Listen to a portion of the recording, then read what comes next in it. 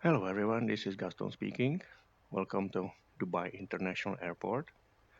And what we have here is new video tutorial for Concorde Heritage Avionics package upgrade version 3.91, which is compatible with the current Kalemata Concorde FXP version 3.51. What we are going to do now, today we will fly to Brisbane International Airport in Australia. But we have to make one stopover in Singapore. So this leg will be from Dubai to Singapore. We will arrive around midnight. So it will be a daylight and nighttime flight. So I'll tell you what is new here, what features you can expect from Heritage Range package. And as you know, there are two versions. There is a version basic 3.50 and there is 3.91 premium package. What is the difference? The basic version is mostly compatible version for now with Kalemata FXP. But if you follow this package for a long time, you know that basic version is still in some ways ahead of Kalemata FXP. In terms of features, the basic version of Heritage Range package is free. So you can download it from xplain.org, and it's an add-on for Concorde from Kalemata. And it has many systems operating in dynamic way, so it really reacts for sensors, for temperatures, for it's dynamic, so the gauges are really working, including temperatures and pressure, and almost all systems are operating in basic version. The premium version, it's in concept of freemium. So if you want it, you have to make a donation of 20 euros by PayPal, and you can do it from the same page where is basic version. So click on the PayPal link, send 20 euros as a donation, and you will get it in 24 hours usually, and the premium package, which brings more features, more details over that basic version and Kalemata version.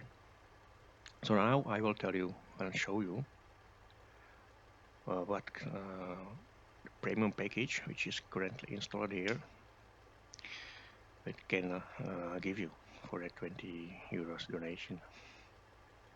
So you will send 20 euros donation, email, and you will get the files, so you can patch it, and you will have the latest and most advanced version of Concorde currently for X-plane. So let's go on board. This tutorial, as you can see, is in VR, and I will try to keep the head steady, because I know that is sometimes very difficult for people looking on it. But there is also a video tutorial for 3D users, which is mostly static version of the motion picture, you know. And I will make a quick flight, because that one is available only at the ground, so it's, let's say, cockpit inspection.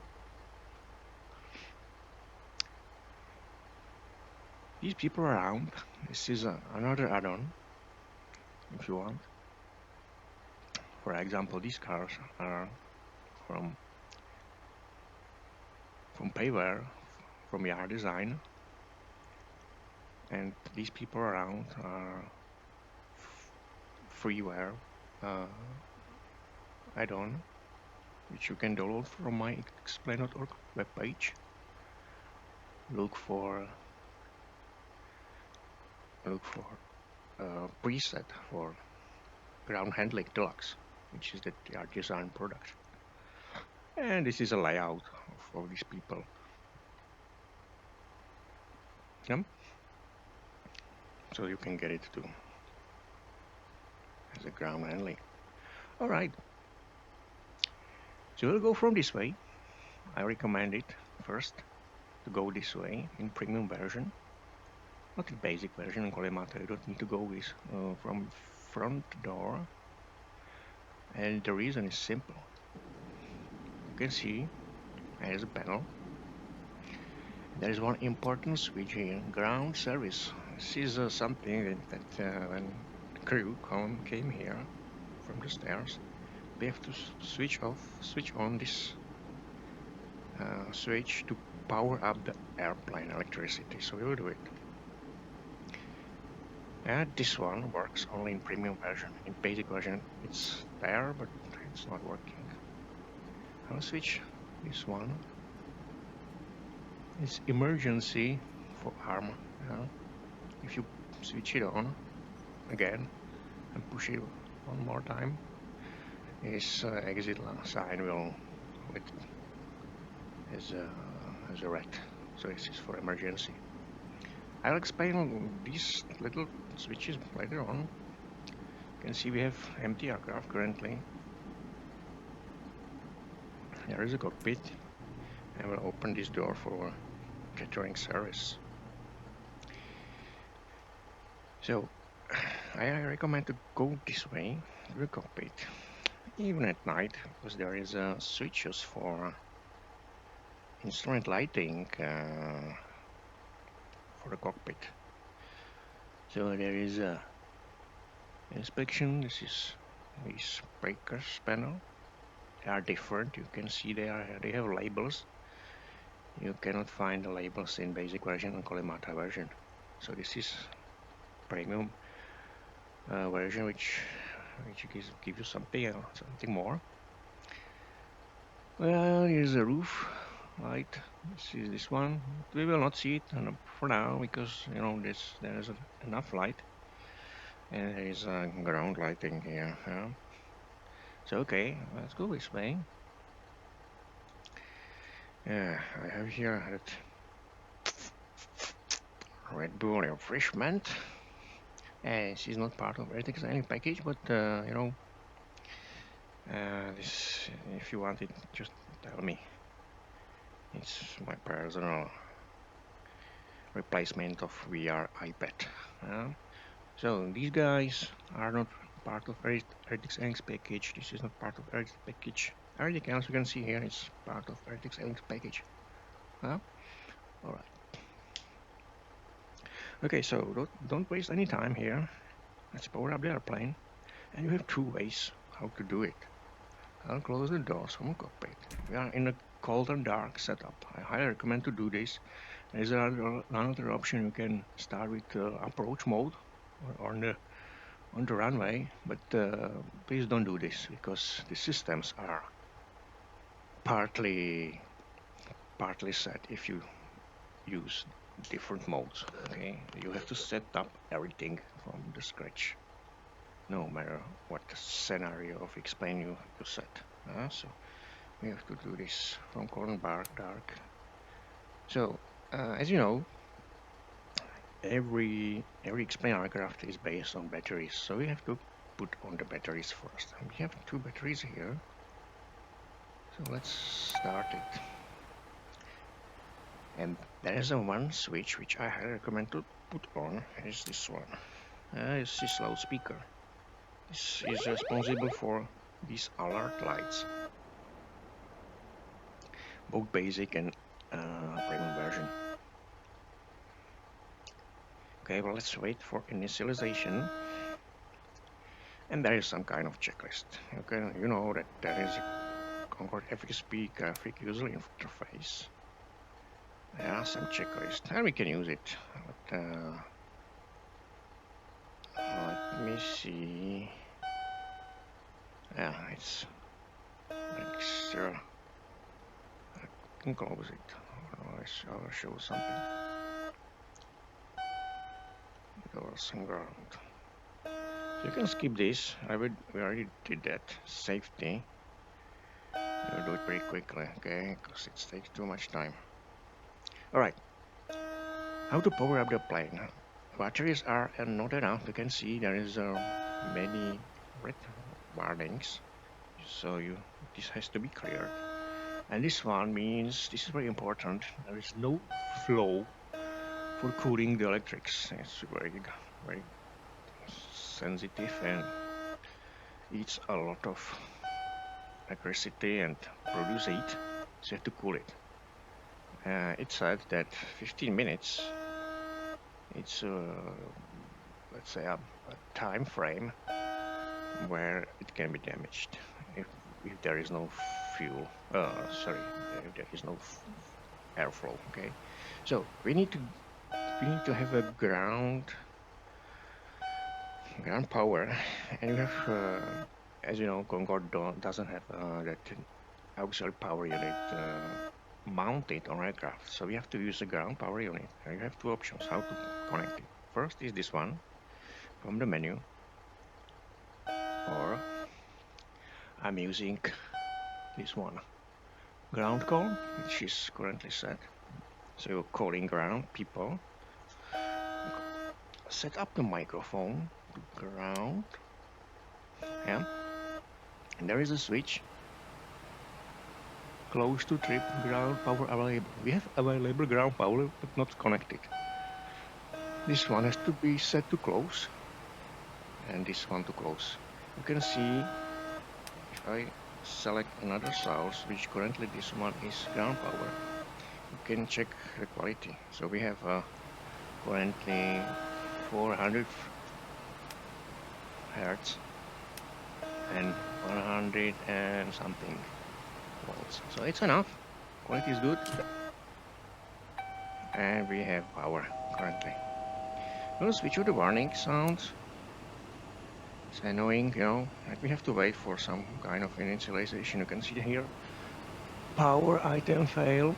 This is unit I will tell you later on. It's monitoring system. And you can see here, if you have premium version only, it's working on premium version only. There are your registration information here on these displays. So everything is on yellow, which is, let's say, not operational. And we have doors here.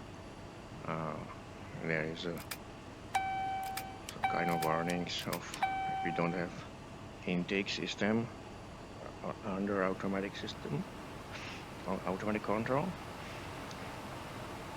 So this will make some kind of initialization, and yeah, there is 30 degrees outside, 32 in Dubai, and yes, we need to cool it. So connection of these houses, ground air conditioning, will cool automatically this inside temperature to reasonable 21 degrees Celsius. You can see we have some kind of fuel capacity currently, which is not enough, so we have to use um, refuel procedure. I will speed it up because normally when you land you have less than 20 tons, so I made 60 currently, so it's preloaded, but we need to get at least 85 or something. Yeah, all right. So let's do this. Let's start with something which eats a lot of time, and RTX package has a fuel loader in premium version. So go to plugins, fly with macros, and there's a Concorde FXP package fuel loader. Has some kind of informations which, if you have CPSNG, which is another plugin and calculator for all Concords around the world of simulation, and it's compatible with RTX package. So you can use it to plan your flight plans and estimation of fuel. So this is not correct, so we will put all the switches or bars to maximum. But this one we need, let's say 91. Okay. Passengers 199. Okay. So what you can see here, total fuel 91, which is currently 60. Yeah? Zero fuel weight, which is aircraft passengers without fuel, 99 passengers. Takeoff weight is 7 tons below maximum takeoff weight, which is here. Yeah, so this one has to be lower. And there is some kind of speeds. If you hit export to explain, which will appear only when if you adjust these things. Yeah. So export to explain, and it will forward this information to the explain. So we will do it. Yes. You can see that we lost the power from the sound. And we have these warnings here, so we can reconnect it. We can do it simply this way, because we need to collect the ground power again. Yeah, because we have changed quantities. So nothing is really happening now, so we have to open all these standby inlet valves to refuel procedure. You can see that the needles from fuel gauges came alive. Huh? So we will have, let's say, I don't know, 30 minutes. Alright, so there is an initialization. 30 seconds. Alright. Okay, let's prepare the cockpit finally. So we will get some lights here, because it's dark here. Yeah, I will start with no smoking. There's some kind of brakes. Brakes parked. Yoke throttle. This is 0. Pedal log. Pre-flight scan. Boarding. Transponder is off. Standby. Radar off. Radar is here. Yes. Nose guarded. Everything is guarded. Laser as required. That means you can lower it. I will do it. Okay, there's a section. Do it if you want. You have to put on these ground hydraulics. And you can see as this has disappeared. So we have a ground hydraulics currently. This is a quantity, it's okay. There is a small yellow system, has some pressure. It's not optimal, but it has some pressure. And there is I'll show you here. Let's make some lights. Yeah. There is a nose and visor standby, which is currently our mode. So we will do this, and we will lower the visor. Okay. You can see it's working. Only in premium version. Alright. So what else is here? Auto ignition. Auto ignition is here. So we have it switched off. Fuel forward transfer. This is here. Trim trans auto master off. She's here. Trim trans auto master is off. Middle position. Okay. Tank inlet and 11 valves switches. Standby inlet valves. We're currently doing a refuel procedure, so they are on, but inlet valves 11. Why is it?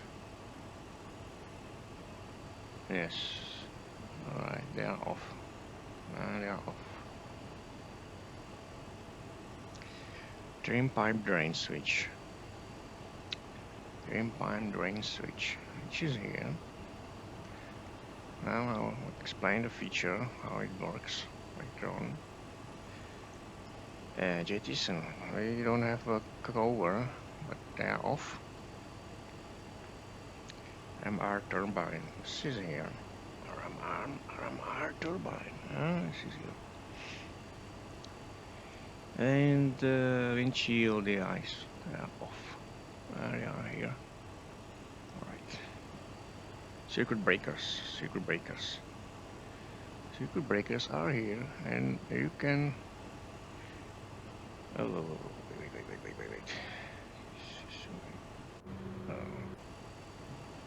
Circuit breakers, come on.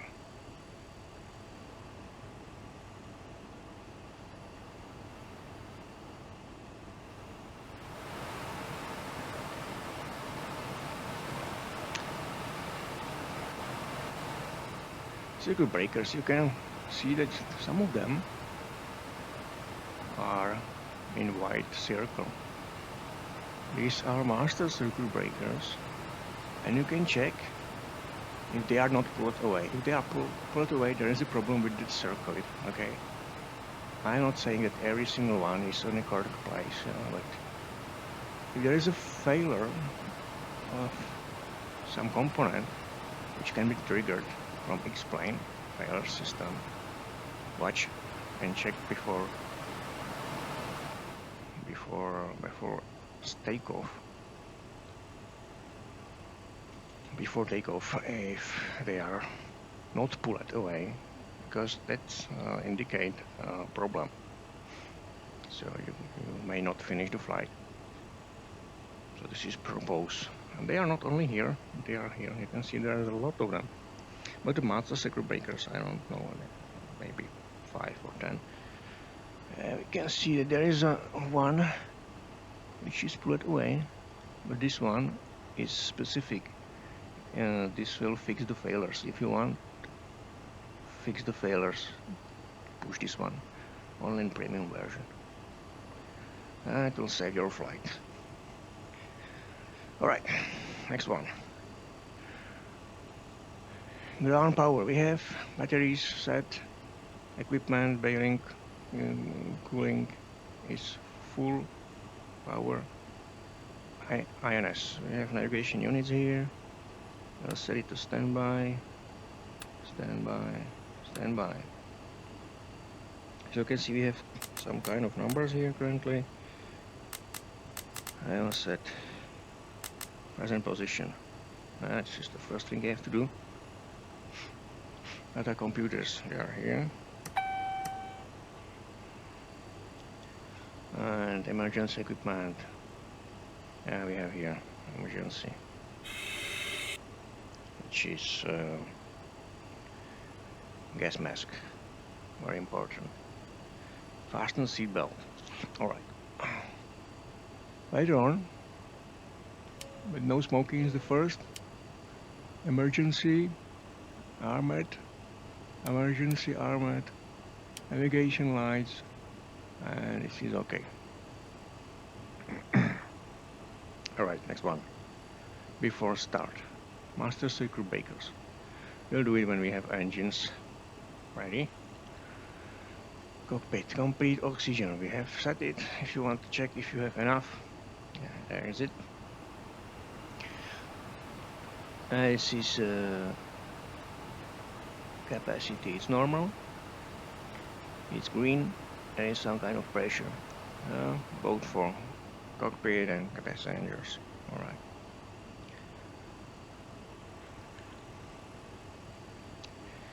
All right. Audio. Yeah, we need to check audio. This is 0, 0, 0, 0. This audio volume, you may adjust it for sounds. So I will do this. Set it to something, otherwise you will not hear avionics package sounds. It comes with the last Concorde flight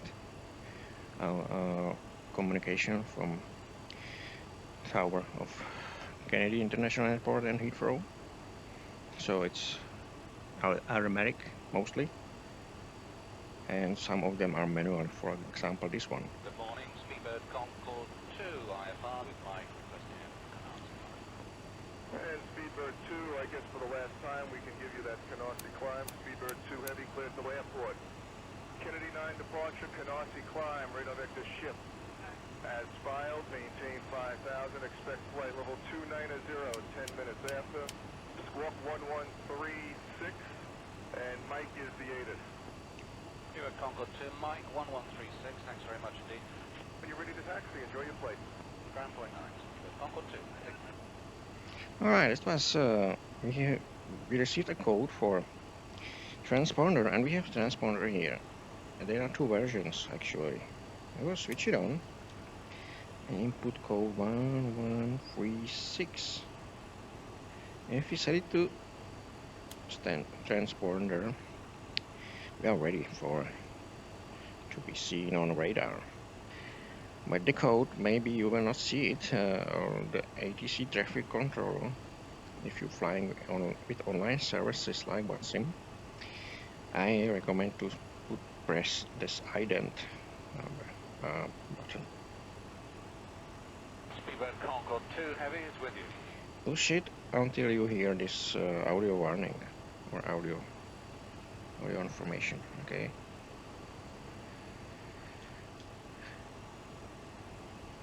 Yeah, because this one is for sake of confirmation that the controller see your code. It was some kind of problem with the real versions, and this layout is for premium version only. In basic version and Collimata version you will see analog one. So this is different. It has a TCAS currently. You can see it here. I'll show later on. Okay, takeoff read secondary air doors. Secondary air doors. Here. Secondary air doors. And takeoff without read. It's for very low fuel. Takeoff batteries are on if engine start. INS. Yeah, we have to set INS. So let's do this. I have a flight plan. And you have a couple of options. I'm using AviTap, so I have my own plans here. So it's up to you which system you are using for your flight plan sheets. And we are flying from, where is it? Dubai to Singapore, yes. Okay, quick brief for navigation. As you know, X-Plane has its own navigation, but we are that hidden Garmin system. It's we are using it as a transition to X-Plane system, but we have inertial navigation system called SIVA. Basic version of Collimata has very simplified SIVA, where these units are simplified and they are connected to X-Plane system via Garmin. They provide one very useful feature, which is loading flight plan of X-Plane format. If you want more sophisticated INS system, you can buy from Philips Langer SIVA version 2. which is let's say add-on. Okay, I'm not sure if I have it here. Yeah, I have it.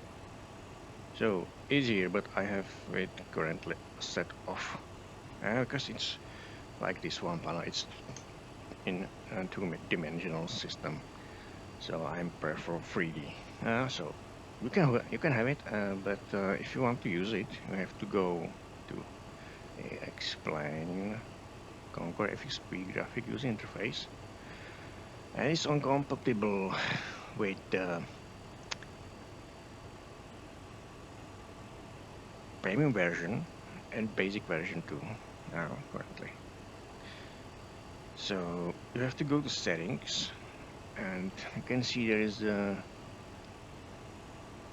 on default SIVA, which is RTX Angst package SIVA, which is advanced version, and it's in some ways similar to SIVA version 2, but is better than original Kalimata version, and it has more features. It's completely reprogrammed the system, and it's made from scratch. It cost the code of RTX Angst package more than 30%. Right, so if you want to use SIVA 2, switch this to off.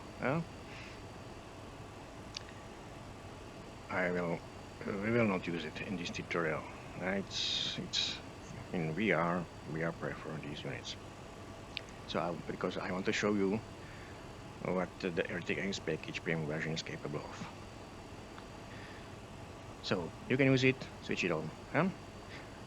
Another feature which you can set here, it's auto land.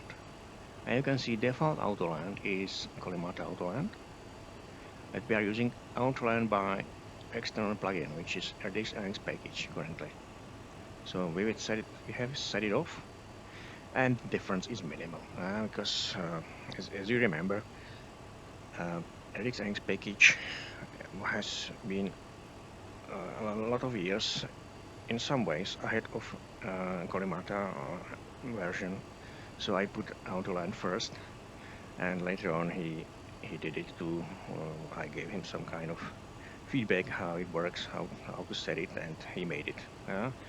The quality, it's different in terms of every flight, every airport, every conditions, wind, temperature, your speed, your weight. So it's up to you. You have to find, and it will cost you a lot of time and a lot of landings to decide which one is the best for you. I cannot still say which one is the best. So I'm using my autoland, and some landings are hard, some landings are okay, some not. So I prefer a simple situation. I'm flying and landing in manual mode by these controls. But if I want to land automatically by autoland, I'm using usually in very difficult situation like low visibility or snow. Yeah. So now it's currently starting the spring, so I don't expect any problems with visibility. Yeah, because we are flying to destination where it should be warm and very good weather.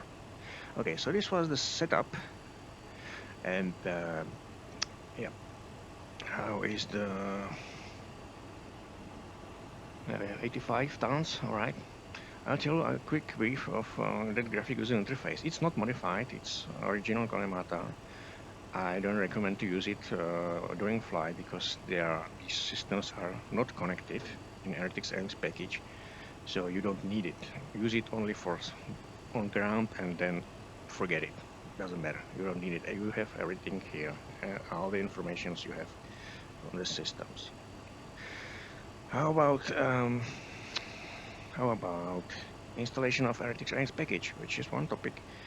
Problems from users reported that it's not very easy.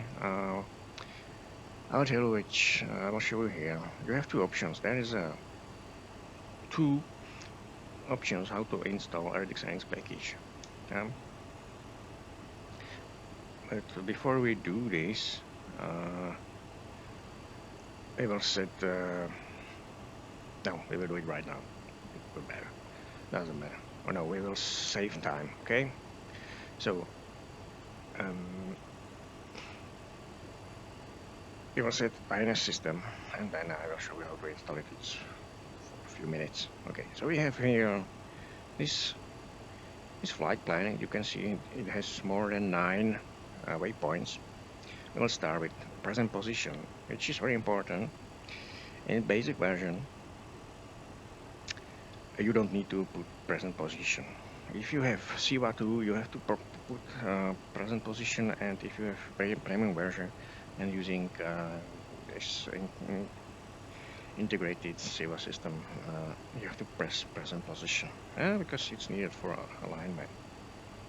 So let's do this. So present position, start with here, and we can use a remote, which is something that CIVA version 2 doesn't have for this present position, so you have to put it manually everywhere. So I did it to every single unit. So this is the first unit, it's master. So we will start here. If you want to have a master unit, press the remote here at first, and the others. So north 25, 15, 2, insert. East 55, 23, 0, insert. Okay, there is some kind of adjustment, but you can see it's everywhere. There should be a 0 here, but you don't need to press it anymore. So it allows in some ways that you not need to, because there is 100, you can see you don't need to do this. Same here. Alright, so we will switch it off, these remotes, and we will go to waypoint. We'll start from master unit, but you can do it from this one or this one. And I can see there is some kind of difference in terms of entering, because basic, I don't know, in basic, yeah, in basic version and Cremata version, the system how to enter the coordinates, it's slightly different, but this one is real. So we will make again master unit, remote. It will program the INS unit at once, all of them. Okay, so we will make this one north 24, 41, 2, east 56, 37. Alright, second waypoint, north 23,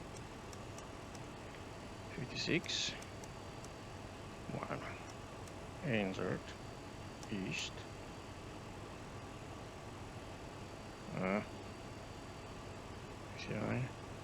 doesn't work. Okay, if something doesn't work, hit clear, start from beginning. So north 23, 56, 1, insert, east. Hey, what's going on here?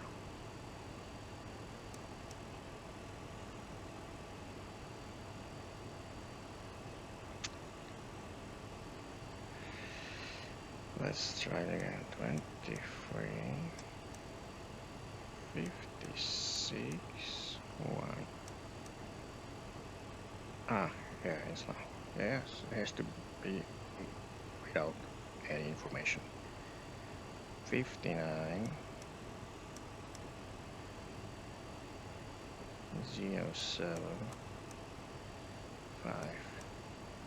No? Come on, what's going on? North 23. This unit is a bit slower than the others.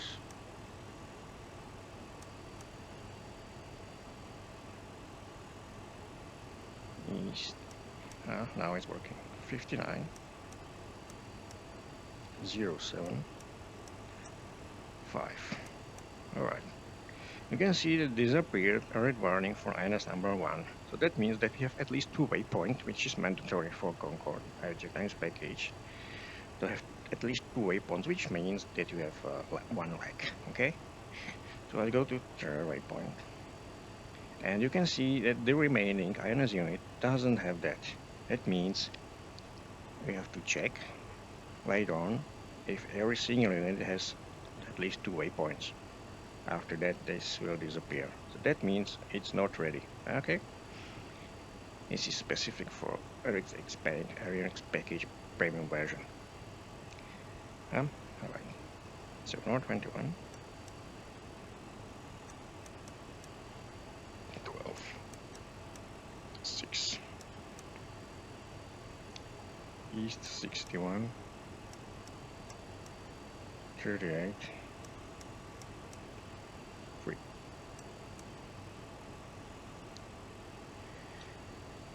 North 13. 41. 8. Next one. East 71. So 9 waypoints we can store here, and later on during flight it's normal. We have to reprogram the image for another set of waypoints.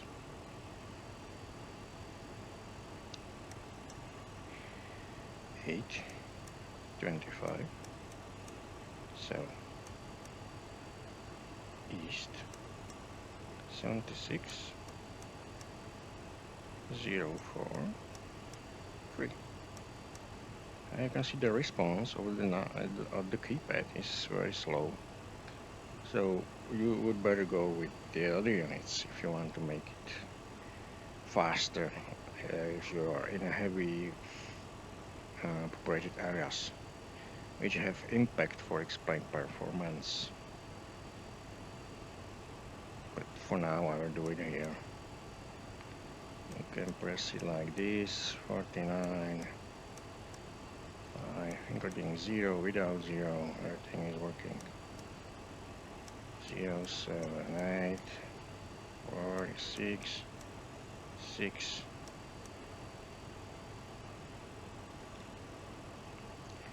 North 5, 3, 8, 1, insert, East 81, 38, 8. So 2 waypoints left. North 6, 25, 6, East 88, 0, 0, 3. Last waypoint. North 6, 36,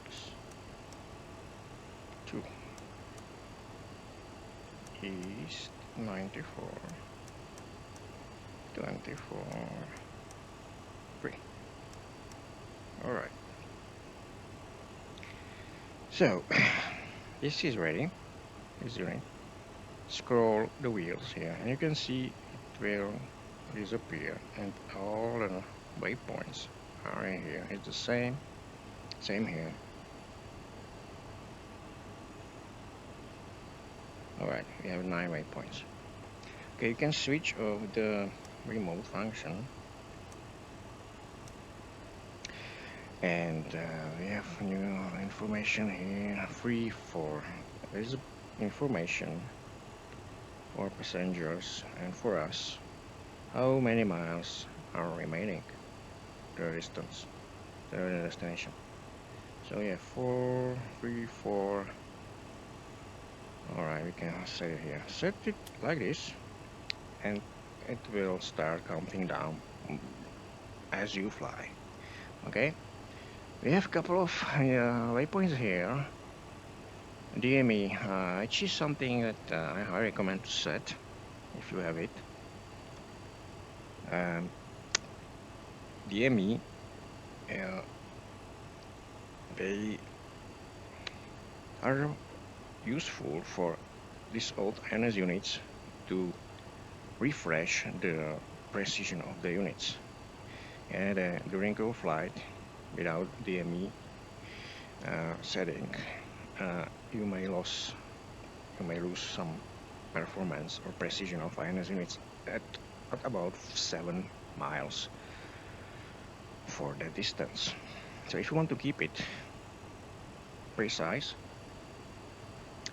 there is a function DME update it calls, and it's available only in CIVA version 2 and RTX avionics package premium version. So I will tell you how to set it. So we'll go to the first waypoint, and this one works only, you have to do it manually. Flight plan, you can use that explain format and load it from graphical interface somewhere here for CIVA 2 and basic version. But premium version has only one possibility to import flight plan if you are not using CIVA version 2. If you are using these units, as I do, then, to load it a flight plan and not wasting time like this, you have to go with the CPS engine, which is, it's not here, it's standalone program in Windows only. It doesn't work for Macintosh. But if you want to load it, you have to use this one, and you have to set the CPS engine for export. So you will set export flight plan from CPS engine. It will goes to avionics package files, and if you hit export here, it will load the flight plan to the explain. And if you want to set it here, I will show you in next leg from Singapore to Brisbane. There is a specific procedure how to import it to the INS units. So this is something which is very specific for these units, because import of flight plan, even with CIVA 2, is very simplified. But this unit from RTX avionics package premium version is really how these units import a flight plan from external data, which was in earlier version of Concorde from a unit which is not present here. It was somewhere here, and it was card reader, plastic paper or paper tape from early 70s, and it was not very reliable. So it's read the data from a tape. But later on, they used a small amount of memory, and 100 flight plans was put into that memory inside the unit.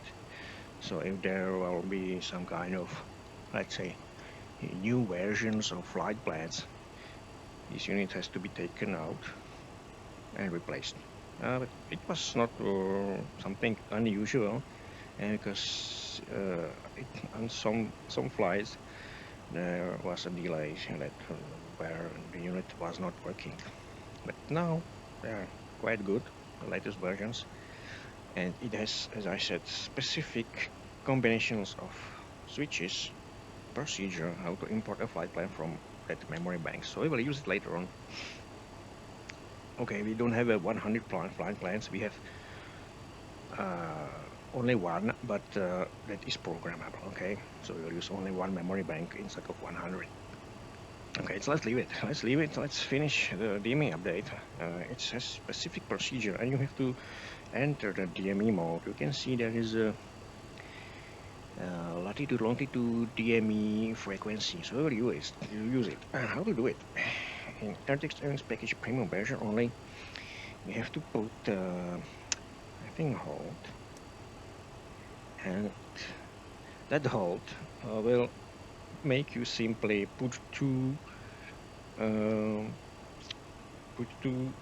keypad, two keys at once. because normally you can do it only in VR, but not precisely. And with in 3D with your mouse, you cannot do this because you have only one. So I made a very simple hold, and we will make we'll use this one 7 and 9.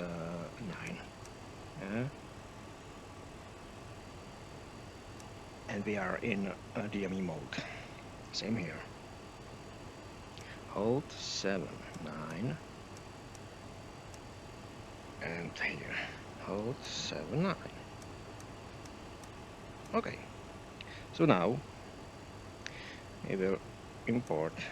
No import. We will put in with remote function all DMEs. So we have first DME, it's north 12. So now we are in latitude, longitude, and latitude. So the position of DMEs, it's north 12.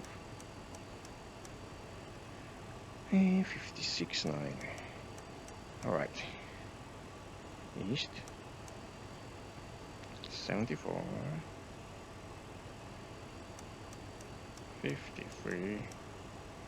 0. So it is a beacon of frequency which is used for checking along your route if there is a signal. Let's go to another one. It's north 5, 30, 7, insert, east, 95, 25, 3. You can store up to 9 DMEs, but usually you don't need that DME update every single, let's say, 10 minutes. It's every 1 hour is okay. So I have only 3, and the last one is north 1, 0, 1, 27, insert, east, 103, 59, 40. Alright, check them. Okay. Yeah, I forgot to tell you that if you want to program these units, you have to be at the waypoint mode in every single unit. If you have one somewhere else, it doesn't work. You will lose the memory. Okay, so we have it. We have all 3 positions or waypoints of them, but now we have to make you have to go to frequency mode. So we'll do it. Hold 3, 9. Alright, same here. 3, 9. Hold 3, 9. And 3 is frequency. So let's go to first one.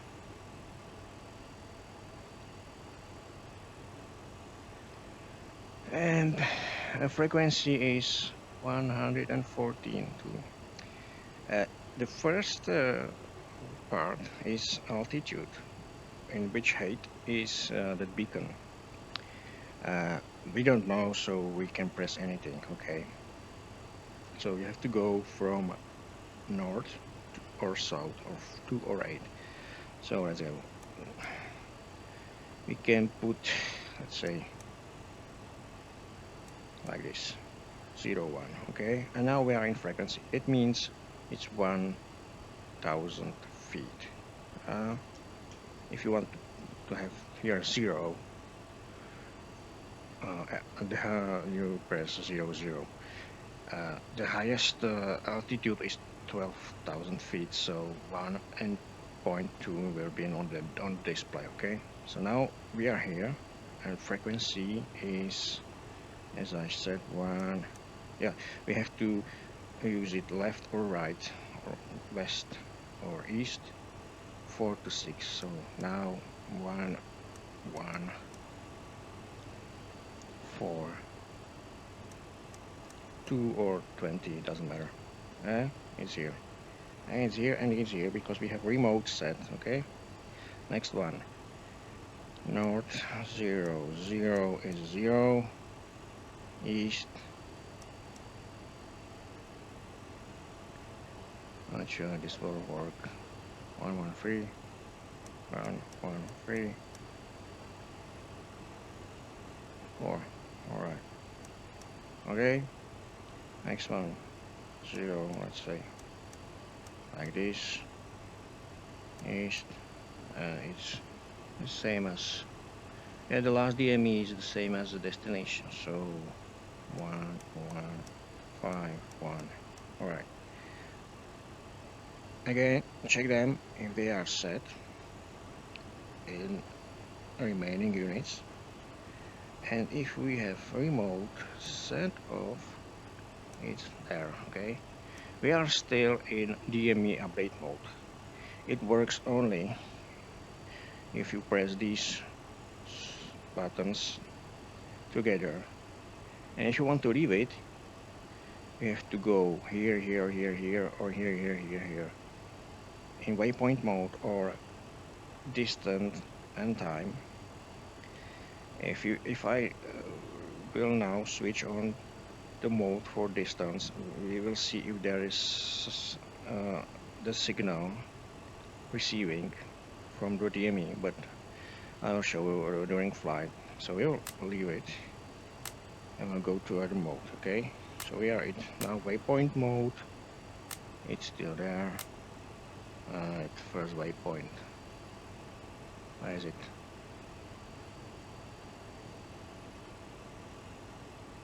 No. And it's free. First one. 56. Okay. Okay, so this is here. And now we have to make an alignment for INS. Which is procedure where in basic version and collimator version you have to put on this elapsed time to run. This is not really correct, so we will make in premium version you don't need to do this. But, you have to go to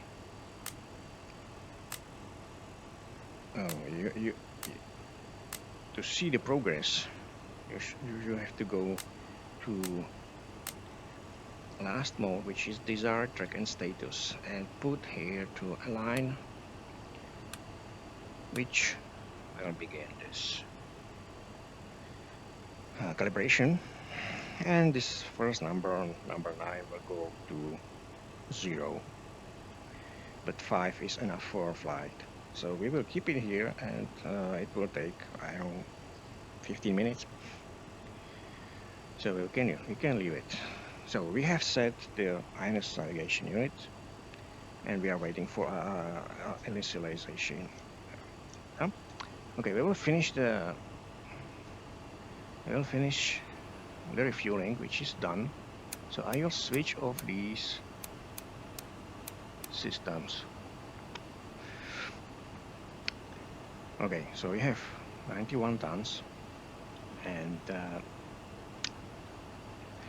there is something that you have to do before flight. So switch this off if you have a refuel aircraft. You have two options. First is go to explain menu, flight, weight and the balance, and set manually the fuel. Yeah. So I'm doing this every single flight, but I will set 20 tons, which makes the bottom and the basic necessary fuel tanks filled by fuel. If you do this and you will not put full amount of fuel to the aircraft, you will have different layout of fuel quantities by explain, which is not correct. To have correct CG, center of gravity, which is very important for Concorde than any other aircraft, you should follow this refuel procedure because it will assure that you have correct fuel and correct layout in the fuel tank. Yeah? there was a question why the quantities from this part sometimes does not match the quantity here. For example, tank 11 is 6.3. We have 7. Why there is a difference? And this is very simple. Explain has a limitation that fuel tanks has a count of 11. Yes, 11 or 9 tanks, 9 or I don't know, something like this. But Concorde has more fuel tanks, so they have to be combined for explain. So explain will decide without any possible changes how to distribute that fuel amount to the remaining tanks we have here. I know that explain use this one and this one and this one as one tank, and at least 2 other tanks, which maybe it could be this one and this one, as one same tank. So this one is in for explain one tank. Yeah, so it can level like this, at how they explain this side. So we cannot influence that. Yeah, so for that reason you may see some kind of difference here, but it's better than doing it from explain menu. This fuel procedure is better. Huh? The difference between this procedure and collimator version, in basic version and premium version, it's the precision. Okay, collimator version doesn't have that. The basic version and premium version have this refill procedure, and in premium version is better. So we have to set these zeros. This is a CG computer. I recommend to do this because if you are flying very long trip and you expect that you will have very low fuel after landing, this is something that will help you. So you'll do it. There is a neutral, and if you see here some kind of numbers which is not correct, take it back to N and put this one to make zeros here. Put this one for 3 seconds at least, so it will clear the displays. Now we are at 0, and what you have to set here is first aircraft weight. So how to do it? There is no keypad, you have to use this one. But first, aircraft weight is the 0 fuel weight. There is 2 variations you can use. This works in basic version and premium version too. You can use this information, this one, or there is a cheat code here. It's not documented. If you put this one, this is Plessy PVS computer recorder and data acquisition computer. It will get some. I will explain later and show you, but this one is grabbing all the sensors data from weight, temperatures, quantities, and engine performance values, for example rotations, and store it every single minute if you have it set. No. This one every single minute. This one it will show you in real time. Okay, so the cheat code, you have to have in ground, set it to on. During flight it will stay only at power. This unit is specific for RTX package because it's programmed instead of collimator version, and it's only one in simulation world currently. Nobody has able to make it working. So you have a perfect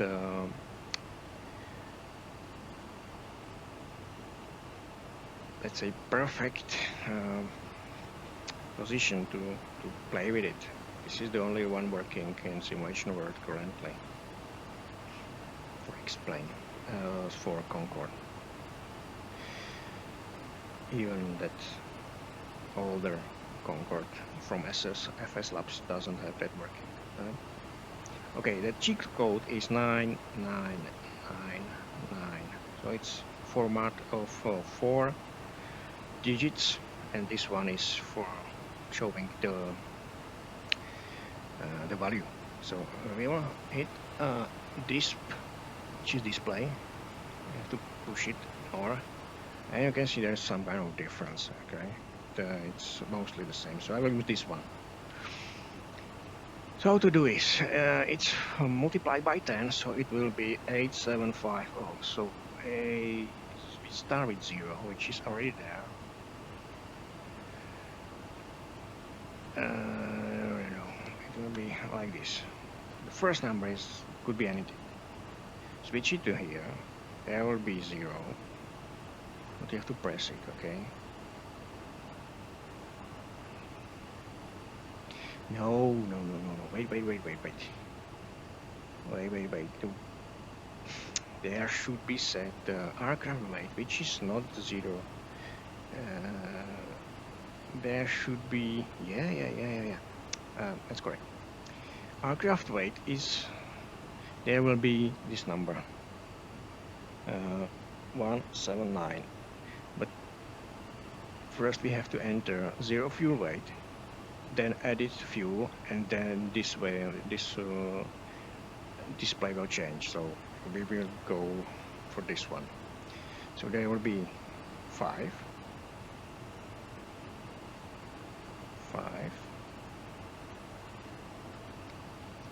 another down, 7,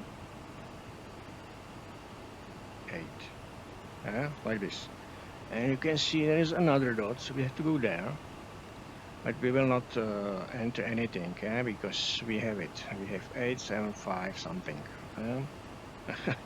It's very funny. It's changed. So we're losing something. No, not sure what this is. It's very funny. Okay, let's leave it like this. Go back. We have to go back counterclockwise. No, clockwise for Mach. And now we have to set the fuel same 10 multiplied. Okay, so it will be this one, 9114. So let's start with 4. Yes, and there is another reason why to set it, because if you don't do this, you will not get rid of this warning. So I will tell you, 54 is too much for takeoff. Our ground move, so we have to make adjustment. Normally you would shift the fuel to the front, but you can see front is full, so we have only space at the back, and passengers are fully loaded, so no possibility to change the CG, but we can, let's say, bypass the warning currently. For that reason, there is one switch, but before you can use it, you have to set CG computer. Now it's alright. So we have 179. Okay, one ton is somewhere here. So how to get rid of this one? There is a norm takeoff CG 54. So we need to 54. So switch to all the way down, and you will see. Yeah, but we have to set this one. 87 CG. Okay. 87 free. Okay, and we can leave this one. This one is hard to set. I don't have source for do it, but it should be like this, around 52, 53. And you can see we have more than 54 CG, and because of the switch, it disappeared the warning, so it's okay. I'll tell you later on what to do with the CG because you have to handle it during flight phases. So we have currently set the CG computers. This is the CG zero fuel weight, and you can lock it with this switch. But I will leave it like this because we will not operate it anymore. Alright, so we have everything set. Always look for these fuel pumps. Set it to off if you don't need them, because there is a gravity feed only from these. Is engine number 1, engine number 2, 3, 4, and this one are on the wings, and this one are in the center, and this is front, this is back. So this is basic layout, and you have to operate this. You have two options. There is some kind of semi-automatic mode, and there is manual mode. We will do it later on. Okay, so this is ready. This is ready. I'll set on air conditioning, so I have some fuel, but for air conditioning, but you can see it's still working from the ground, but we need condition valve open. All right. So this is set. Yeah, we have ready. I'll set a compass. Later on I will show you. We have here, how is it? 55, 55. Alright. So I will switch number 3. We will do it for now. For, let's say, more precise navigation. Number 3. Yes. So you can see there's some kind of difference. They are ready for operation, and this one is still not. Okay. So that was a fuel panel for now, and now we need to prepare the instruments for it. But I told you I will tell you something about installation. Okay, let's go to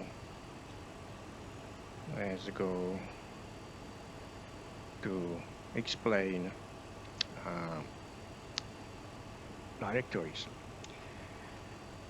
avionics package comes with two options how to install it. You can have automatic install for Windows and manual install for any other purposes, for example update or Macintosh, or if you want to make the installation manually. That archives comes with 2 files, every single one. Is zipped, and is zipped into 2 parts because it's too big for explain.org. Download both files, zip and Z01.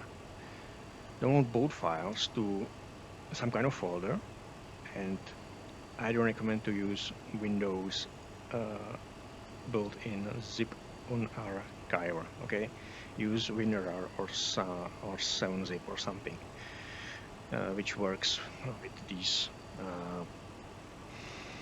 more parts archives. Okay, so if you have these files in the same folder, you open the zip file only, and he will unzip the second Z01 file automatically. Okay, after you do this, run the exe file, which will show you some kind of screens and where to put it, the installation. If it's everything okay, you have to confirm that installation for administrative rights. That is correct. If you don't see it, you cannot change the path for installation because it's already been set before. So if you already have it, earlier version of avionics package, or you did not make uninstall, it will not allow you to change the path. Okay. To do it, you have to find the uninstall or delete it. Okay. And that flight path for part 1 should be something like this. Explain 12 resources, plugins, wait.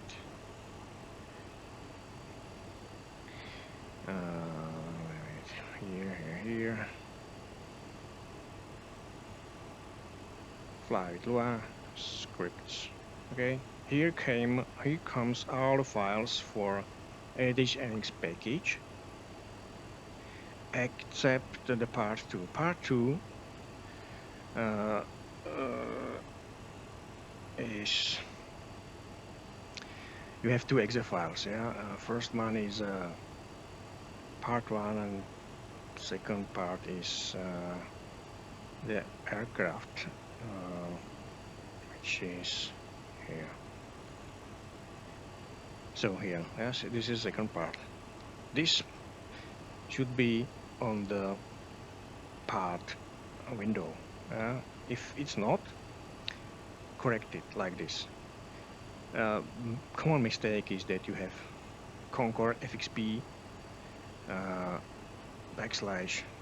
Concorde FXP. That's not correct. It will not gonna work. We will have not working system. So if you have troubles with installation, check the pad. It should be like this, not anything before or after that. Same for the part 1. Okay. For manual installation, everything is the same, but you have to do it manually. This is the pad, parachute, everything goes. What I'm telling you only if you don't read the manual. It's a common mistake that you will not read the manual. There is a readme.txt text file. Everything is written there, what steps you have to perform to have installation correct. Okay. That automatic installer at the end will ask you to make a patch for VR and external lighting. It will flash the black Windows command prompt and there will be information that has been patched very well. It's finished. I recommend to do this. So everything should be set that you want to do this, and then you will finish. And after that, the installation is complete. Yeah. All right. So now I will use AviTab for airports information. Don't need this. And we are flying to Singapore. Now it's very good weather there, so we will land at this runway, probably center. So I will make some reminder informations here. How is it? 23 degrees. Same here. So it is specific for me. If you have another procedure how to remember where you are gonna land, it's up to you. I'm using this one, and the frequency for ILS is 108.3. It's set. I will set this outer throttle, and yeah, we will have properly clearance to 29,000 feet. All right, so yeah, it's very good visibility, 20 degrees, similar like here. Okay, so how about Dubai?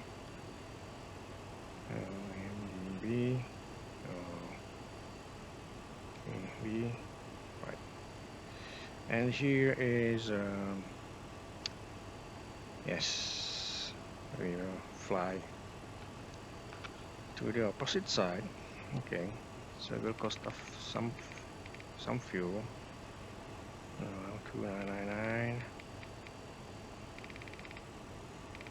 Okay, so I have this one set,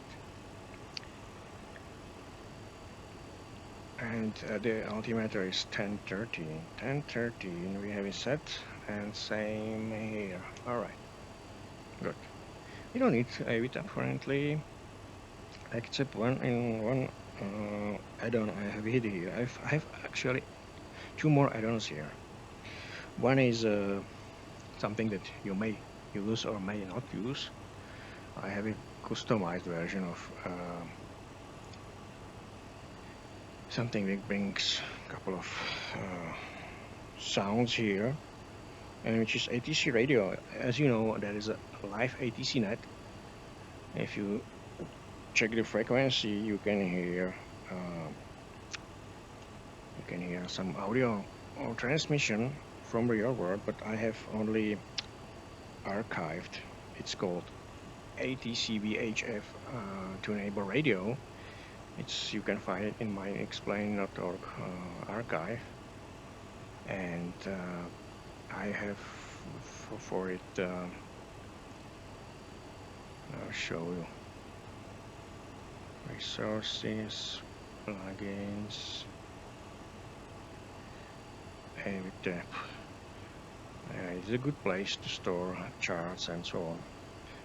So I'm using for these purposes recorded from the past frequencies and audio feed. They have 30 minutes, and that archive on Takeoff, a VHF radio plugin has free audio feeds currently around Boston, so you have this frequency there. But I'm using, I gathered more of them, so I will use probably for this area. This one is Kuwait. Okay, so I think 125.30, and there will be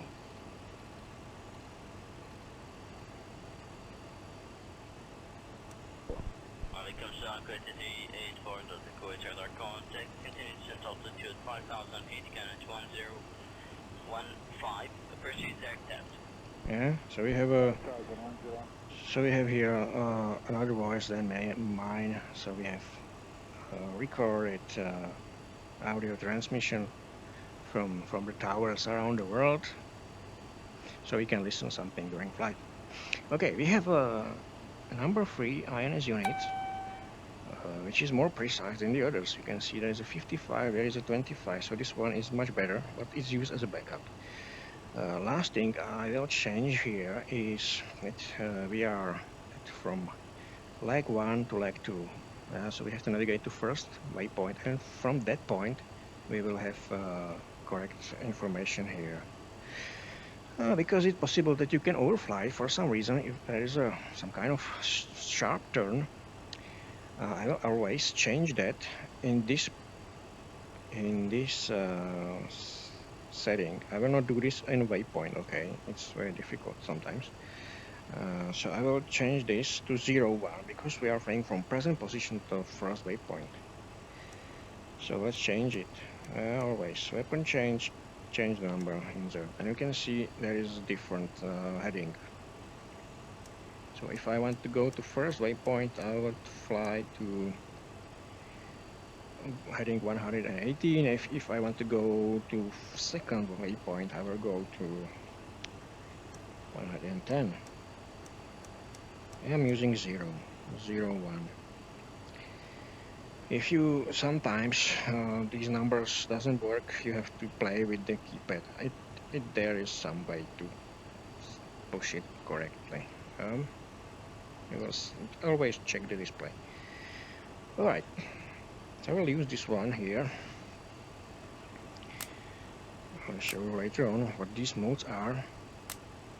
There's distance, and there is if there is low visibility, we can switch this one. Okay, alright, so we have set this one correctly. What else we can set? Yes, before flight there is indication of our angle, pitch angle. Currently 20 is too much, 15 Let's make 15 because we are very heavy. And this is set. Yeah, we have to set.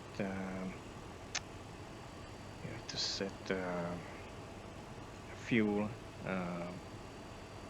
indication for takeoff monitor. There is a takeoff monitor which will tell you if your engine's working in a normal way, let's say, huh? So I will do it. There is something here, and I'm not sure if this is in basic version, but in premium version is it, and it's two charts. First is to set this one, it's power of the engines and fuel flow. So we will do this. What you need for this? You need only temperature and altitude. So we have 33 degrees and there is altitude is 0. So 33 is somewhere here. 33, and this one is 0. So 33, it goes to 20 tons per hour for takeoff with reheats. So we have 20, we will decrease it, for example, like this. All 4 engines. Right. 4 engines. This one is 33, so it's 38 something, and it's not so precise, so we'll make this like this. Alright. Okay. Yes, we can clear this, we don't need that. And now we will set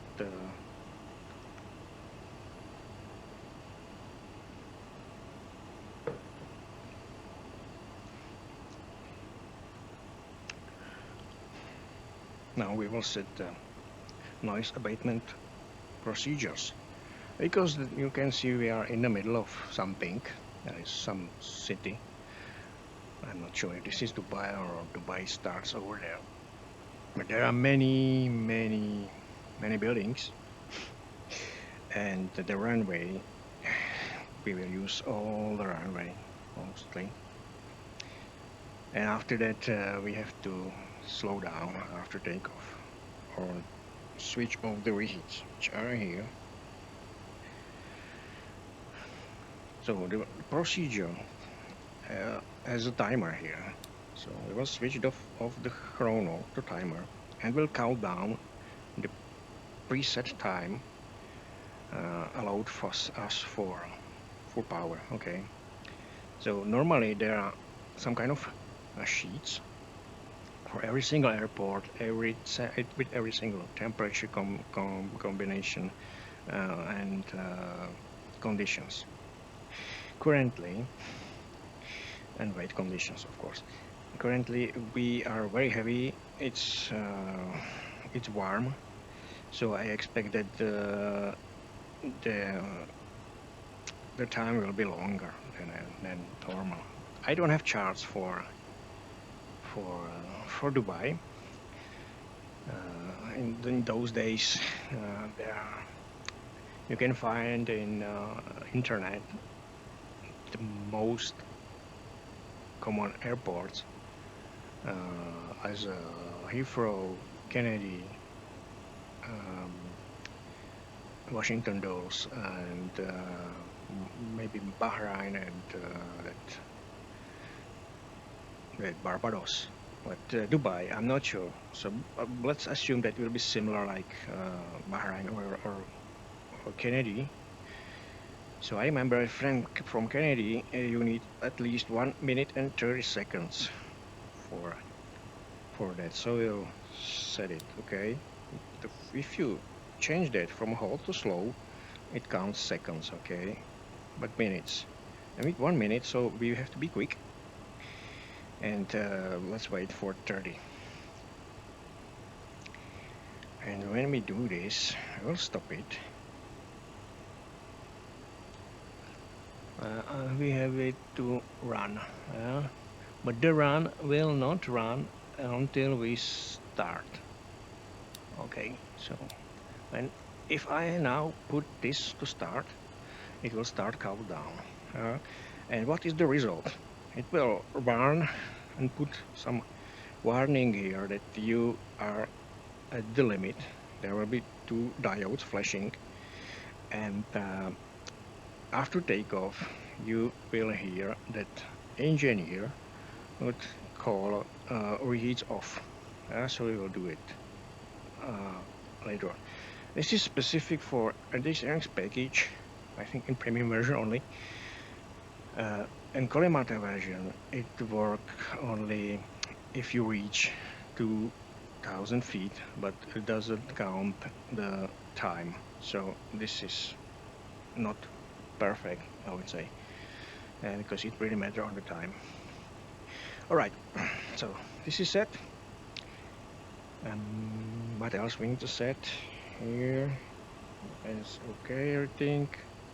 We have set these settings. Yes. Yeah. I will put more frequencies here. So we'll fly over Asia region. So there will be Lahore, which is close to India.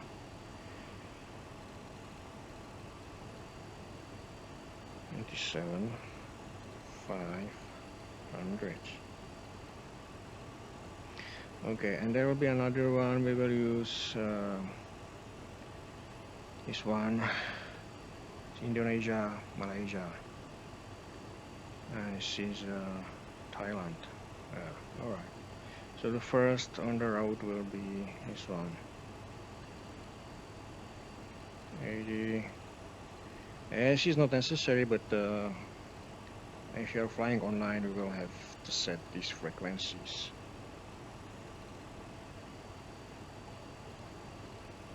All right. Okay. Yeah. I have it set by 5 Hertz over because I don't want to hear them now. Okay. So we can go off this. And there are a couple of things you have to set in this big panel. Normally, that FS Labs currently offers you have virtual flight engineer. We don't do this because this Avionics package is focused on details. So you have to do everything yourself alone. Nobody will help you. So you have to take care of this panel. So we don't need this.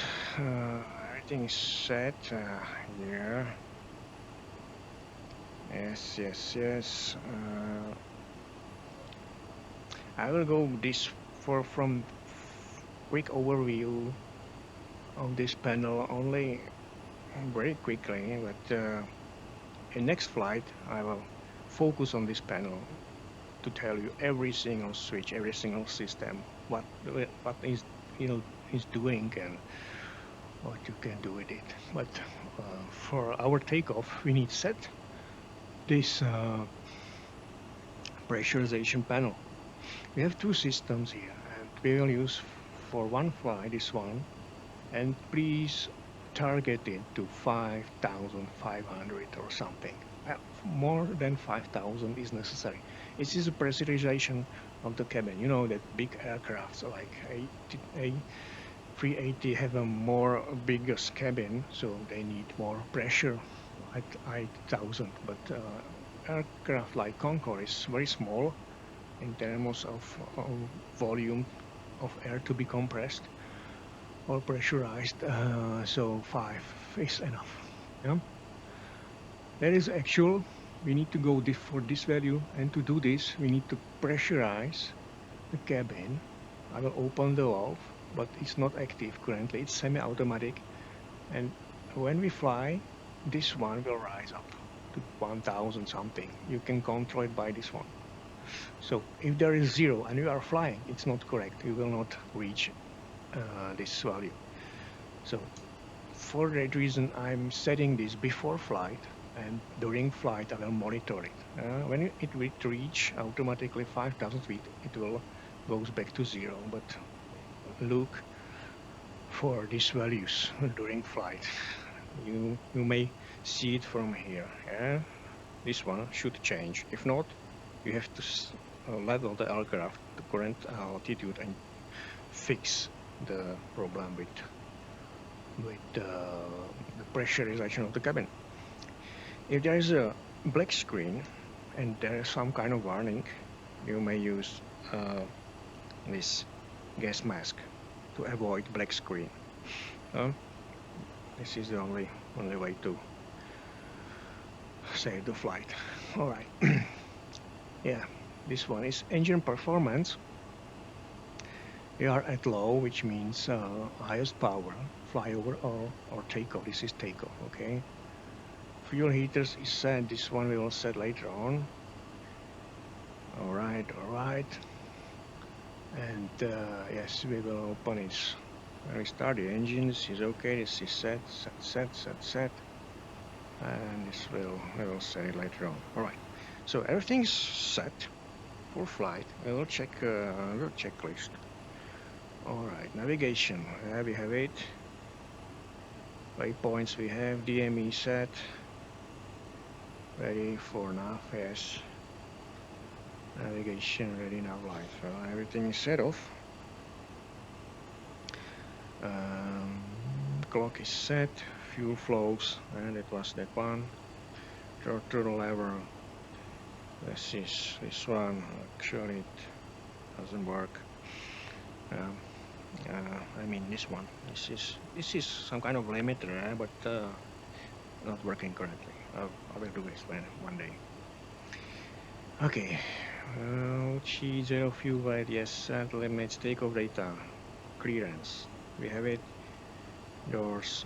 We have to check the doors. Master warning. Yeah, there is a master warning test.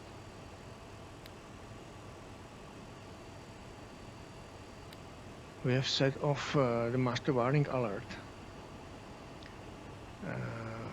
So for that reason you will not hear any sounds. And there is a new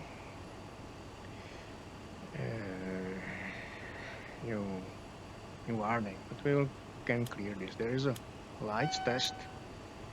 Right, stay here still. All right. Okay, to get rid of this, we will use a procedure here.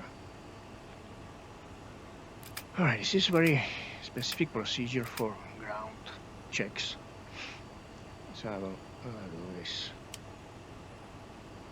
Then reset. Where is the reset? All right. And if you want to follow about this, yeah. Okay, it calls that we should perform ground yellow required. All right. Yeah.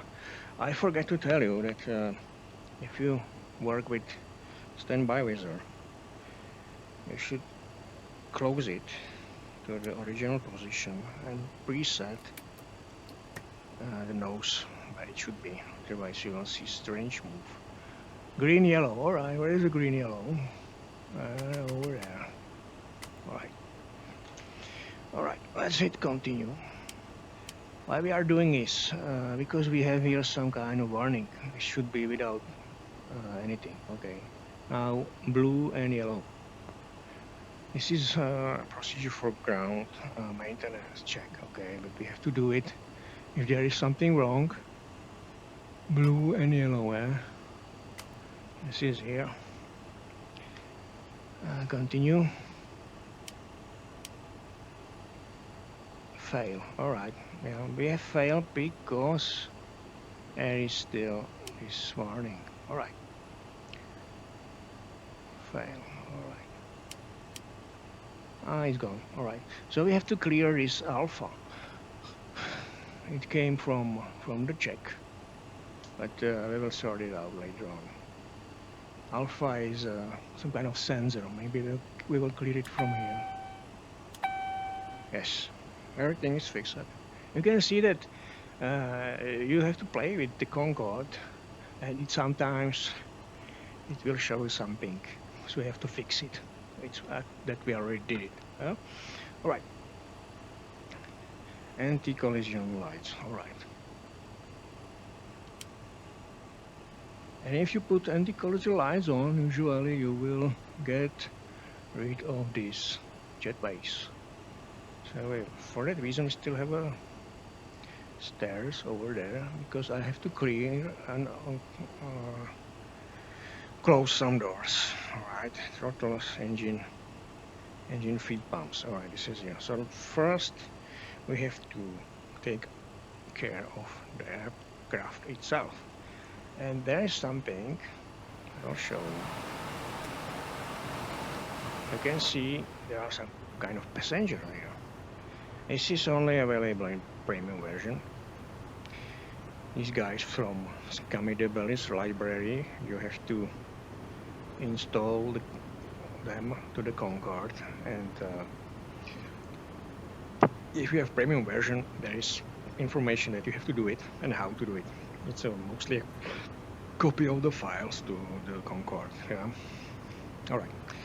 For now, we should tell the passengers that there are some kind of rules and safety instructions.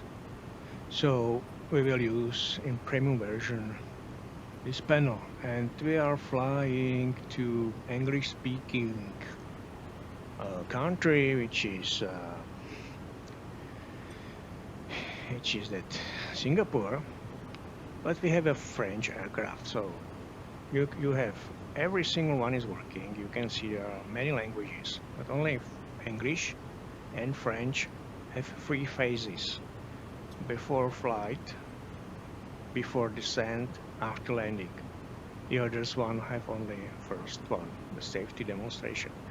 But most of them are, let's say, double language. So there is a Italian and English advanced. So we will use French. Yeah. So let's listen them. Madame, Monsieur, bonjour et bienvenue à bord. Welcome aboard, ladies and gentlemen. Ce film concerne votre sécurité. Merci de nous accorder votre attention. For your safety and comfort, please take a moment to watch the following safety video. Chaque fois que ce signal est allumé, nous vous prions d'attacher votre ceinture. Whenever the seatbelt sign is on, please make sure your seatbelt is securely fastened. Nous vous recommandons de la maintenir attachée de façon visible lorsque vous êtes assis à votre siège. We recommend that you keep your seatbelt fastened and visible at all times while sitting. Pour détacher votre ceinture, soulevez la partie supérieure de la boucle. To release the seatbelt, just lift the buckle. Pendant le roulage, le décollage et l'atterrissage, veuillez redresser votre siège, ranger le porte-gobelet, la tablette et le repose-jambes. Pensez également à ouvrir le cache de votre hublot et profitez de la vue. During taxi, takeoff and landing, please fold away your tray table and cup holder. Put your seat in the upright position and retract your leg rest. Please also raise your window blind and enjoy the view. Pour votre sécurité, tous les bagages, objets volumineux et appareils électroniques les plus lourds doivent être rangés dans les compartiments. Les accessoires seront placés sous le siège devant vous, à l'exception des places aux issues, bien entendu. For your safety, please stow all baggage, bulky items, and larger electronic devices in the overhead compartments. Accessories can be stored under the seat in front of you, except for the seats at emergency exits, of course. Les issues de secours This sont situées one, de chaque côté de la cabine, switch on à l'avant, au centre, the à l'arrière. Emergency exits are located on each side of the cabin. At this the place, front, okay? in the center, Hello, and we at are the back. just En cas going to perform. d'évacuation, laissez vos bagages à leur place, Roll. suivez les signaux et les marquages lumineux au sol Enjoy the jusqu'à flight. l'issue la plus proche. Les membres de l'équipage portant un insigne This is rouge my sont flight chargés de votre officer. sécurité. In case of Trevor evacuation, Ingram. please leave Right. all your belongings Come on, behind. go to Let the cockpit, please. signs and floor lighting guide you to the nearest exit. Crew members wearing a red badge are responsible for your This safety. is set off currently, the lights. L'emplacement de votre gilet de sauvetage So est we will indiqué call sur une off. étiquette devant vous. The location of your life jacket is Ground clearly marked by a handling. sign in front of you. Passez la tête dans And l'encolure, close the doors. attachez Bye et bye. serrez les sangles. Place it over your head and pull the straps tightly around your waist. Une fois à l'extérieur de l'avion, gonflez votre gilet en tirant sur la poignée rouge. Inflate your life jacket by pulling Close. down on the red handle. Do this only when you are outside the aircraft. En cas de dépressurisation, un masque à oxygène tombera automatiquement devant vous. If there is a sudden decrease in cabin pressure, your oxygen mask will automatically drop down in front of you. Okay. Prenez So, votre masque, it's time to call puis placez-le sur votre visage. pushback. Take your mask So we have it from and place it over your nose and belly mouth. pushback. Une It's fois free. votre masque ajusté, il vous Great sera news, possible Captain. d'aider Your d'autres toe's personnes. coming. Make sure your own mask is I have well it adjusted preset. before helping other passengers. Ce vol est And we non-fumeur can start the This is a engines. non-smoking flight. et l'usage So, de la cigarette engine électronique n'est fuel pas pumps. autorisé, y compris dans les toilettes. It is forbidden to smoke electronic yes, yeah. cigarettes, even in the toilets. Les cigarettes électroniques doivent être conservées sur vous et leur recharge électrique est interdite. Electronic breathe, cigarettes should be and we carried can with you, start. and charging Okay. them on I board will is switch not off the permitted. condition valves. Vos appareils Because we électroniques need doivent as être much réglés power en for mode avion every pendant toute la engine. durée du vol, mais vous pouvez utiliser Wi-Fi et Bluetooth. All And engine electronic start. devices must be set to airplane mode for the Open, duration of open. the flight, but you This can is here. continue to use Wi-Fi and Bluetooth. Engine Les breather. prises de courant ne doivent pas être Open. utilisées durant le Normal. roulage, le décollage, l'approche et Good brace. l'atterrissage, So ou first, sur demande de engine number 2. l'équipage. The electrical sockets must not be used during taxi, Yes. takeoff, approach, and landing. All right. Looks Or like at the the doors and request of hatches the are closed and we're ready to connect. You can see at 12, it's time to En cas de fumée, de dégagement High de pressure. chaleur, de chute ou de perte d'un appareil électronique, nous vous demandons de prévenir l'équipage et de ne pas manipuler votre siège. RPM rising, Should you 12 notice open. smoke or heat, or if you drop or lose your electronic device, we kindly ask you Checking to call a handle. crew member and not to move your seat. Depot, Gardez toujours un they are œil sur not vos working appareils at électroniques depot. pendant leur chargement. Always keep 67. an eye on That's right. electronic devices while they are charging. Nous allons bientôt décoller. La tablette, le porte-gobelet et le repose-jambes doivent You être can rangés monitor et votre dossier redressé. the engine from here too. In preparation for takeoff, please make sure your tray table and cup holder are stored and Welcome secure. aboard, Captain. Your leg Toes rest connected, retracted, bypass and that pins your inserted. seat is in Go the and kill the upright parking brake position. when you're ready to go. Nous vous invitons à consulter la notice de sécurité placée devant vous. We invite everyone to read the safety information leaflet located in the seat back pocket. Merci pour votre attention. Thank you for your attention. Au nom d'Air France, tout l'équipage vous souhaite un excellent vol. On behalf of everyone at Air France, we wish you a very pleasant flight.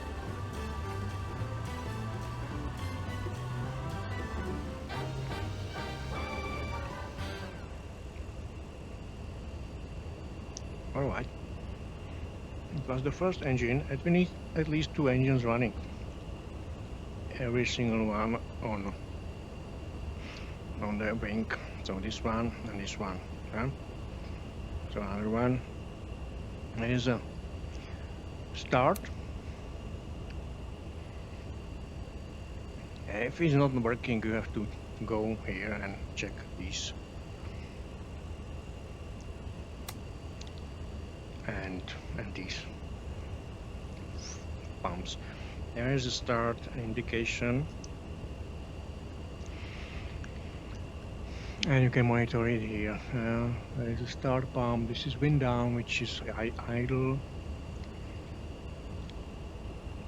Yes.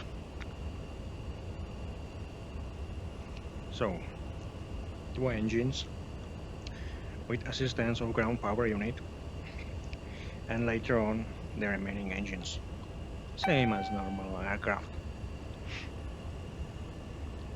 or similar, of the same. Hydraulic pump, yeah, we can set our hydraulic pump. So number 2, because we have a number 2 engine running and number 3. So we have now our hydraulic systems operational. We can switch off ground power unit. Let's. No, we should not do this because we need generators on.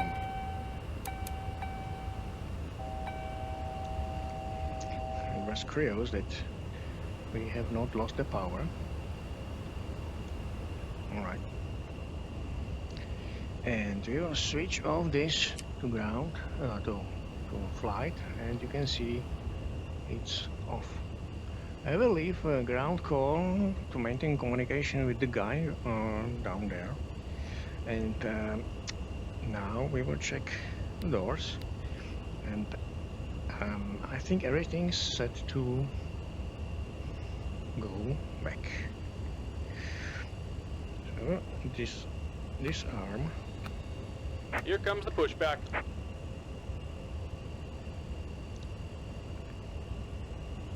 Come on. No pushback. Okay. That's very strange. Oh.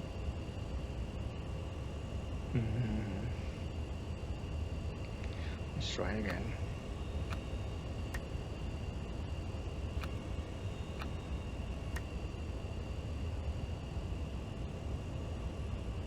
Yeah, we have a problem with pushback. Alright. So we will call it again.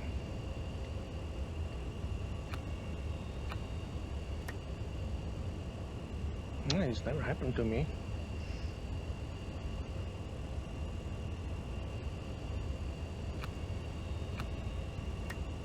What's going on? It's very strange. So put on at least yeah, 4 condition valves. This is ready, this is ready.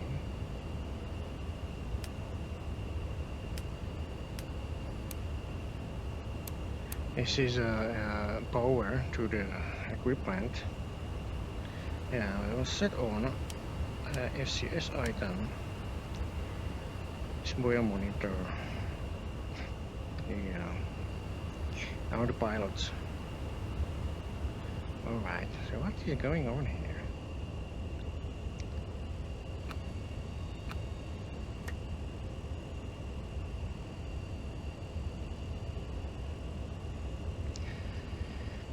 Pushback.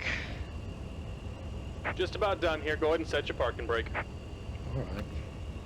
And we're disconnecting the tow. Give me just a moment. I'll call it him again. No problem. We'll set on seat belts. This will be a climb. Auto ignition, auto throttle. Wait. This will be set to inhibit. And drive master heaters.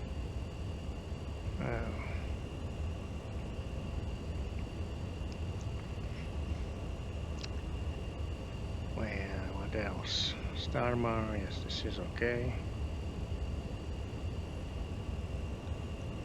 Full pushback, ground bypass. And we're disconnected. Signal and pin on the right. Take it easy and have a safe flight. System split breaker, this is here. Generators, water heater, this is here. Ground equipment, pushback when ready. Flight control, deflection. I'll do it later on. Set nose, visor, parking brake, released. Before taxi running, yes, we will do this later. Okay, so we need to check the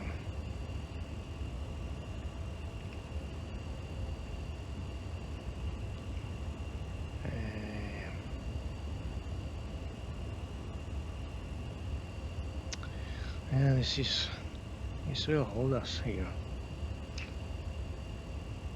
I don't know what's wrong. Okay, let's make a radar working. We have radar. Set both of them. And the radar, I'll explain later on, is here. Okay. I'll set it to test. So how about that pushback? Better pushback. Pre-plan. So let's change it.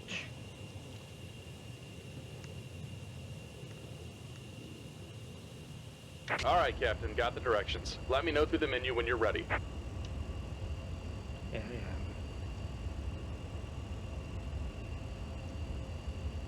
So let's wait.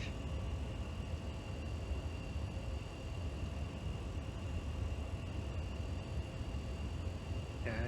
Working. Good.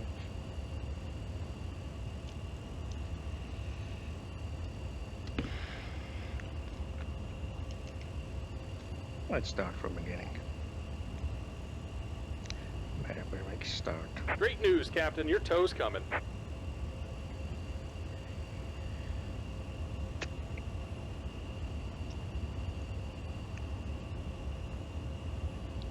So here's the indication how many kilograms we burn it. It's multiplied by 10. So 300 kilograms currently, just staying there. All right.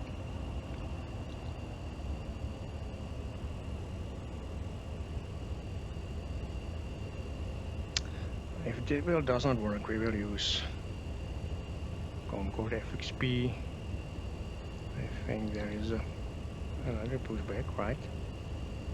Yeah. All right. Looks like the doors and hatches are closed and we're ready to connect.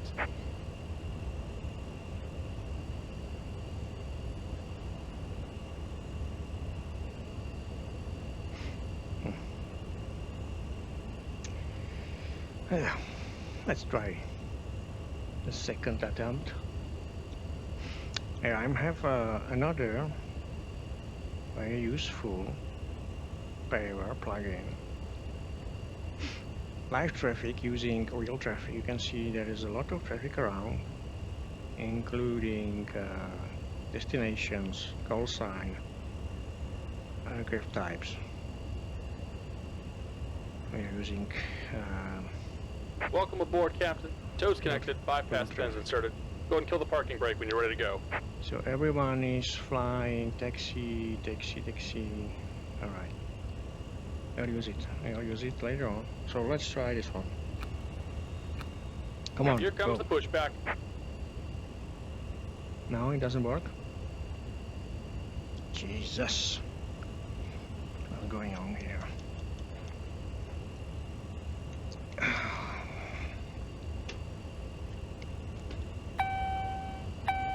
Huh, it's running, finally. All right. So we don't need that. Yeah, this is life. Sometimes not everything goes as expected. But now we are moving finally.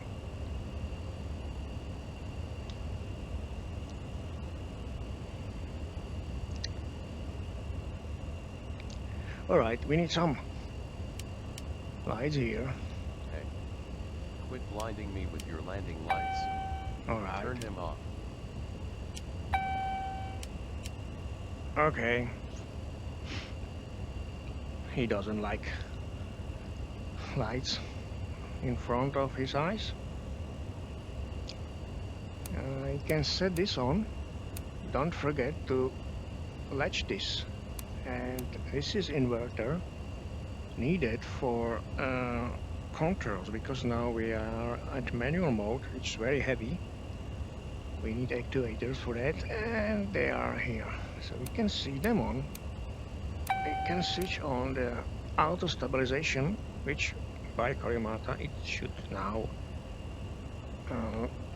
help you with the stabilization of the aircraft, because you know, explain sometimes it's the physics, it's on the limits, its own limits, and you may fall from the sky very easily. For that reason, there are 2 or 4 modes here, Concorde FXP, and there is a fuel trim command. We want to stay as long as we can at flight. Yeah. But you don't need to push it like in Kalimata version manually. The Concorde RTX package will do this for you, but you have to have a CG set in certain predefinite states. For takeoff, we have CG more than 52.5, so we have 54. So we want to hear, we are at ground mode currently, and if you want to hear call out for takeoff, we need to have 52.5 CG we need to have 4 engines running, and that's all. For flight, we need to have these set switches to flight, so we will do it after takeoff. I highly recommend to do this after takeoff, right after takeoff. And CGA has to be 53.5 or more, okay? So if you have very light aircraft and the CG is in front, you have to move the fuel, and then you have to have set this to flight. Please do this as soon as possible, below 10,000 feet. After 10,000 feet, the aircraft may Just have about problems. done here. Go ahead and set your parking brake. May have problems with stability, okay? And we're disconnecting the tow. Give me just a moment. And you will not reach Mach 2. Even Mach 1 you will not reach. So this is very important. Okay, let's start the remaining engines. I'll switch off. And these warnings are that fuel exchanger is operating very high. So you may start 2 engines at once, but we will monitor every single one. We have people on board, so we should be precise. This is working.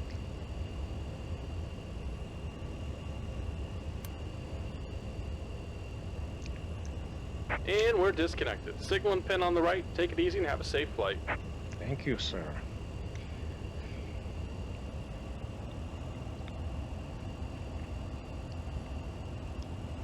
Okay. We are alone from this moment. No help. Okay, we can set this on to traffic advisory, and you will see there are a couple of diamonds. This is TCAS, and this TCAS works only in premium version. No other version, even Kolemata doesn't have this, which is very important for flying. And we have a visual and audio. If I set it to traffic advisory and radar advisory, this AB, which is above and below your aircraft, will warn you if what to do. Nose down. Alright. Another engine. You can set this all pumps on.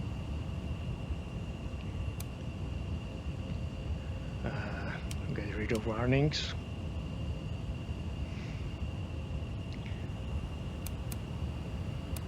Engine number 1 is running.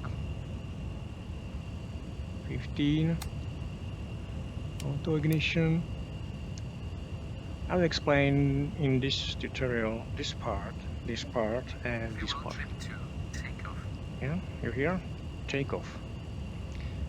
So we have 4 engines running, everything set for takeoff.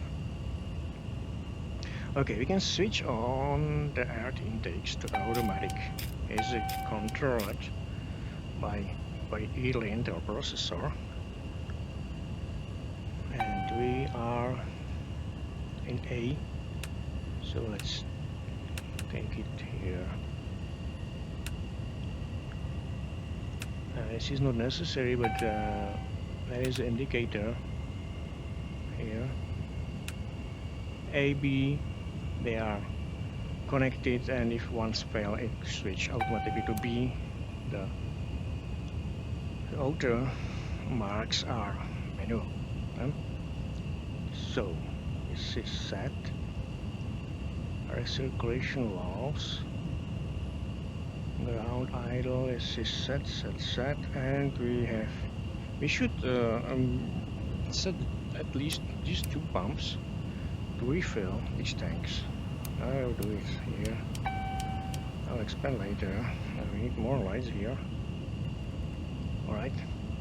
So don't forget to set brakes on, because brake fans, because you know brakes will be getting hot during taxi and takeoff. Yeah, this is set. We can switch this off, because every single engine is providing its own power. Minus 225. It's getting hot here. So remaining hour. This is okay. Radio warning, warning. Slow disappear. Good. The race is ready. We have a couple of warnings here. So engine. We lost. We have to close this one and get rid of. Everything is set right. A warning only fuel. Alright, so we have this one, this one, this one. Two blue, which is master. Green is backup. Yellow mechanic is if everything fails. It's the controls. Alright. So we will close these artificial fuel switches, and now we have no warning here. We should check if this one is working, because sometimes you may have broken controls. Alright. Good. So I'll leave it like this. Maybe you may find that this one should be set to something, but I will leave it as it is, because it's not very necessary to do this. So we can switch on the weather radar and we can go.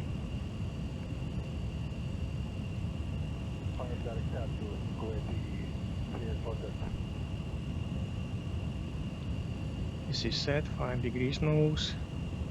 Ground equipment electrics is checked. Engine feed pumps, they are working. Brake fans is set. Engines idle, low. This is very important. Low. Yeah, low usage currently of fuel. Brake fans fly over, we have it. Anti-ice off. Taxi, CG transfer, okay. Engine rating mode takeoff, which is here. Engine ignition, yes. These two. Throttle master, yes, master. Mine. Drain master heaters. All of them. Climb rating, we have climb. Static heaters. Set. Engine number 4 is checked. This is here. And it's here, 88%. Anti-skid, no lines. This is here. Reverser check. Reverser is okay. No reversers. The also the aerator. Point transfer, yes. Before takeoff, landing lights, yes, landing lights. This is only the bulbs in place and taxi lights. FCS autopilot, we have it set, but we have no. Qatari 464. Qatari 464, good afternoon, identify 380. Thank you. We'll be back on the downward Qatari 464. Roger. Good. Radar pitch index, very important here. Takeoff clearance, yes, after takeoff. Everything check, engine speed, external lights off, nose and visor, takeoff monitor off, altitude, reads, climb rate. So we will leave it as it is here. Alright, let's go. It's time to move.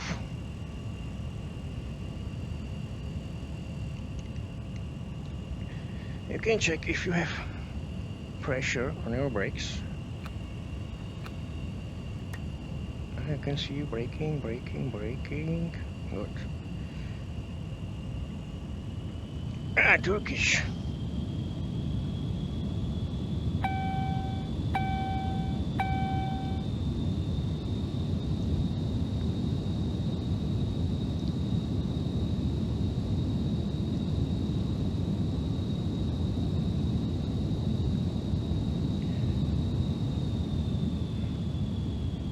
Gently. Brakes. Oh, this is explained 12.4. before, I think. And this is a new feature, which is with the shaking camera. It can be turned off, but I have it on. It's only for ground operations.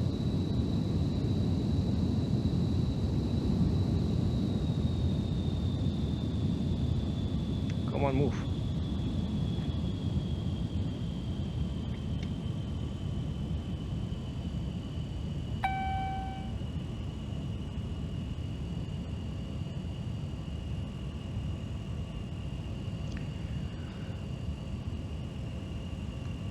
Yeah, we need to go this way. Wow, Jesus.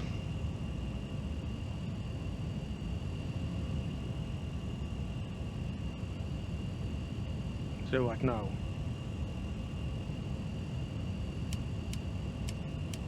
Come on, move.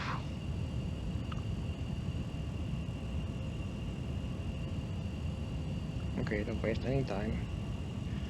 I'll go another way.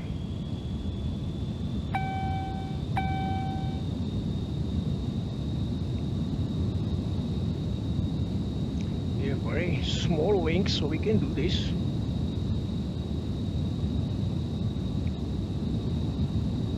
It's safe.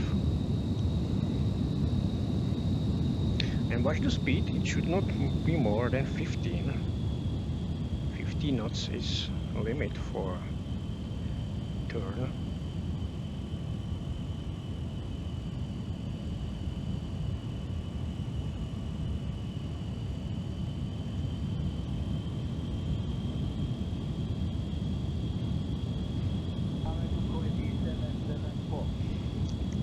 If you want to adjust the volume for these sounds, you can do this from here. Everything is working here.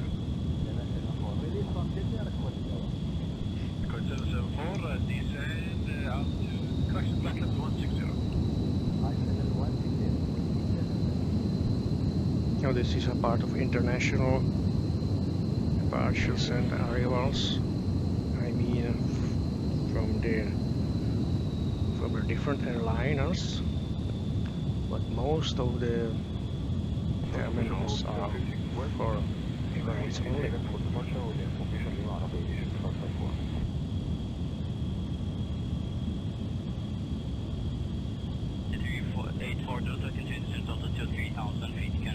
It's okay, what we will do now. The first one, I want to preset the climb rate. We will do, let's say, 1000. But to do this, you have to have flight direction number 1 set. I will set it off for now because there is a special feature for flight direction number 1. And as you know, autopilot modes are mostly handled by AP1. But in Concorde, FD1 is that it will hold the pitch, which we set here. And it's a basic autopilot mode, let's say. But after takeoff, I will set it on for a moment, and when the time will be okay, we will set AP1, and I'm using vertical speed, which is here. Vertical speed is set to 1000 feet, and we will use it after takeoff. And but turns we can do manually, or we can use this old style Bendix autopilot.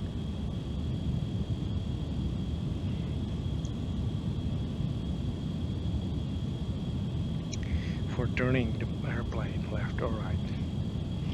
And we'll use INS, which is here, for the most of the flight. But we have to have to make one turn for 180 degrees, because we need to fly there, not there. And you can see it's populated by Emirates aircrafts. And over there is a, let's say, VIP terminal. And it's a cargo or a maintenance.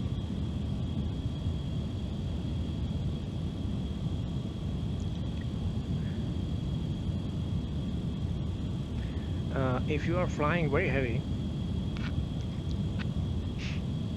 you may see that you will have warning for CG and will be over 54 Mach. This is okay because you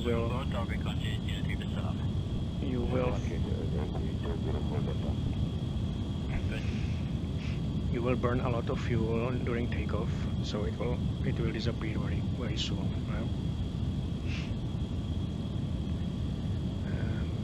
We can make one check here, and this is ADC data computers. So we'll do this. Is here.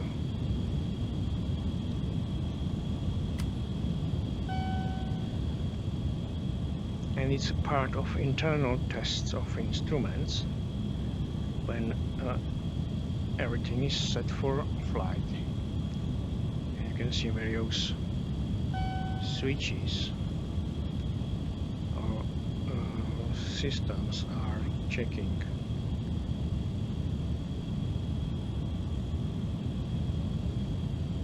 This one, for example, another one. Another one.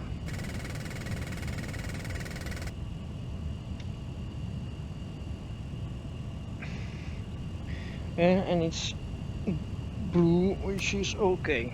That was the first.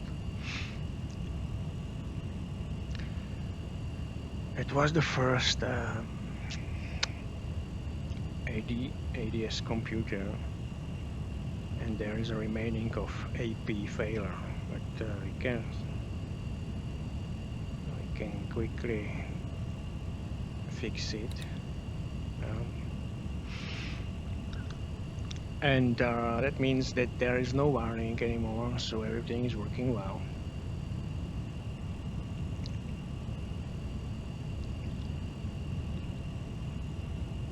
So what now? We will monitor this green light for power. We'll monitor this one for any disturbances, and we'll monitor speed and altitude. And we will set flight director later on IP1 and takeoff to flight, and we are ready. So brake hard. Nobody is landing. I'll hit. Clear for takeoff. Here at Concorde 2, clear takeoff. Clear for takeoff. I will put on this one to have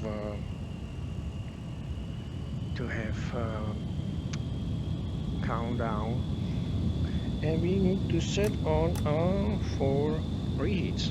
There's indication that they are ready, and we will call the crew ready for takeoff. This panel and audio warnings on transmissions, they have function, I will tell you, but now focus on takeoff. So we will switch on this one. 3, okay. 2, 1, now. Come on.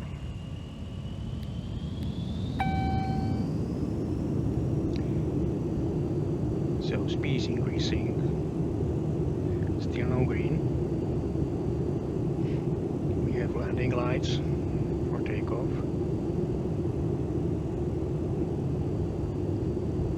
Airspeed building. We have to be careful. There is another aircraft, but he's landing properly. 100 knots. Alright. Power set. So 58 seconds. Rotate. No, we need to wait for 180. V2. Alright, let's go. Higher and higher. Alright, and now Positive climb. Positive climb. we need to retard, push it twice, Gear coming up. and gear is up. Fly director. 250 knots. Gear up, doors locked. V3.2 Heavy, contact departure, so long. V3 to departure, good day, Samuel, so long.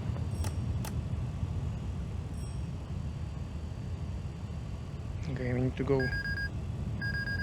left or right.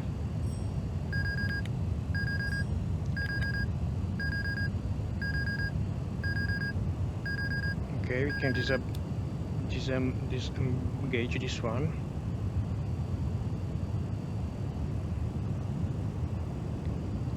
Monitor speed is currently automatic. We can switch off this one. Let's make a turn and look around to the TCAS if there is somebody. There is another 10-mile resolution. 30 degrees is, let's say, okay. And now I would Fuel trim to flight. Yes, this is correct. You can see that there is still working that pressurization, so it's working. There is in avionics package premium version a lock for gear, so we can put it down. But I will leave it as it is right now. Okay.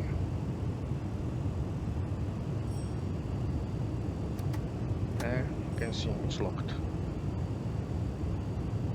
And when we push it this one again, it will go down. If you don't want to have that lock active, I will tell you this one works for this purpose. So we'll make a small and gentle turn.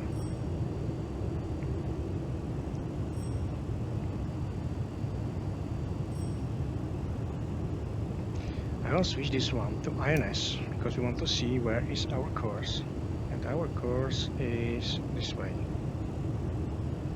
120. 3,000 feet. You can see we have here a warning for INS. That means there's a comparison problem. They are not the same. And this one means that we are off the course. So I will make a hold, heading hold. Always set this to middle position. We can go higher. And let's align with the course which is here. So we are some couple of miles off the course.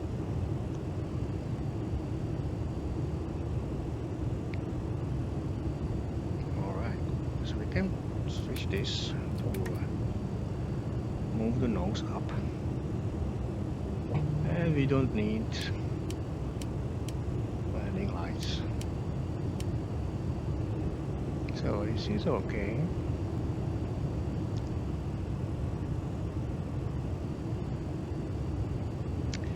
Getting closer and closer. And here is a bay. This is our port. There is a famous building. 800 meters tall. And this is another airport. I think this is Sharia. And there is the end of by Emirates. Okay.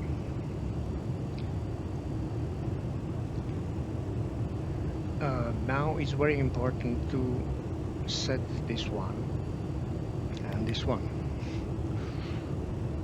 because if you want to adjust the flight level, this one has to be set.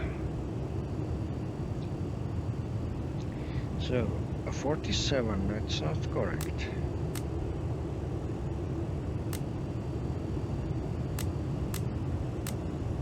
No, it's off.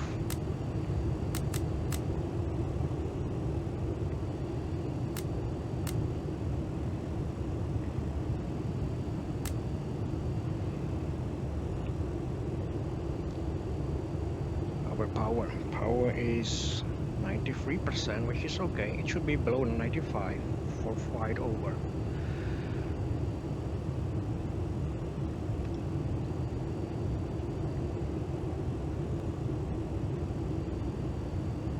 We have 83 tons, and I will change that for chronometer, because we want to now count the air heat usage for flight. So as this counter going up and timer is going down. So we're getting closer to our course. Our first waypoint is 60 miles from this point.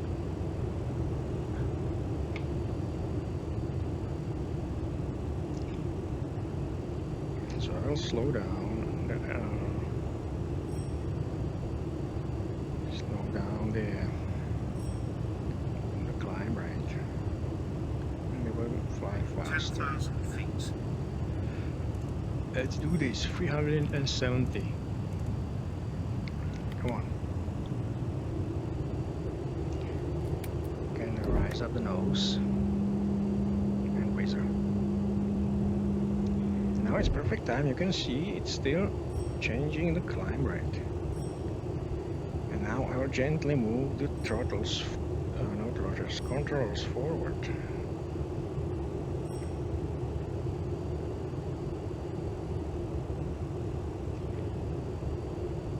Very gently, because this is something that may have stability problems. Come on, come on. Very gently. 350 knots. This is correct. And now I will move it back to climb. 3,000 or 4,000 is okay. So let's try this one, INS, and we should move to left. There's a bank limit, 30 degrees. And if you go faster than Mach 1, it will lower. How would you lower that nose a little bit, Captain? You're kind of going space shuttle status on me. 20 degrees, which is here. Alright, so we are in mode where we are in automatic flight currently, and now it's time to take care of the remaining systems. So let's go back. So we will switch off Concorde, have a good flight. brake fans. Thank you very much indeed. That's very kind of you. Order to miss here, Kennedy. Best wishes, JetBlue. Thank you. Alright, it was automatic from transmission from last Concorde flight, which is specific for the Shanks package. Yes, it's ready to Mach 2, so it's time. So brake fans off. This is alright. This is automatic. This is working. There is no burnings. This is without bands. Green is okay. We can switch on this one. Circulation valves is off. This is automatically set to high, and we will instead fly over, and you can see that there is a high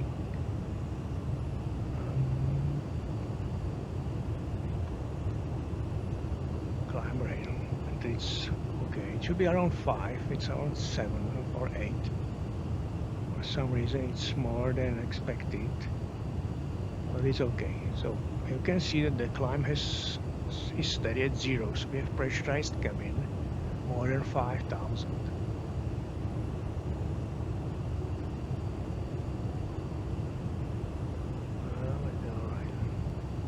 Doesn't matter.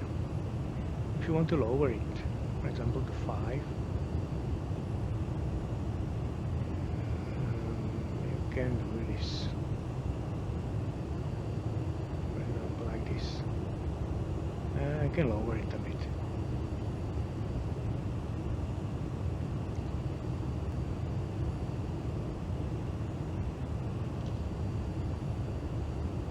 but it will go only if you set it to like this.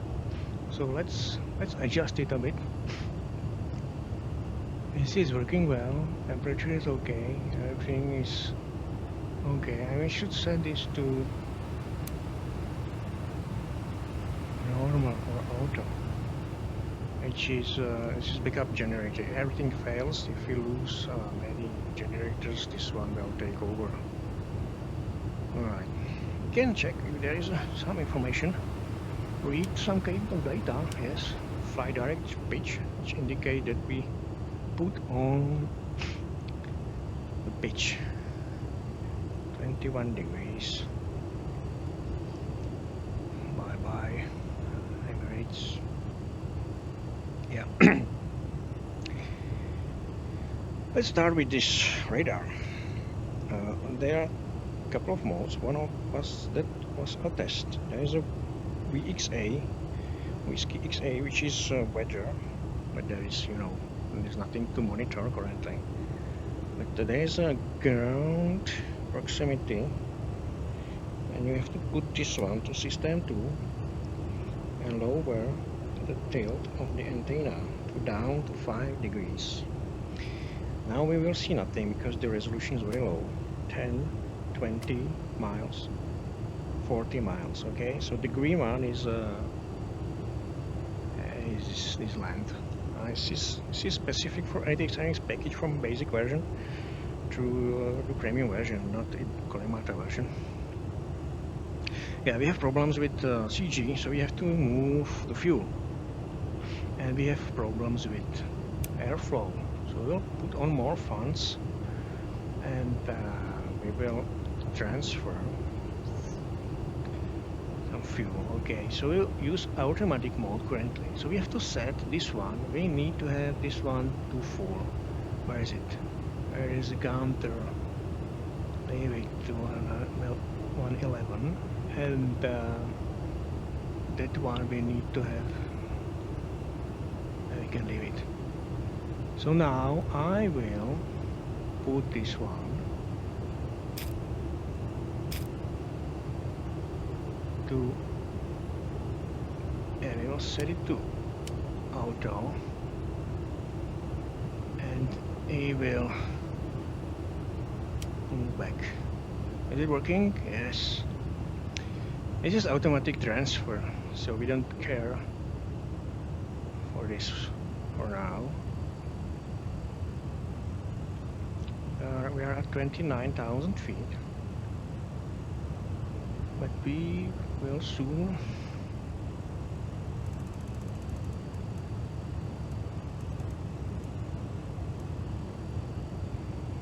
go to close to transonic acceleration. Transonic acceleration is specific. Normally it should be performed at 29 or 28,000 feet. However, an X-plane model needs a bit more. Where's the speed? I will switch off. I will switch off the auto throttles for now. We want to stay below Mach 1. And I recommend to do this at 31 or 32,000 feet. At passing Mach 1. It's very simple because X-plane model does currently dolphin effect. So it will go down at least 3,000 feet and then will go up. To avoid this, we have to pass Mach 1 at a higher level. Yeah. So we'll do it right now, but we have to stabilize the aircraft.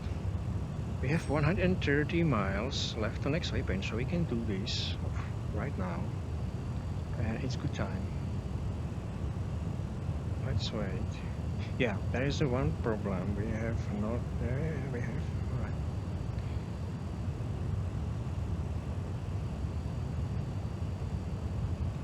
So it's going on. It's not going well.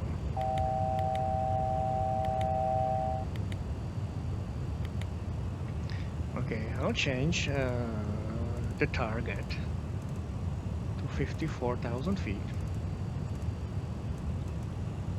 And now we will start the transonic acceleration.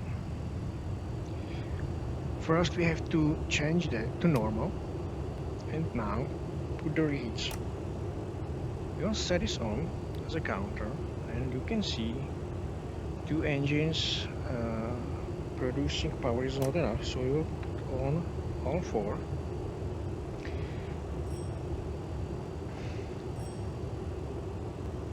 And we are going faster.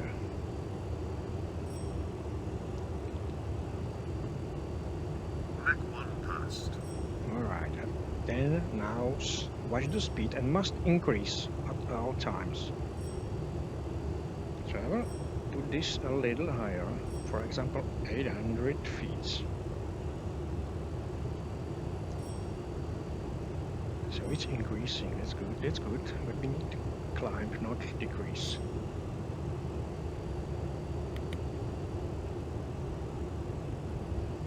Come on.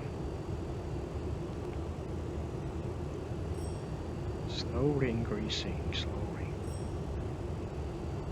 But it has to be within these bands. So it's okay. Okay. Rise up the climb rate a bit. And we can switch off this one. Because it's done, let's say. Now I will put more fuel from this tank because this is empty. We will set on, wait, there is no. We will set on the air pump and we will set the air pump here. I will explain later on for what reason we do this. And for transfer acceleration you should airflow, you should empty these tanks. This one has to be open, this one has to be open, and this will move the fuel from here to here. It can be faster. 76. These two numbers should match. 76, 76. And you can see that we need to move the fuel to the back. We'll do it when this one will be empty. We'll move here, fuel from here to here.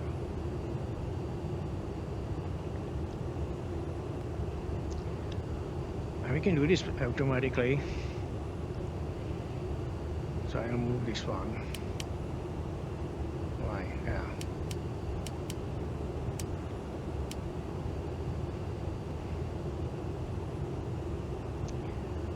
Alright. How is it with the speed? Speed is not increasing very fast, so we'll lower it a bit. Because this should be lower as much as possible. But it's normal that it will reach 10 minutes. Oh, we have problem with this one. It's pressurization warning, so you see, we forgot to monitor this mode. So now I will set it to 5 and it should reach 5 and it will stabilize.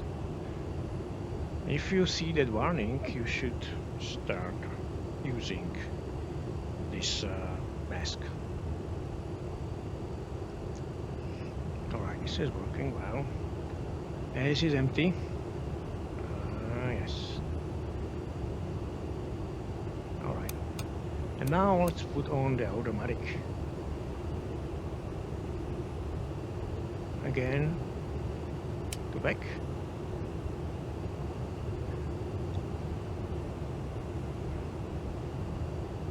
For some reason.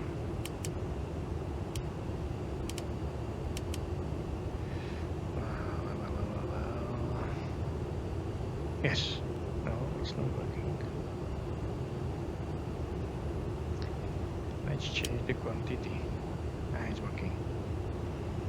So every 10, so it has to be 10, 12, 20. This number has to be lower than this one, and everything else will go from here to here. And because this limit has been reached, there is more than this one, and this one, this fuel from number 9 tank will go to your tank. You can switch this on, and you can use this one. You can switch this off, and you can use this one.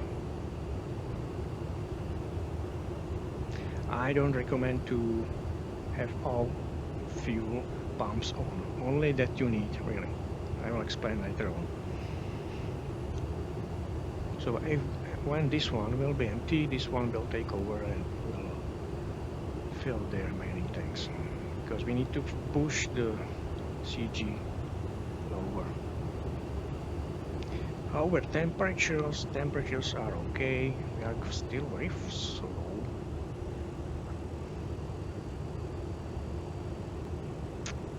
It's all right.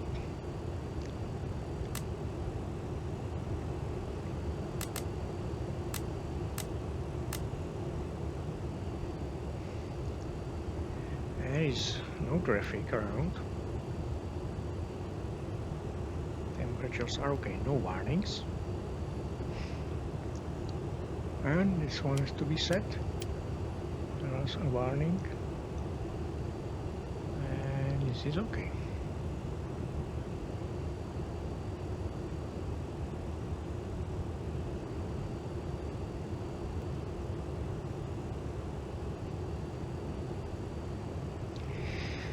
What is the temperature outside? +9. I see. Alright. If there is a plus ISA, that means that the temperature of the atmosphere is higher than standard, and that's not good for engine power. So it takes longer to reach Mach 2, and from that conditions it's causing our slow climb. So we will probably hit 10 minutes very easily, and we need to adjust the climb rate, because it's very hard to reach Mach 2. What do we have here? Alright, Bombay, Sharia, okay. People from India. 1.3. Ramps moving confirmed.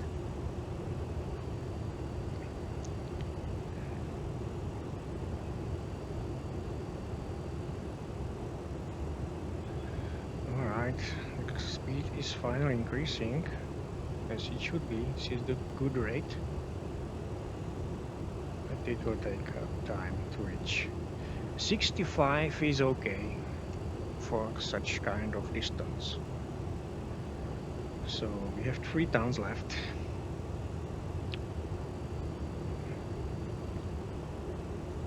To optimal, so come on, speed up, speed up.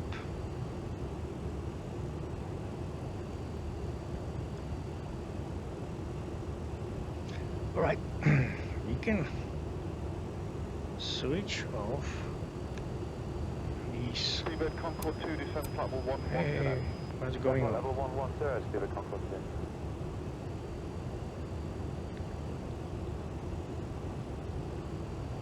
It was very strange warning, because we are not going lower. They will switch on this one. Pressure static heaters. The temperature outside is 39 degrees at the nose tip, so we don't need heat up any systems which are close to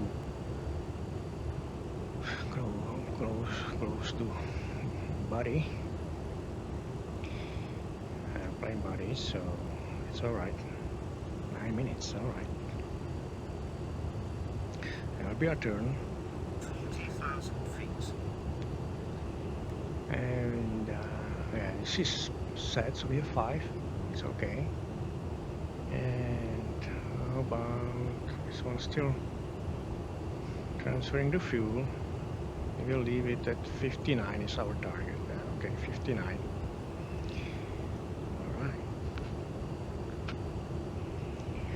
is the pressurization of the fuel tank, which should be 1.5 bars. So 10 minutes, alright. That's not good, it's very slow climb. 65. The reheat should be, as you know, disengage at 1.7 Mach, so we are not there.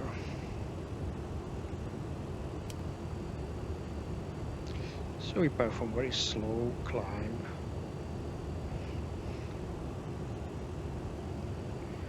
I'll switch it.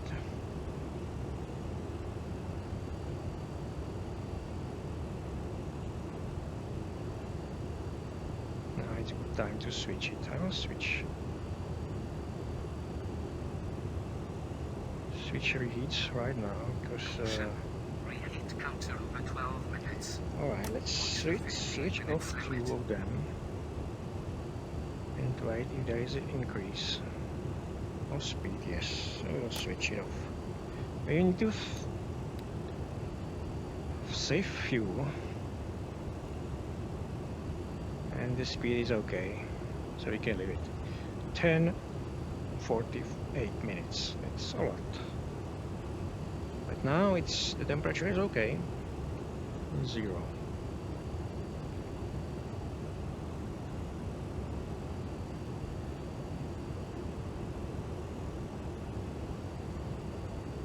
Can rise up the climb rate a bit. 800 will be okay. The fuel usage is still high, 8 tons, which is a lot. Our target is 5.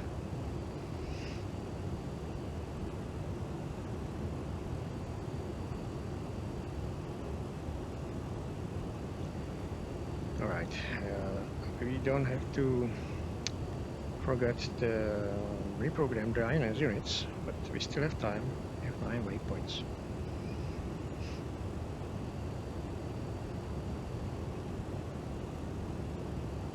Okay, alright. Wait, stop it. Stop it.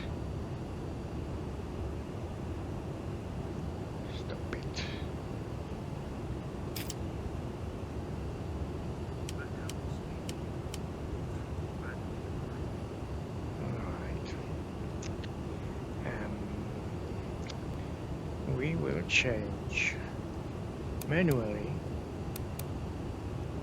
the trim of the aircraft. I set 59 as our target, so I will close all the walls around. We'll transfer here from here. I'll explain later how to do it, but I'll do it right like this for now.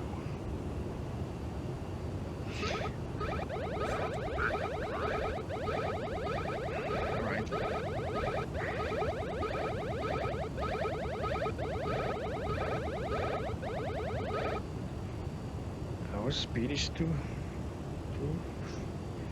big, so slowly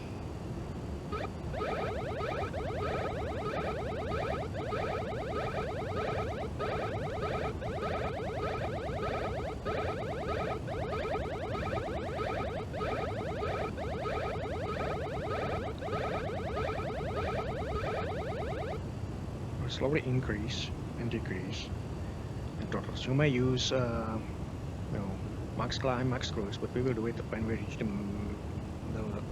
altitude.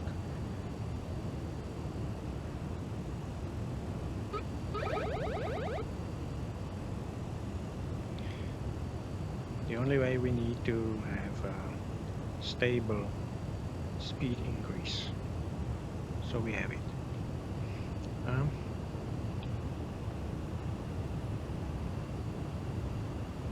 Yeah, there is a problem we have. No. Why is not working?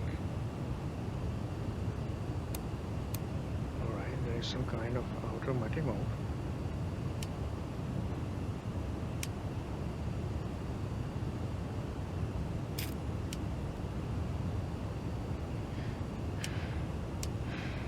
switch it off, fully auto, fully manual.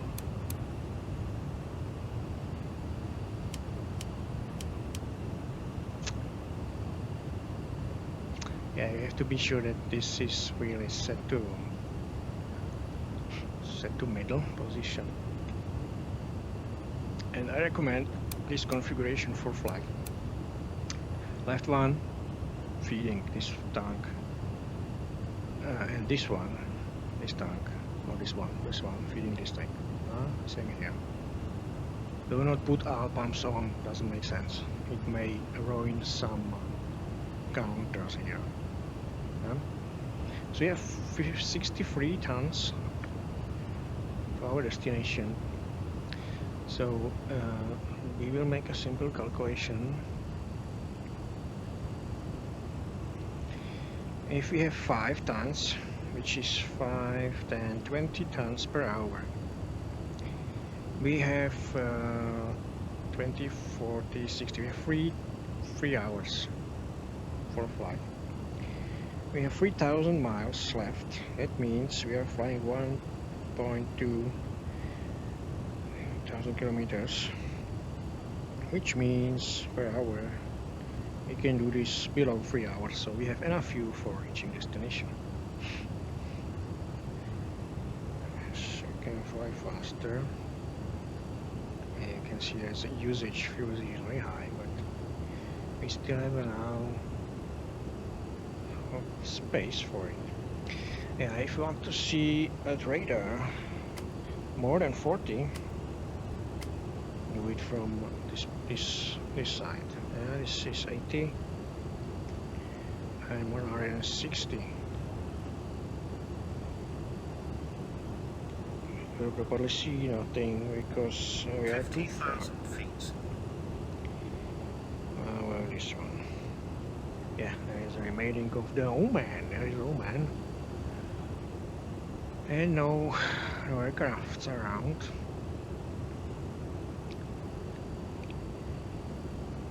Yes, this is remains of difference between Kalimata flight model and heritage wings package, and because as you can see the temperature is -11, which is enough to fly faster. So yeah, I will fix it one day, but now it's without audio warning, so you can fly and trust this Mach. So you can fly Mach 2 easily.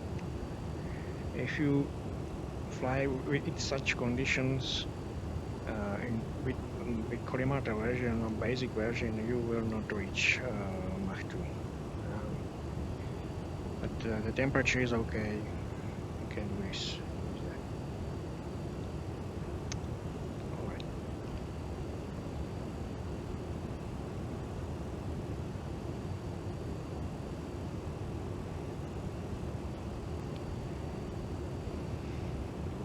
So again, you can switch off the seatbelt sign,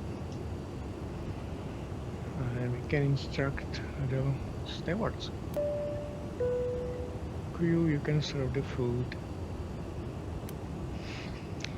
So it's ready for entertainment for the passengers. And as I said, they can serve food and drinks. We have such thing in this package, which is, I think, unique for let's say pure aircrafts. There is a flight attendant back there, and she's going up and down and serving the passengers with refreshment. It's animated in some ways, but you have to make a trigger. All right.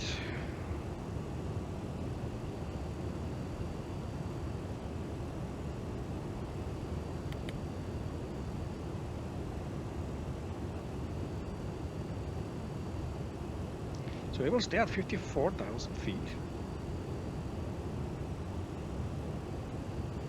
And we'll push Mach 2 and this one to cruise.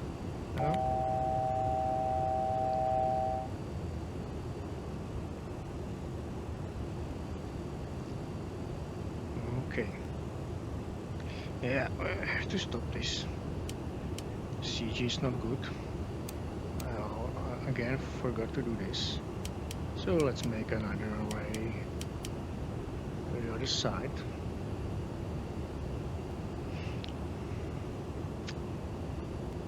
Alright. So what kind of performance we have to do? This was set, it was set. Wait, off. Accelerate. Alright, we don't need this. A couple of hours.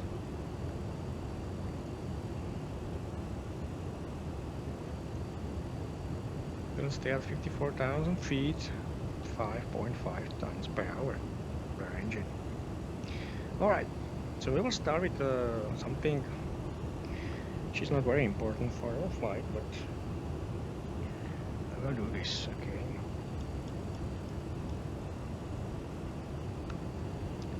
So we can go now for the passengers.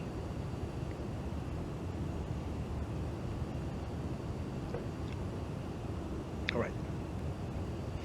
This is in automatic mode currently.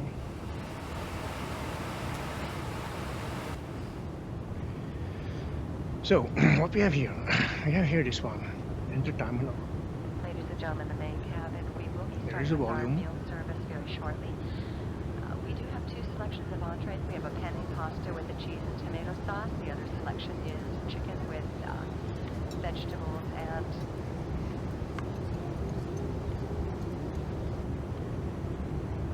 a rice stuffing. And we'll be following our meal carts with a beverage cart.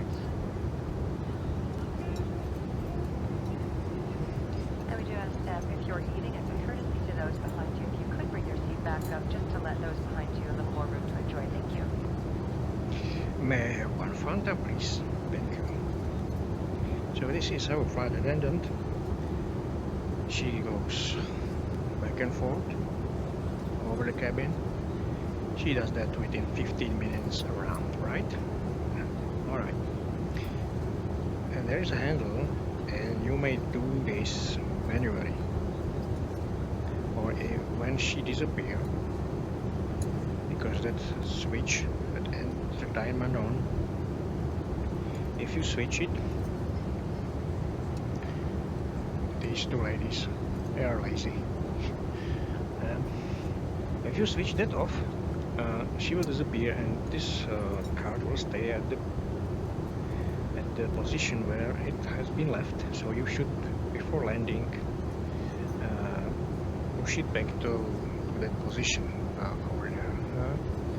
So I will do this later on. She will serve the refreshments for her people.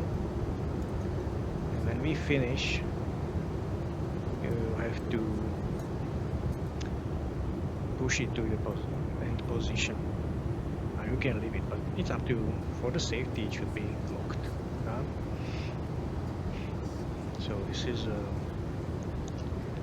that cabin service. We have passengers here, and you may see it where graphic user interface. We have a list of passengers. Where it is custom content. Let's skip this. There is a layout. You can see that this is a front of aircraft. This is end of aircraft. And there is a rows. Where is it? This is the first row. So that guy is Steve Webb. It's male and no remark. It's vegetarian, special assistant, VIP, military police. We have Cody. Alright. Yeah, so you have a list of passengers. Only in premium version. It will disappear when you close the doors.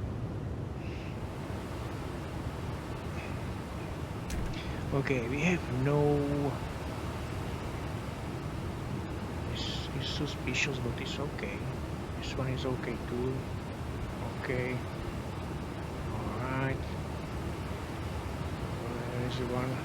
This is toilet occupied, so somebody is in the toilet.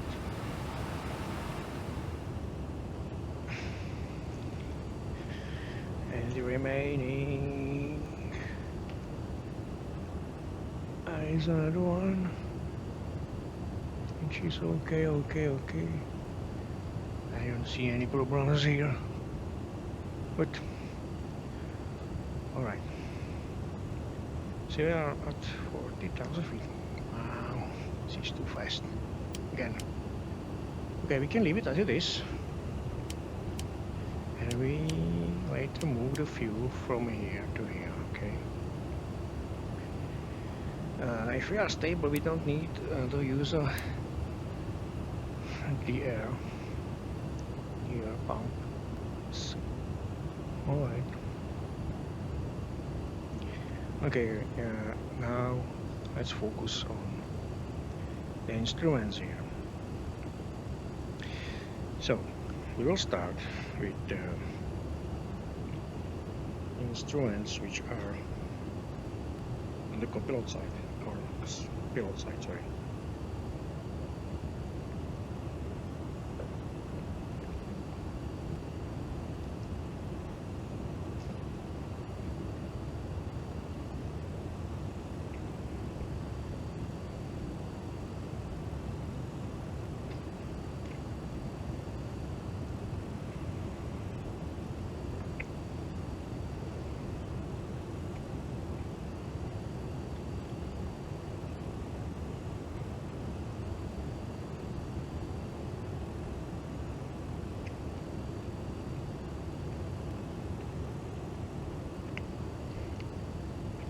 Around is nobody. And what we have here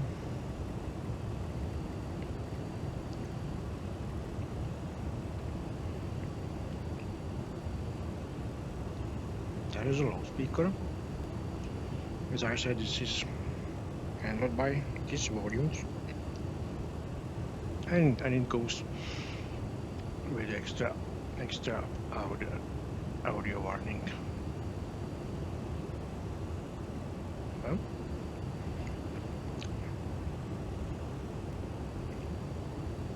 These knobs are for the lighting of the instrument panel. Same here. This one is for lights. This is connectors for headphones. This one is for ground steering. This one doesn't work. This one is that pitch limiter or indication. Radar is not in Kalimata version, it is basic and premium version only. And as I said, there is a tilt. The antenna is currently set at on, can be set off or standby. And there is a gain which is stronger colors. And it system 2 is that you see the land. If it's set by 1, you will see weather. For weather, there is a one special switch, and this is radar alert. Okay, I'll set it on, but this is only for thunderstorms, and it will flash white here if there is a big thunderstorms or disturbance in the weather. Alright, what we have here is a placards, and this is codes for INS units. So we have I think 202 is check data displays, so normal state. There are a couple of component functions, speeds, limits, engine limits. You can watch them later on, but this is limits for engines and so on. Alright, this is a malfunction. This is for let's say these seats adjustment. Yeah, this one monitor some accelerometer. We have here DME distance, currently no DME. You can see there is some kind of degradation. There is a free. As 6 was 5, so the precision is getting worse because no signal from DME. Alright, this is standby speedometer. We are not using it. This one, speeds of knots, limits. There is a Mach meter. You can see it's changing because some kind of data from explain are over the limits. But we can fly very fast. And this yellow, it's the limits of the regarding CG position. This is the same like this one. This is a radio magnetic indicator. It shows radio magnetic source, the direction. Yeah, I have modified this French call sign. This one is a handle for opening the window. It's currently locked if you have more speed than something. This one is set to left. That means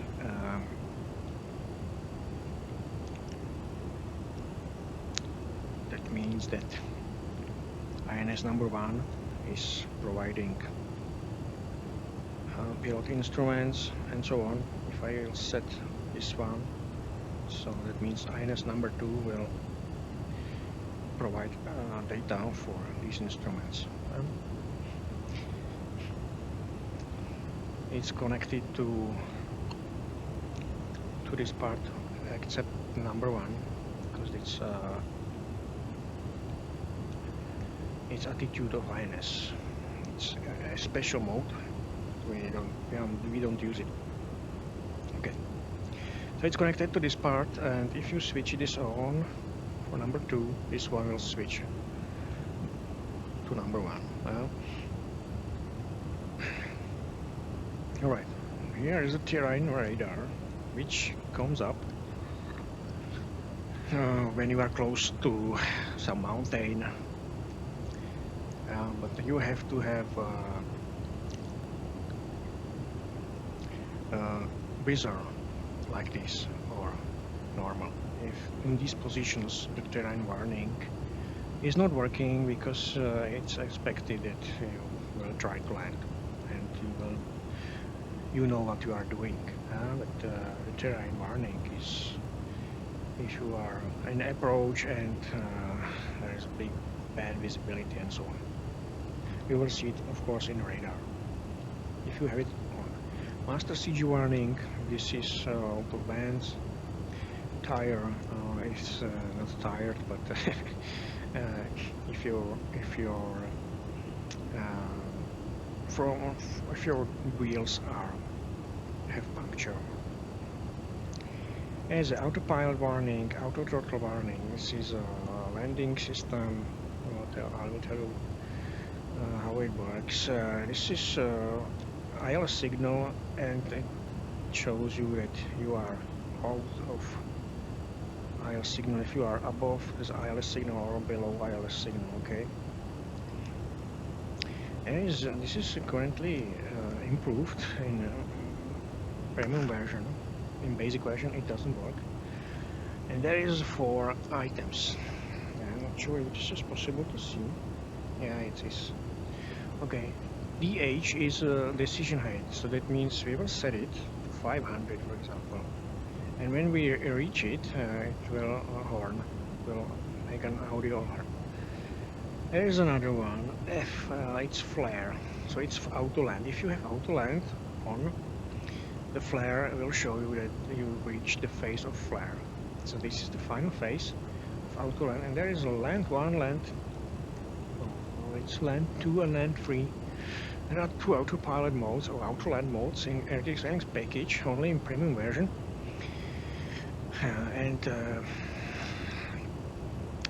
There is some kind of important features or important steps you have to perform before autoland. I will leave it to autoland when we go back, when we go to approach phase to Singapore, and I will show you how to do it and what you need to set. So we can skip it for now. So this is not necessary for now. Yeah. Wait. Okay, have it. All right. This is check attitude. This is only a warning, same as decision height. As you know, this is an ILS signal. If you are above and below, now it's not active. It will be there, so you are above, and this is if you are below, or something like this. There will be a runway marker, and this is a fly director. You can test it, of course, but on ground better. 482 miles left to next waypoint. Speed, down speed. There is a feed of number 1 INS.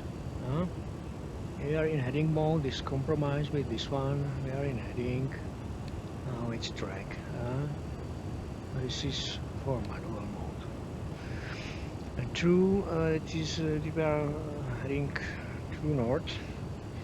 And you can, if you switch to red, it will change to, let's say, magnetic. There is a linear, and it will change to arc in some cases. This one is where we are flying. There is a indicator in front, and this one is a remain of. You can change it to 23 finally. 23. No, it works only if you have 23. This one will change only if you have a radar mode or radio. Radar. Okay. So this is heading is inhibit. This is the yellow light, and that means that don't rely on heading because we are in INS mode. As a test, we'll rotate the unit. Here is a slip angle going the wind. I can see that wind is currently it's very small, 15 knots. As I said, this was climb meter. Yellow is the actual, white is desired. You can use it from this part, but it's better to go use it from this one. But we are steady only in it will work on even vertical speed. Okay. The aviation sensor doesn't work. There is a air nav which will show you that you are changing waypoint, or there is a DME update in progress. Track offset, I think this one works if you are very far from your course. I have programmed it, but I am not sure what it's doing actually, because it's very rare to use it. We are a frequency. Yeah, this is that the frequency is lost or no, or if there are many frequencies in radios are the same, so the radio don't know what to tell you. So this is our warning. And the yellow is that weather alert. Here is, as I said, height, which will show you if you are flying over some hills or mountains. It will count the difference between your airplane and height of the terrain. So watch this if you are flying very low. Yeah, this is Autoland. If it is flashing, I'm not sure. If it's red, stable, that means Autoland is active. Navigation, it's a navigation radio. This knobs only works for setting the frequency. Autopilot, Mach works with 81. 82 actually doesn't have any special function, so it's dummy, but it's better to set it on. ILS hold, it's holding the current speed, which we are over that value currently. So below Mach 1 use these two, above Mach 1 use this one. Let's finish this part. Here is the altimeter. I will set this one to standby and back. This will synchronize that altimeters, and there is a standard altitude or barometer settings. It's very light when you reach the altitude, and this is flight director 1, director 2, current level function, another radio or DME indicator, backup horizontal situation indicator. Here's the vertical speed indicator, another one, so it's backup, and it has a function of seeing the traffic. If you have set TCAS, see, TCAS has to be set as this to hear audio warnings. The previous position was only visual. So you have 4 presets of distance. The first, which can be set again, and it's only for ground, it's 3 miles, and it's 5 miles, 10 miles, 15 miles, no order. This is specific for premium package, no basic version on collimator that. So you can see finally the traffic around, if you have it.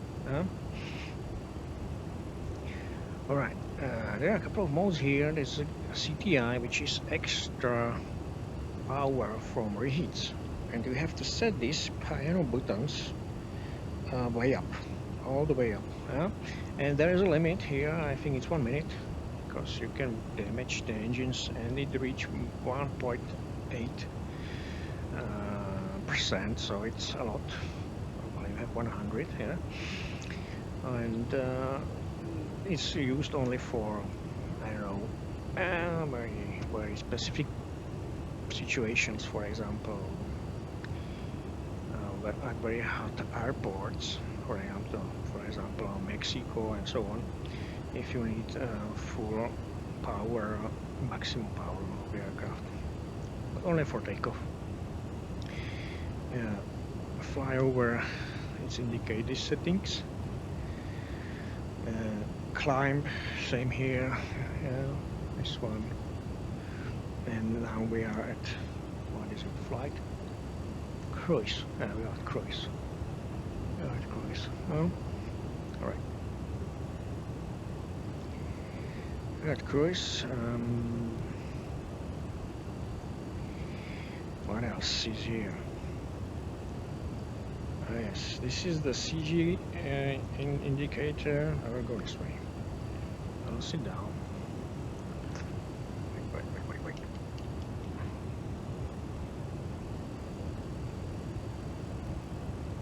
Yes. So this is a CG. It should be around 59, 60 is the limit, and you may adjust it with this one emergency or handling with these units, fuel pumps and so on. As I said, here's a. I think this one has no function.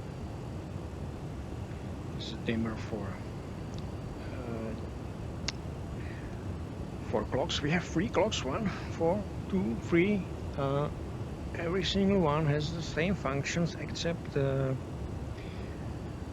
this elapsed time. Elapsed time is set only from pilot, but you can use chronometers, noise abatement procedures only from this one. This tool has no indication of that diodes. Right. So timer does the countdown to 0. What situation you can use for that? As I said, noise abatement procedure from start.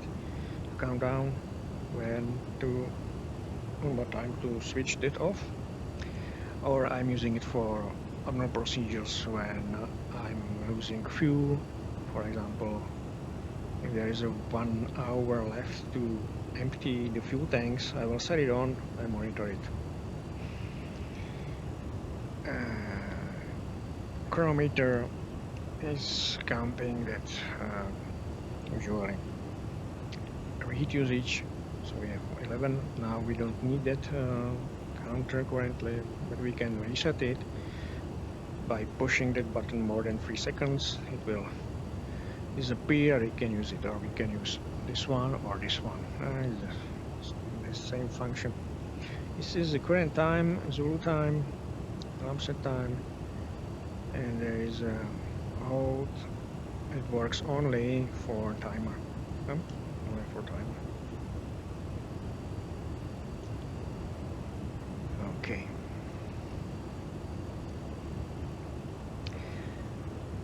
There is a barometer or pressure of cabin, so you can see it's 5. There's 10, 20, and it's hazard. So now it's okay. It's the same as this one. Oh, where is it? This one, huh? The number 4 is only a visual reminder that Concorde pilots use if there is a failure of the afterburner. I put it like this, so 3 example 4 available.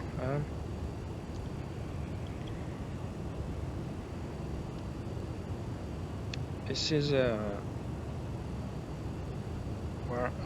markings before runway, so they work. You can test it. And this is a brake pressure. Green is you have a lot of pressure. When you are braking, it goes to yellow, which is not enough. That means available pressure. Alright. Here's green, continue and contingency, and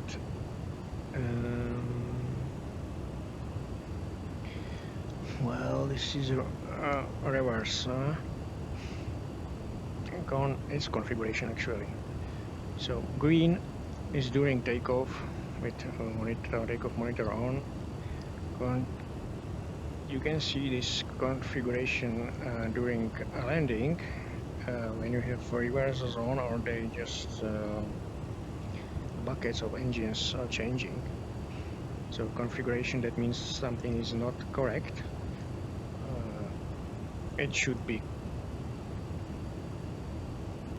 off very soon, otherwise we have problems with the engine, but not serious. Reversers, they are active during landing, and you have to press it like this. Yeah, you will press it. You will press it, and then you will slow down aircraft a bit. They can be used only as a two of them, I think, during descent, but it's not very common. But sometimes it's necessary. Alright, this is takeoff monitor,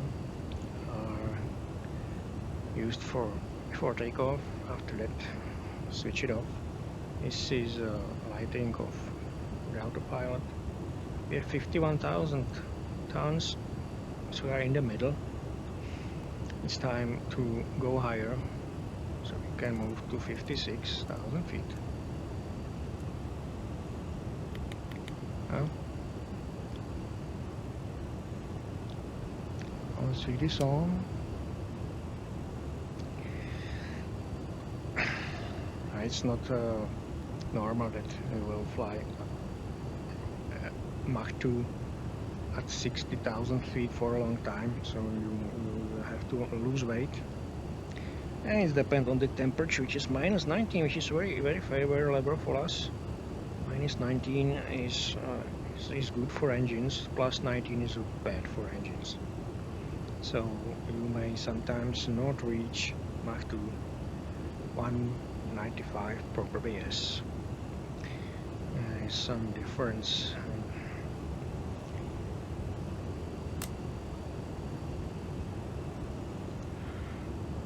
In comparator, yeah, I forgot to tell you. It is for INS number 1, number 3, number 2. Red means big problem with INS unit. Yellow means comparator. That some data from these three units are not the same, but you have to check the units and find it, which one. Alright. So that was this one. We have this one is a compressor. No, this is a this is a compressor, and this is turbine. And turbine is in the back of the engine and provides the thrusters. And this is green band, which is operated area, and this one red is a maximum reached. So and limit is somewhere here. So this is running 100%. That green means that this engine number 1 provides power for green hydraulic system. This one provides power for green and yellow. This one for blue, and this one for blue and yellow. Everything has a backup. This is compressor. You can see it's lower, and it sucks the air inside the engine. There's also green band. This is the red one, and it's below limit. If you see a limit, if it is a limit, you will see a red warning here. This was the indicator for fuel preset for monitor. 2025 is 20 tons per hour is the limit. We will focus on this one. And this is 4.5 tons per hour per this engine. It will not go below 3.6, I think, is the most fuel efficient value during flight. So 4 or 5 is okay. And this one is preset for that takeoff monitor.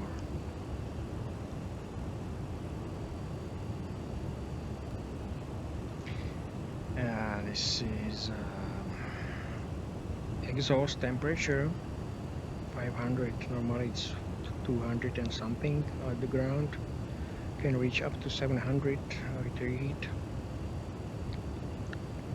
And this is burning reservoir temperature.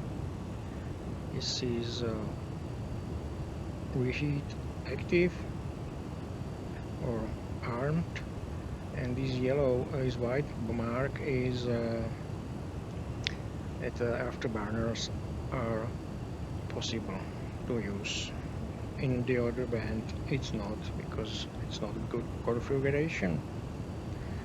And it's a small yellow which is used for number 4 engines only. You may know that number 4 engines has some kind of problems with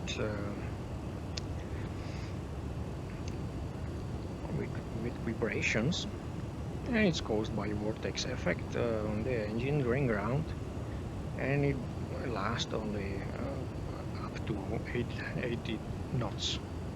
So for that reason, to limit the vibrations caused by vortex effect,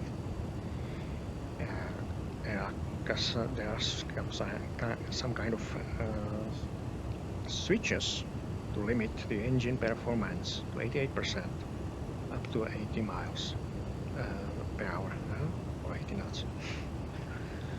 Right, so this is the engines. Let's finish the autopilot.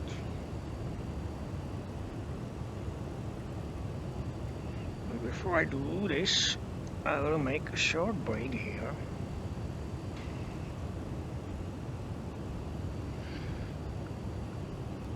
I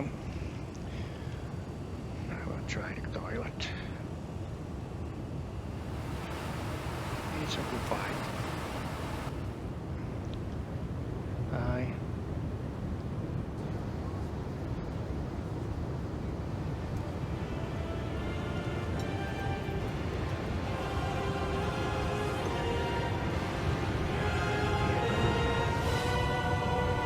Even pilot has to go to the toilet.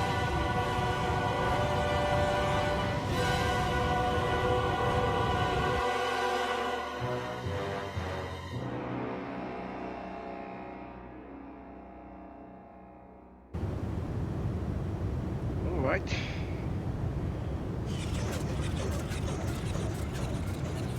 Nice the hands.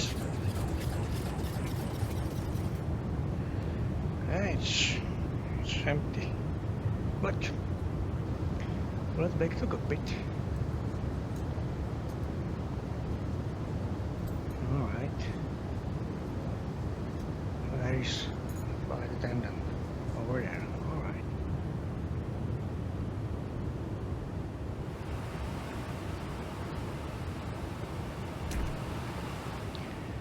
Good.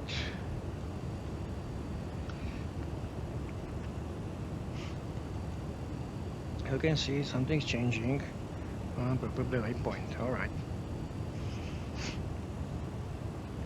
So we are at 56,000 feet. You can switch this to cruise. And it's okay. But good.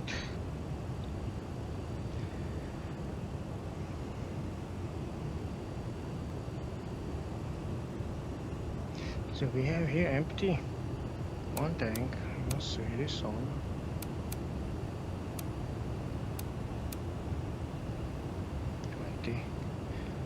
And we have plenty of fuel here, so we'll transfer it. Let's say 59.5, and we'll do it. And there is still something. So we still have a lot of fuel, but not in these tanks. Alright, let's wait and focus on autopilot. Alright, so this is a setting for auto throttle for that speeds below Mach 1.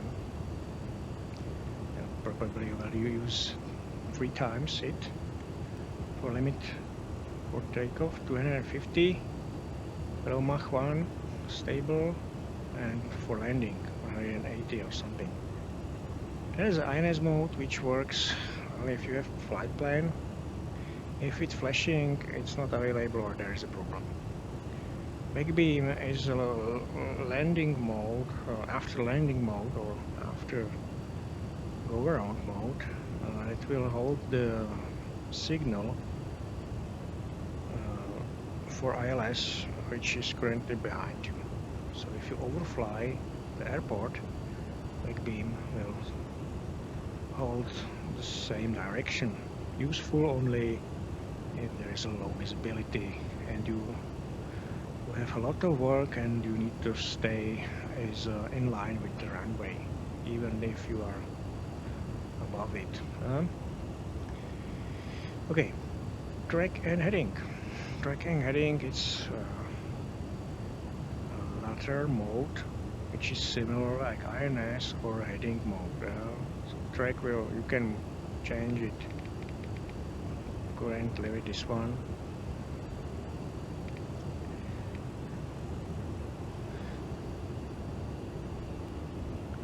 I can switch it. Alright.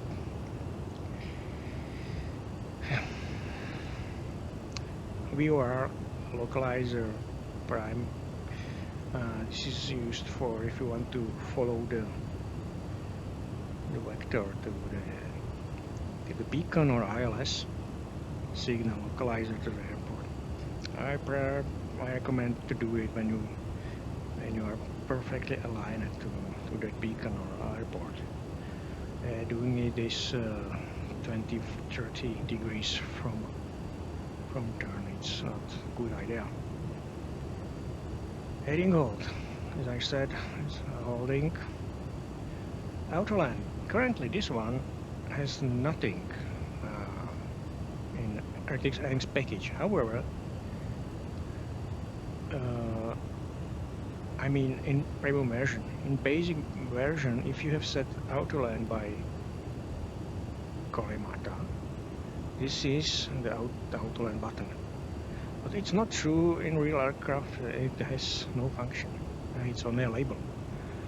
For that reason, there is a land, and this is true autoland, but it works only in RTX package premium version.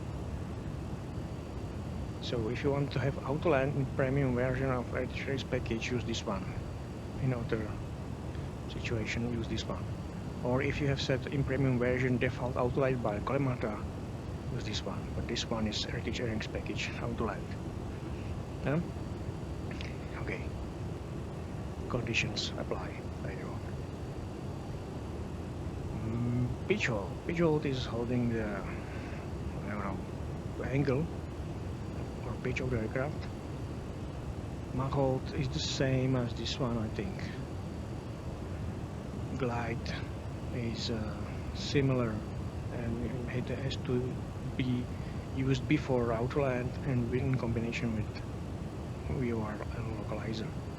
It will follow the glide slope signal to the down to the runway. Max cruise, max climb, these two modes are used at 60,000 feet, or maybe it can be used right now. They will slightly, I can go to 60,000 feet already, so you can do this. Let's do this.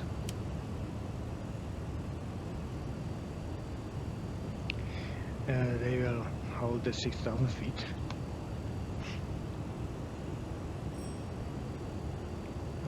But you can see it's not good. It's too step. It's too.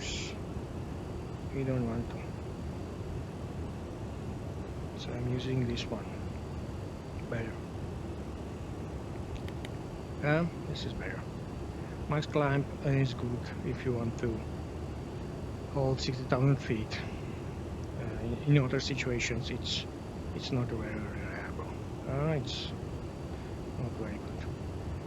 Vertical speed, adjust here with this one. With auto throttle, you may adjust auto throttle here. At its middle position or reset. plus, minus. You can adjust the speed. This is the one possibility. If you want to hold speed, or you can switch it off, and this every single thrust lever you can see here can be adjusted a bit independently. This is idle, but it has to be depressed to push it again. And this one is one for all. This is specific for VR, but it works in a normal situation. If you have your throttle quadrant and you are working in 3D, it is possible to adjust it a bit, every single one. For that reason, it's very good if you have more than two axis throttle quadrant, or two throttles on your quadrant. And there's for that for Lua.heavy file, for a heavy.lua file, which has to be set and installed in the folder in Fly with Lua, which will do the correct assignments. But still you have to follow the instructions on explainer.org how to set the throttle quadrants for Concorde correctly, but not for VR. For VR it's off. Okay, so I can switch this off. What's the temperature? It's minus 25. Oh, it's very good. I can hold it.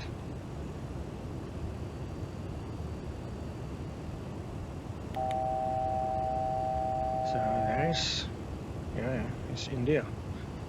There is probably.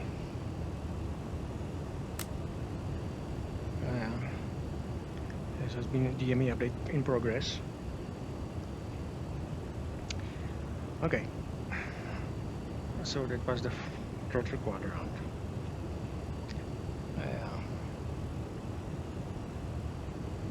Let's hold vertical speed Alt acquired. Yes, Alt acquired is needed for that in combination with this altimeter setting. So now we will stay at 60,000 feet. DME update in progress. Okay. Same here, this one is the same as this one. It has to be set same from one to another is connected. This is a second navigation radio. I'm using this one for VOR and this one for ILS frequency. During autoland it has to be set to the same frequency. If you see this one different than this one, a lot, for example 5 or 10 tons difference, that means you had all or many fuel flows in this panel. This X package fuel panel is sensitive for fuel flows, and it works best if you have one or two similar fuel flows active. If you put every single pump on, it will start doing strange things and it will result to losing fuel here. So watch this carefully. You can see that I have all these pumps off and I have only one tank working left and right. This one feeding this tank, this pump feeding this tank. So this is how it works at the best. Okay. If you want to correct it, there is only one option, and this is number 3 tank. Number 3 tank collects these differences and put it to scavenge tank. Scavenge tank is here. You can see scavenge pump. It's currently shut. if you open it, it will start. Actually, it is shut. That means it is on, but it's shut in terms of speed, so it's slowly. It's working slowly, but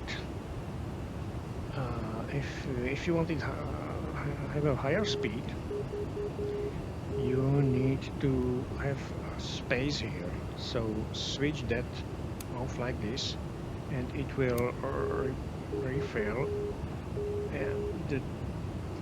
this tank with the fuel, which is somewhere in the pipes. It can be 10 tons. I know it's not really real, but if you don't follow the procedures correctly, you might have 10 tons in the pipe somewhere. So it can be get it back to the fuel system correctly and match these numbers, but it will take some time.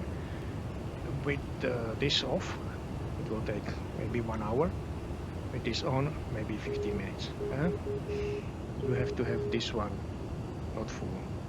Okay, we have here some signal from a source of audio, more signal. And if you don't want to hear it, there is somewhere a volume. This one, switch it off to 0. Okay, let's finish this part. Yes, so flight director 1, as I said, has to be set on during the whole flight, otherwise you might have problems with the vertical speed. And this is setting for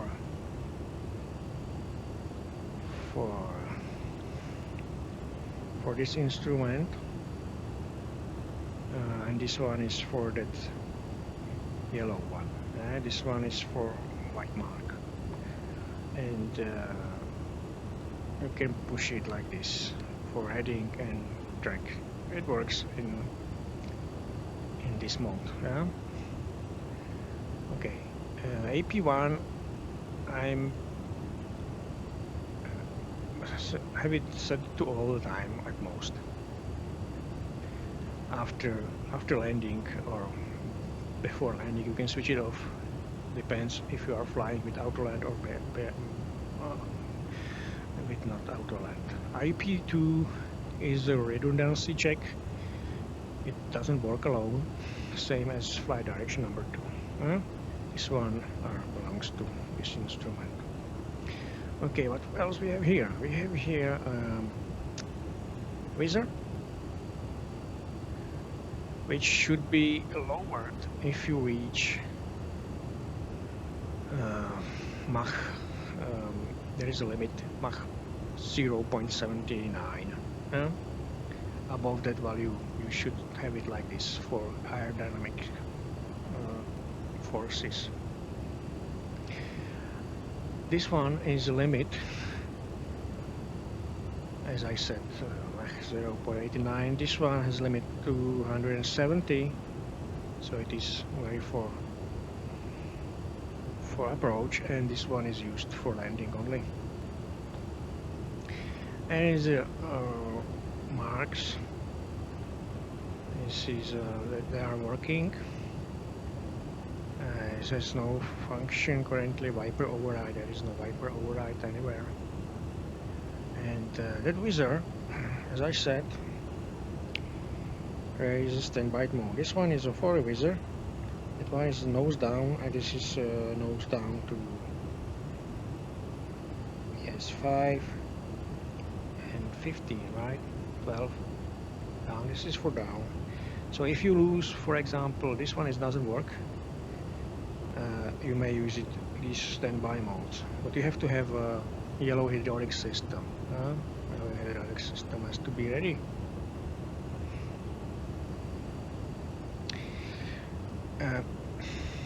This is if you have a hydraulic system. If you don't have a hydraulic system and you need to land, there is a hidden, you can see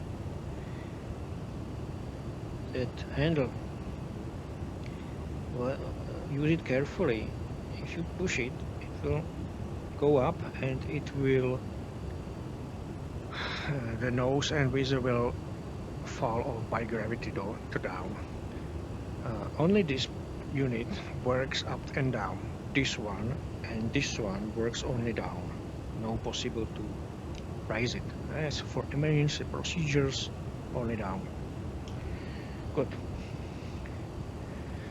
There is a wheels overheat. That means if you brake so hard, you may have a warning, and the value here will be big. Huh? Okay, lever, landing gear lever.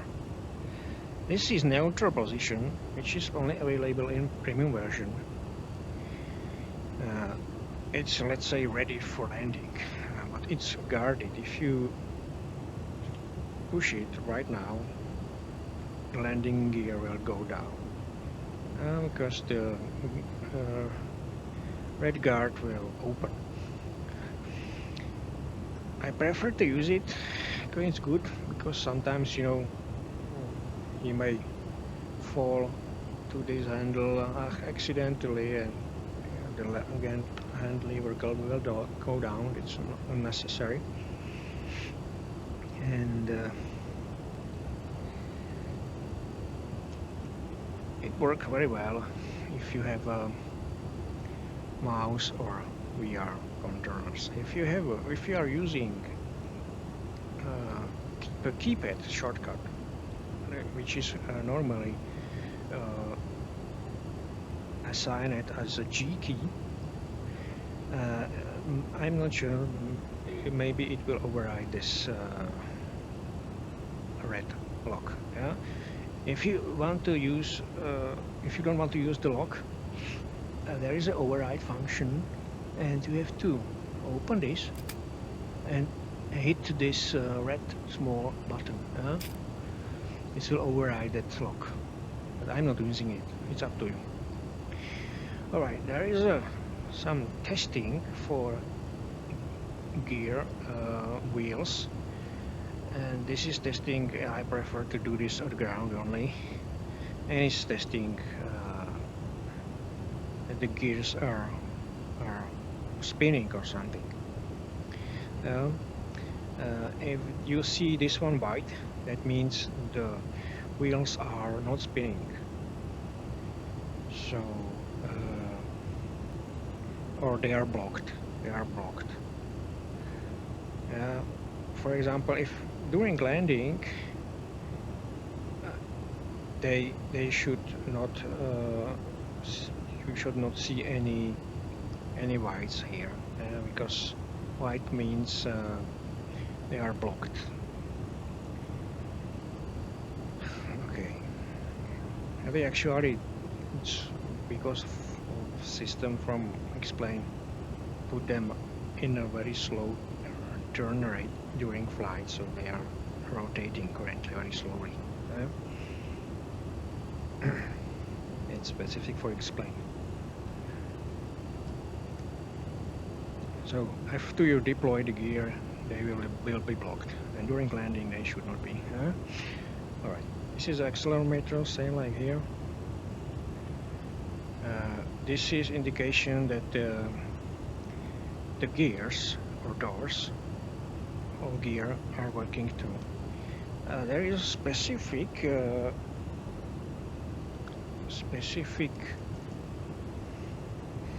handle here, which is only available in premium version, which is emergency deployment of the gear. If you have failure in this one and the gear will not deploy, try this one. This is your last chance to deploy the gear. You have to open it and push it. Push it down.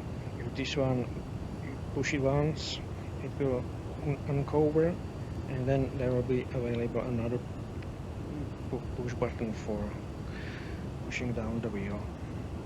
There is a monitor for it. If this one will be yellow, there is a problem. Now it's okay, everything is working. If there will be yellow, something is locked. So if you searching for why does this not work, look for this one. Should be green.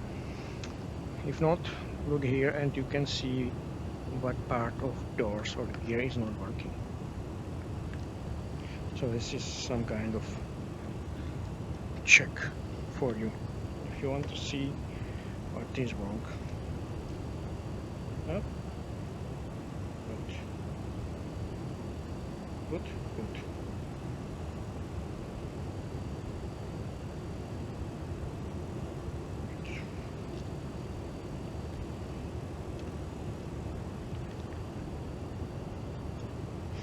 So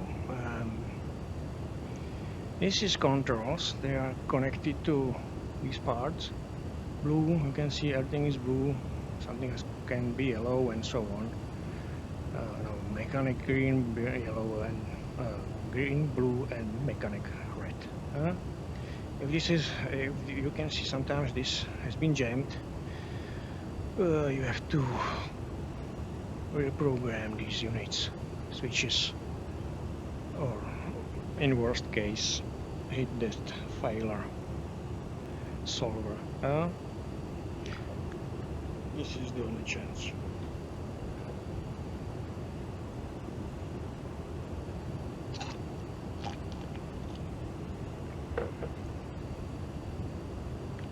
All right. Same here, DME, and this is the rest of the instruments are the same as in the pellet side, so we can leave it. Now we will go to center console. Center console. Alright, we will start with the INS units because it will cost a lot of time, but we still have a time. We have, let's say, 2 hours. 2 hours left.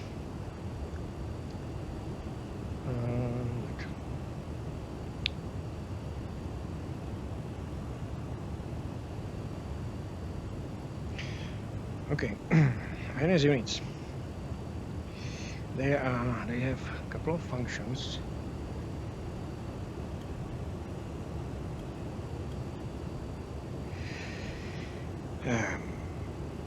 Where to start? Okay, as I told you, there are a couple of INS systems you can use. Explain, Korimata, Siva2 or premium version. We are using premium version and it's similar like the others, but it has some more functions, let's say. Okay, so we'll start with this one. There is a mode which is called track and glide ground speed. Track will show you this display. It's which track you are flying. So it's 160. You can see it here. Okay.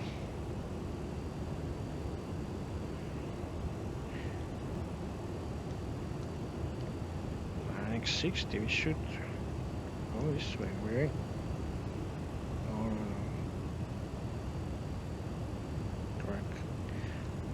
So that's not correct currently, I'm not sure why. And ground speed is the same as this one. This is the ground speed. Now it's okay, yeah. Track 133, which is here. If you set another mode, is heading and decision angle. No, decision is deviation angle. Heading is the same as track currently. This deviation angle, it's 1 degree caused by wing. Okay. X-track. This is very specific. What's going on? Fuel status 40 tons. All right.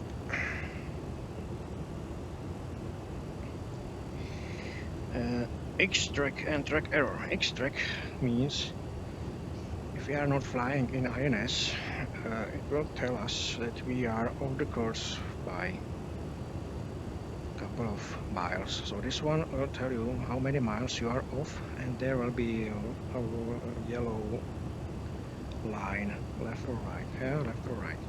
And here's the degrees, how much. So you should be in this 0.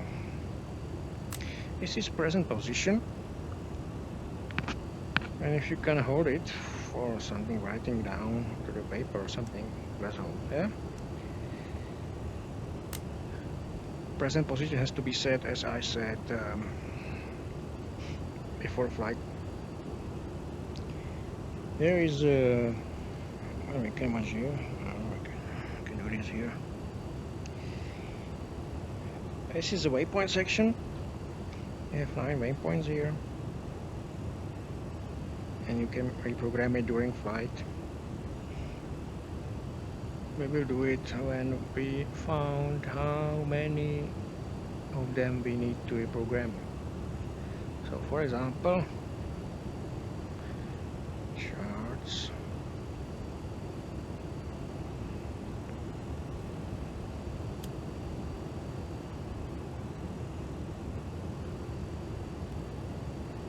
Yes.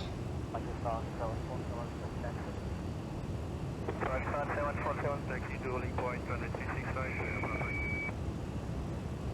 Warning point 365, Papa Quebec, Pakistan 7 Concorde.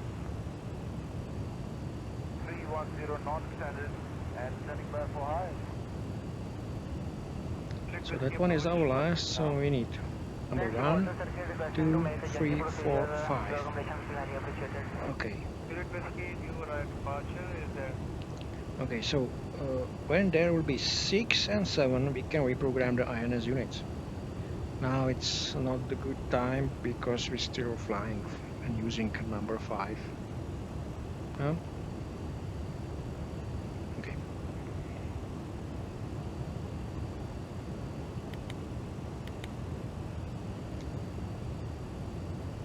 So we use Mach climb, Mach cruise currently.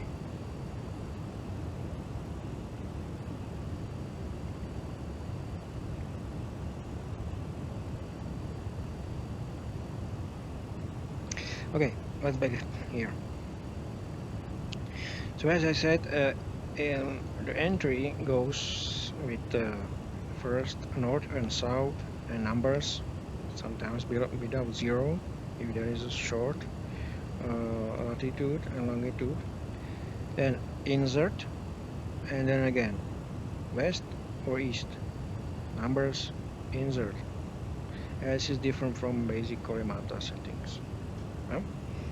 Good. Alright.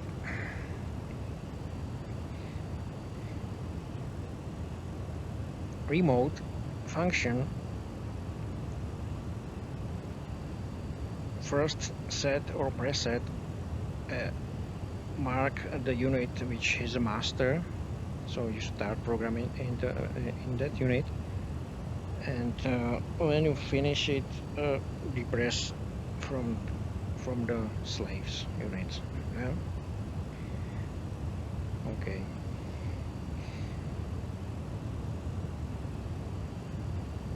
Changing a waypoint can be used for checking the distance, for example, but without inserts. For example, I want to show next leg the distance. Okay, so I will press weapon change,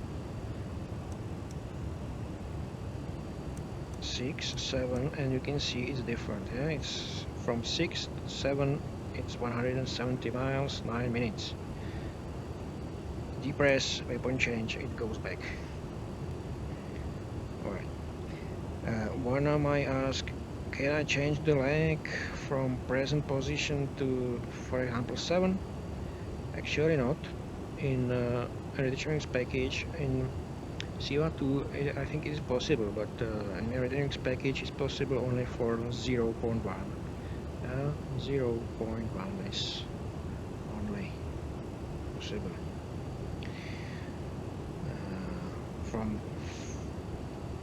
From 0 to something else not possible, but you can change it the leg from the neighbors, for example 1, 2, 2, 3, 3, 4, 5, 6, 4, 5, and so on. It's possible, but not that big skips. Yeah, okay, it doesn't work currently. It's very hard to program currently. Alright, So that was the mode of distance and time, and distance and time works in DME mode. Currently we will not see anything because there is no signal, but we have to enter in here that mode. At DME mode, with hold pressing this one and this one and this one and this one later on. Okay, there is another mode which is by wind, which is 66 is the course of wind, so it's from 66, so wind should be from here goes this way, so it's from left side, and a strong force is 29 knots, so it's okay. And here is desired track, which is the track we want. It comes from the leg, and this is status. Every time is here 0, which is on. 02, which is watch the status of the displays. If there is another number, look here. There is a quick reference, but if you want more details,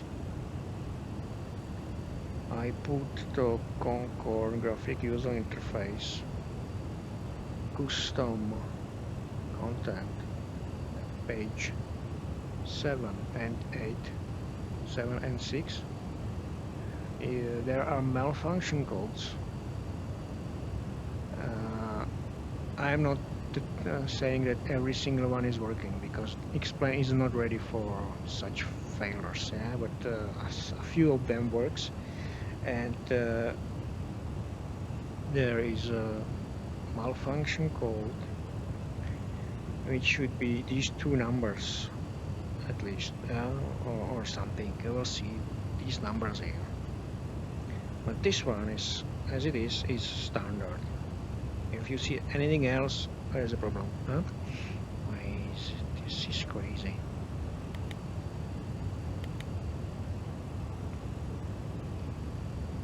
This is crazy, and you can see this doesn't work.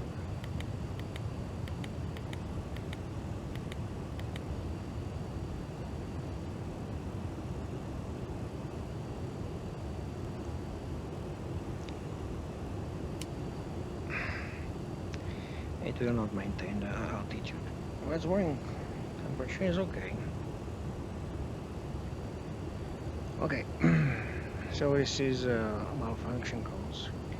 There is a automan, which means if you for some reason don't want automatically change the leg, change it to manual, and it will not change the leg, and you will continue the course on present leg. Not useful, but it's possible. Right. What else you can do? If you had hold here, you will see the number of RTHX package version 3.91. This is it. Okay. Flight plan loading from CPS NG.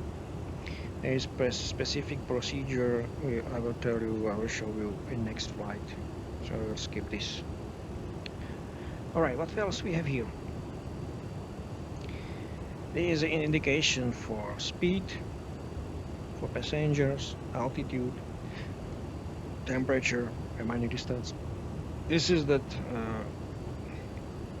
information on the displays in the cabin. So this is Sri Lanka, somewhere here. Okay.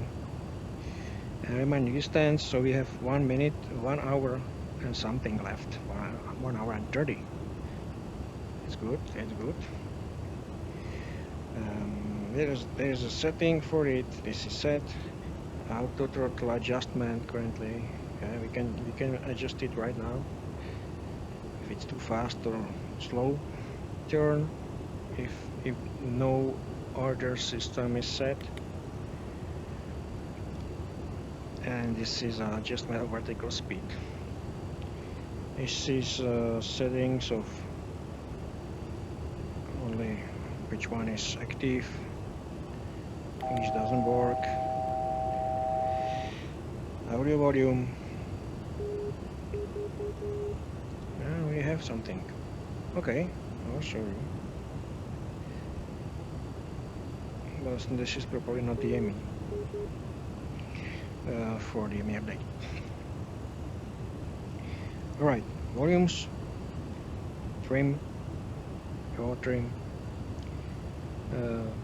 Afterburners, they can be set every single one, not in basic version or in the Kalimata version. They can be set only in pairs, but in premium version every single one can be set independently, because for, I don't know, for abnormal procedures you need every single one. There is a holder for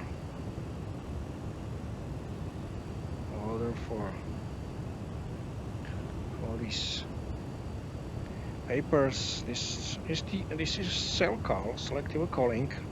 It's transmission for air controllers, but explain doesn't have functions for it, even for the high frequency radios. Explain works only with VHF, so no function. Yes, this has been explained. Maybe we will need more light here. All right, there. Radios. This is different from Kalimata, I think. It works with limits and by 5 Hz. As radar, TCAS, ADF frequencies, they can be set to. These BFO switches doesn't work, our test doesn't work, but these frequencies can be set for ADF, and you may hear that signals from Morse code. Same here. High frequency radios, as I said, doesn't work. Explain, have no function for it. These settings are on test only, but should be set on ADC, otherwise you will have a warning here.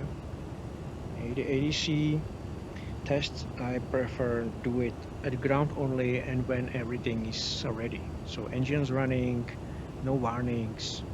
Test. There are a couple of tests. We made one which is monitor. We monitor the instruments. And there is also 2 other modes you may try during ground operations. We'll try later on when we have time. And there is a lights test for these instruments, and higher illumination of some digits. This is storage for documents.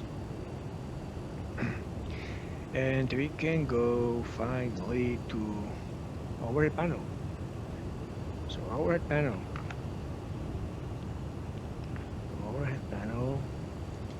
We'll start with the bottom part, and it was the beginning of story of Radix Airings package back in 2019.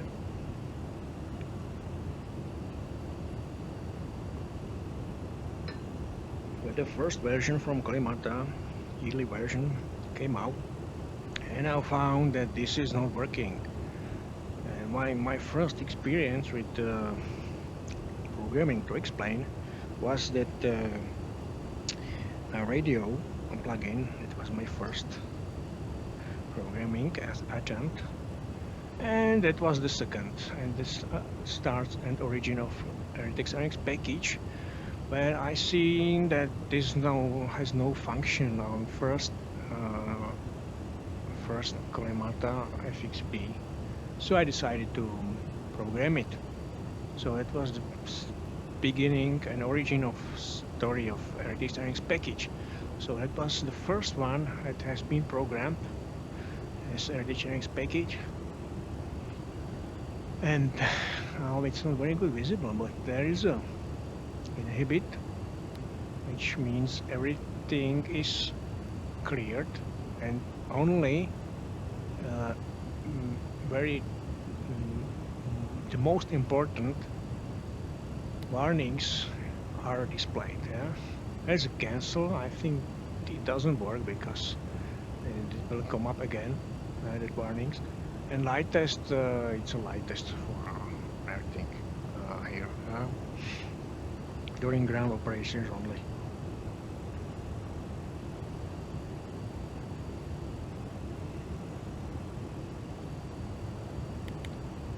Good.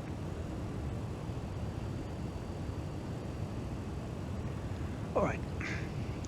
So what is here? Feel. Feel is here somewhere. Yes, if you have this one off, it will warn you. It can be off when you lose the hydraulics. INS, if you have a red one, that means at least one here is not working. There is enough. It is yellow or orange. That means there is that comparator on, or something is wrong with navigation, but it's not that is not working, but there is a mistake or error. So if you see this one, you will have problems with flight plan. PFC, it's power flight controls. This is hydraulics probably not working. ADC, it's aircraft data systems. It's some kind of sensors usually not working if this is illuminated. ADC is ADC controls, which comes here, probably not working, or difference between altimeters. Stabilizers not working, this one. Trim, this one. AC is empty. Master CG, probably problem here in CG. CG, same, somewhere something wrong. Air. If there is air, that means air will be a problem. Yeah, so you have to check. We have problem with this one, so we need to refill the tanks. And yeah, 59 we will make. This is open, this is open, this is closed, this is closed, this is closed, this is closed. So we are transferring from this tank to here, Look. What is going on here? Let's try max climb.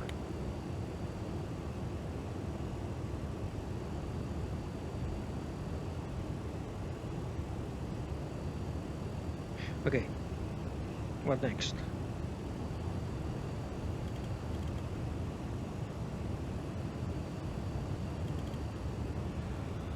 I'm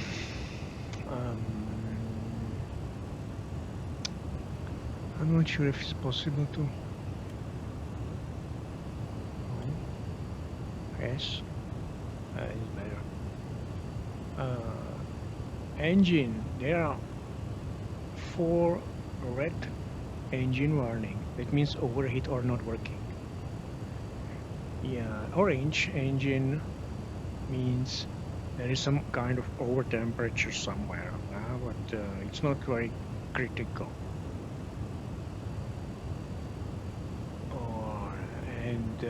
Or very low power. Intakes. They are here and they are handled automatically correctly, but it can be switched to manual. I can see. We will leave it. I'll explain later. I have manual function currently. And if they are set manually, you will see it here. So it's red, but it's a reminder that they should be carefully operated. Otherwise, you may, when you change the speed, you may have problems with the intake system. Why the intake system is so important? Very quickly, the engines works normally during subsonic speeds, but over Mach 1 they has to be adjusted like the fighter jets. So for that reason there is some adjustment on intakes which is not present for commercial airliners. Intakes right here, that means they are working under, they are completely disabled and working on ground maintenance mode. It doesn't work. That max climb and max cruise doesn't work very well. Sorry, I have to switch it off. Sorry, Korimato, doesn't work very well. I'm telling this all the time. Doesn't work. Okay, what else? Throttle. That means one of these switches are at off or alternate position, not standard. Fuel, flashing or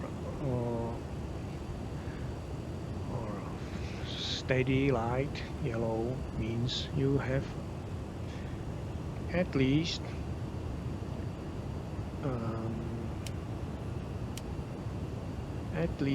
one of these 4 tanks below 1000 kilograms, which is problem.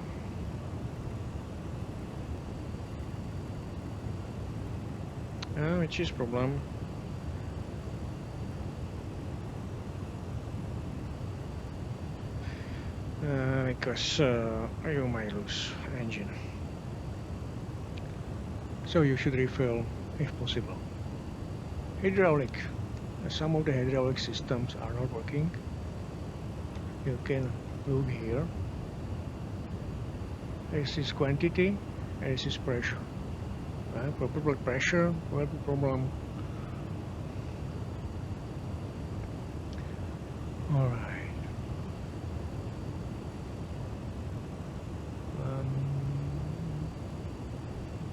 Pressure. Pressure is pressure of the pressurization system. Overpressure usually. Electric. That means if you have a ground power connected or no generators running.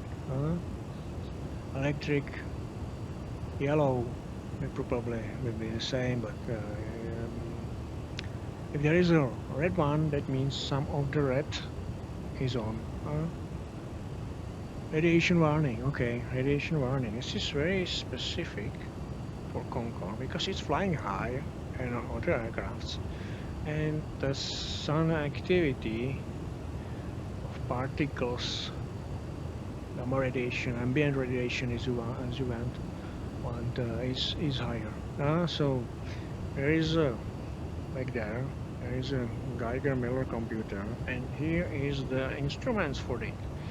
So you can see we are getting less than 1 milliamps. Normally you will not see more than 10. Sometimes 20, 50 never. That must be some kind of accident in the atmosphere. This is warning, this is red warning. This is okay. Starts here. And there is a test. But radiation warning. Doors. We have doors open. Smoke in the cabin. Icing. I have another add-on here, currently working silently. This icing simulator works best at winter time.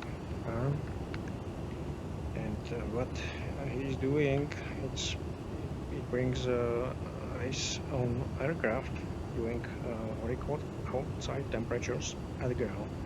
This is something that X-plane can do some in this situation. They still not make it, but during flight you can do it. You can have it. You can have it, and it's very dangerous because you may lose engines, you may lose instruments, altitude, speed. So, in case of icing, don't waste any time and check heaters here, check these heaters, and check these heaters. It has to be set, and these heaters too. So 1, 2, 3, 4, and this 5 for engines. This is for now only for testing, but this one there will be some kind of problems. Red one, big problem. Blue, minor problem. But it should be not late. And the icing simulator will bring more reality to that. So I have it here. I will show you. Plugins, fly with Lua, macros, icing simulator. You can see, yeah, we are flying very high, but outside temperature is -90. It's a lot, almost minus, so -100. So it should look like this in some parts of aircraft normally, but we are flying very fast, so there is probably no ice currently. But this is made mostly for commercial airliners, and if you want to clear it, you have to communication 2, which is here, set this frequency, but at ground only, and it takes 15 minutes to de-ice the aircraft. You will have some audio warnings and so on. No visual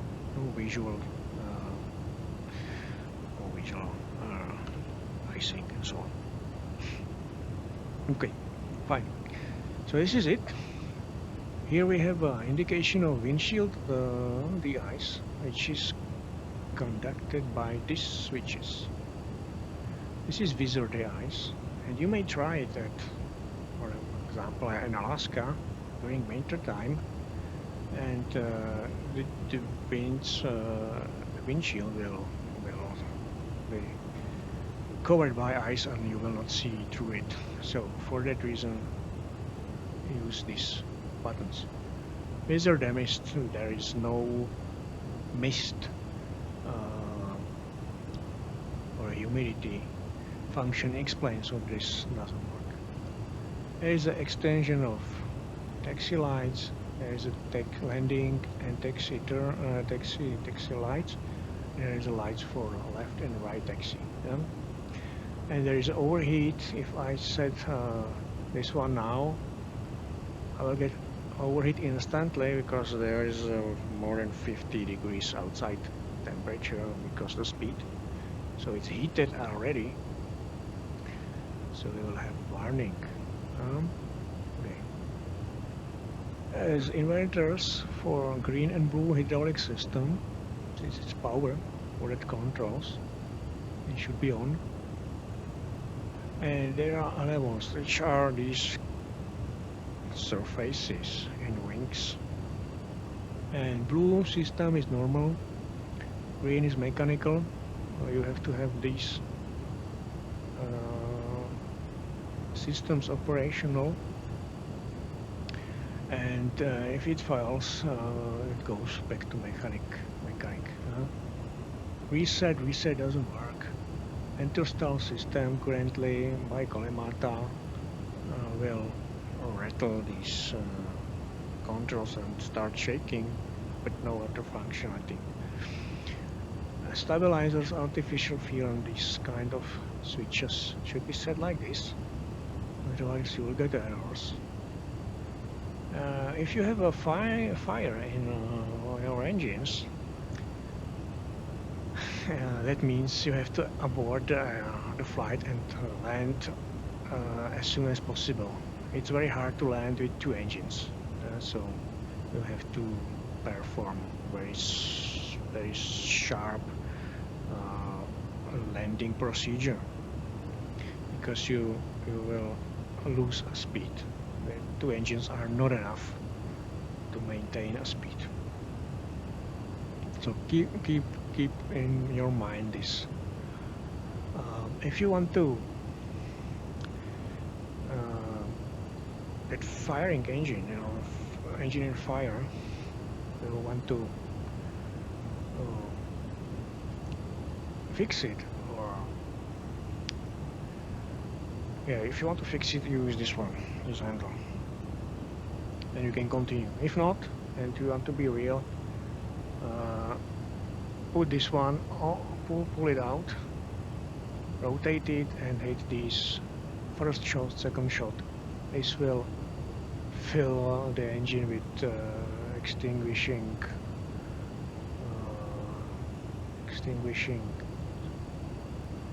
solution, and you will not you're able to use it for your flight.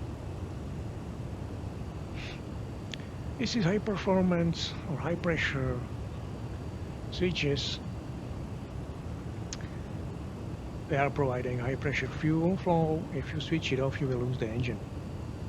You may restart the engine during flight, but there is specific procedure for it. I will tell you later on next flight. There is a takeoff and flight rating. That means takeoff is for takeoff only, flight is for flight. Auto throttle, this is used in a cosmetic way. There's no function in explain currently. Auto ignition, same, but it should be on. And the throttle masters, only cosmetic, but it will rise up some warnings. Yeah? This is the dead beeper. There are heaters which should be set on if there is a low temperature. We are currently have 50, so not needed. Climb and cruise rating goes to this engine rating settings. The effect is that you will have more power or less power, and use it, fuel usage, climb, and so on. Okay. There is a roof on, which is such lighting. Emergency. If you set this one to on, and you will push this one and push this one, now it will start and make emergency announcements and preparing the cabin for emergency landing. So carefully. Anti-collision lights, don't need any explanation. Navigation lights. Currently this is off, and if I set it like this, this is on. Test that lights on wing or tail of the aircraft. Static heaters should be set on when there is a low temperature, but now it's high. But ADS probes, which are the sensors for pressure and airspeed, they are connected here, and if they are not heated, you will see here. So they are not currently heated. There is ADS1, which is this one. There is ADS2, and this is standby. So all the way, all three set on, off, background operations, or inhibit if there is a high temperature during ground. Now, testing. Lighting of panel, engine anti-icing. If you set it on, this will show green, and this is engine icing when they are running. The hot air goes to inlets. to prevent the ice building. This is testing for wing and intake. I think currently is off. Left side, right side, left wing, right wing, and the progress you can see it here. But currently it's off. We don't need it right now. And as I said, there is ice sink. The temperature override doesn't work, and this one is automatically connected to this one, and it will connect the explain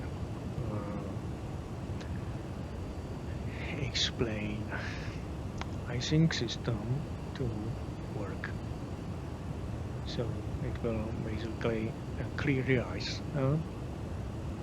There is some kind of speeds. Alright, these jams and relay checks currently have no effect in terms of explain, but they will show you something on the displays here, or warning lamps. This one is very important. It's for emergency procedures. It's guarded, you know, and always keep this in this position even after usage. Because this is, for example, if this guy, flight engineer, will not be here, or it will have some problem, health problem or so on, that means that these guys here, pilot and co-pilot, have to perform abnormal fuel transfer to forward for landing. Because normally for landing you have to have a CG in front, and this button will do this. This will do the same as if you switch this trim trans automaster to forward. So looks to me that we are losing power. Fuel 29 tons. So it's more than 1 hour, and we have only these main fuel tanks filled. This is okay, and we have backup here in back. So we will transfer, and if there will be need, we can transfer this one for here and here, or in front. But it's okay. Good. Alright. Last part is this one. This is used only for ground testing, when you're testing hydraulic circuits. You can see that normal means that you have all three hydraulic systems operational, and if you want to limit it, for example green only, or green yellow, green only, blue only, you may respectively change the positions, but we will leave it as it is. And it's, as I said, it's for abnormal procedures only. Normally you don't need it. Okay. Lighting, fasten seatbelts, fly deck open or normal. This is security feature for lockers or locks in the main door, and there is indication. That means all locks are working, and this is for after New York attacks, World Trade Center in 2001. This is security doors. Yeah? If I switch it to open, that means only one lock is active, which may be not enough. System 2 has changed. Starboard ground call is that call for ground, and interphone cabin. This is shortcut for that announcements for the passengers. For example, if you don't have to go that way, you can do it from here. And as far as I remember, yes, if you switch that from normal to interphone cabin, it will trigger that British Airways call out. If you set before it start call, with combination with interphone cabin, it will trigger the French one. No? I'll later on disable both of them. So I will do this when we begin descent. So we still have 1,000 miles left. Huh? Alright. So this is this panel. Alright. So I will switch it off. If you want to switch roof on, you can do it from this panel. Huh? So it's getting very dark here. We don't need these instruments. So I'll adjust it a bit. Good. Good. Not need it.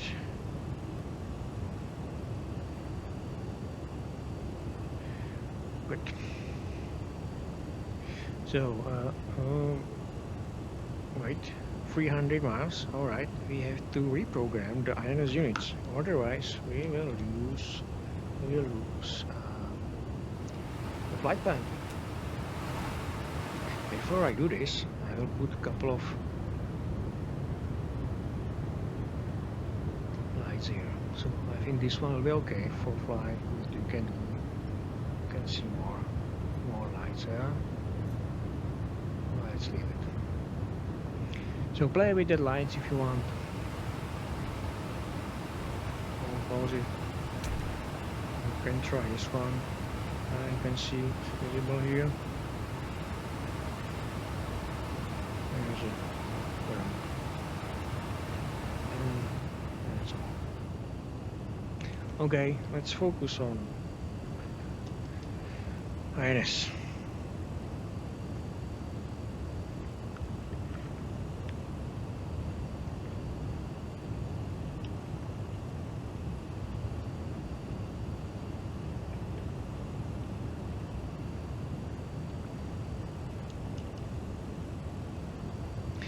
So let's go to that one. Hit heavy tap on. We will start from here. So 94. Let's go to number 1. Here is number one. Don't forget to set everything to waypoint. And now we can reprogram 1, 2, 3, 4, 5, up to 5. Up to 5. Reprogram up to 5.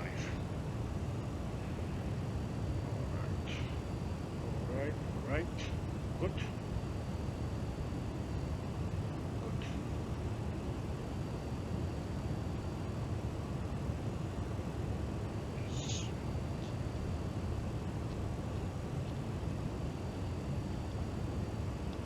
Come on. Alright. So, how to do it? It's easy. Hit clear. And a good, let's say, safety precaution is that you put a heading hold, because we are operating on live. So, clear it. Hit remote.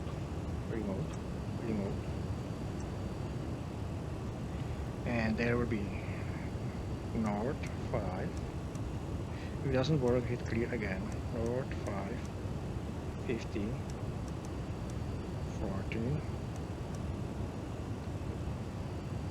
insert, east, 97, 19, 0.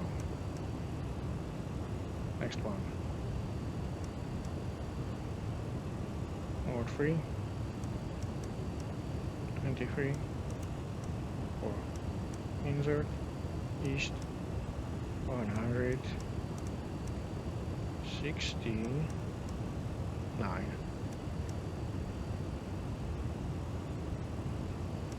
Rear. North. 1. 68. 6. Insert. East. 1, 2, 0, 5, 7. Good. Next one. North.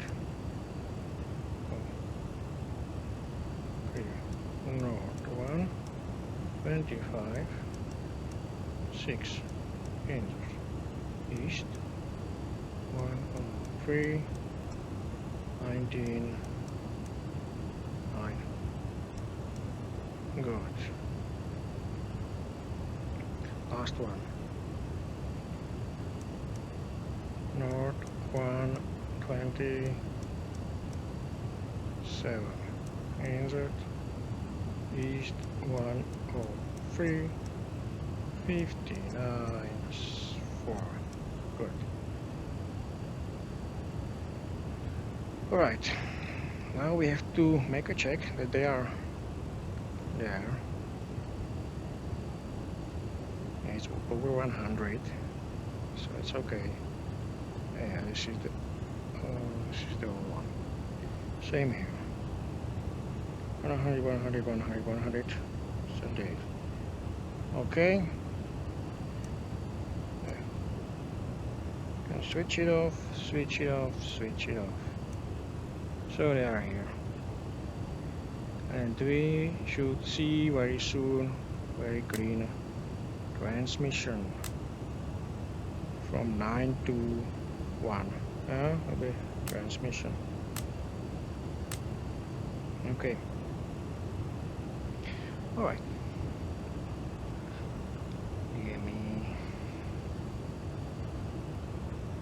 So what is in the air currently? Live traffic, nothing. We are here alone. We have 900 miles left. Beautiful, beautiful. So that was replanning the flight plan. It's ready. Yes.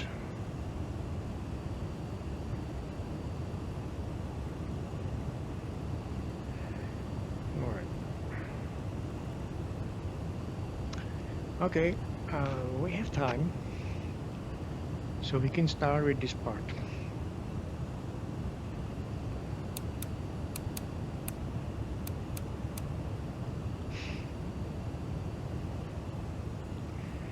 We can start with this part because this is everything set. All right. Okay. So there are switches for lighting, and it makes sense in both situations, but during night and during daylight.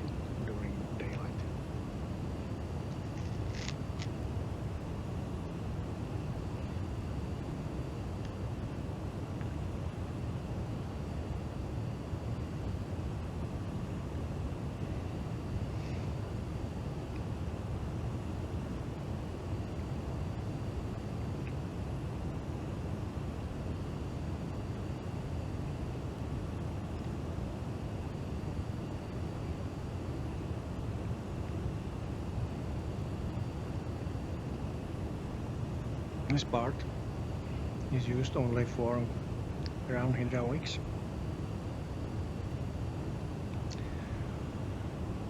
Has to be set on.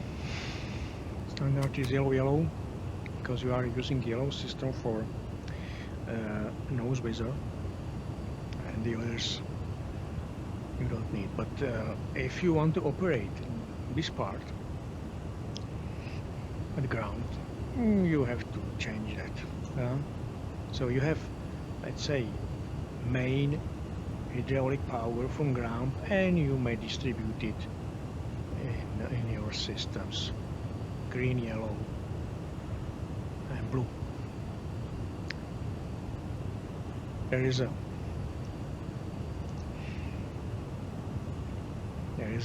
third clock. As I said, this one doesn't make any function, but these are working. Okay, use it. Okay, use it. There's a flight data recorder.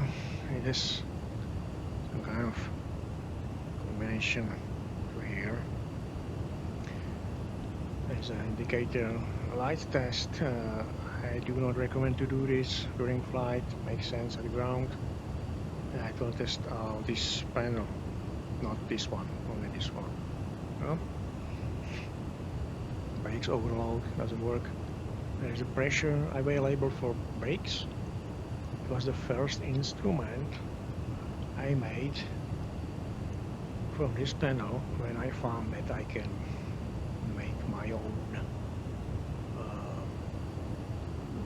data refs, like data sources.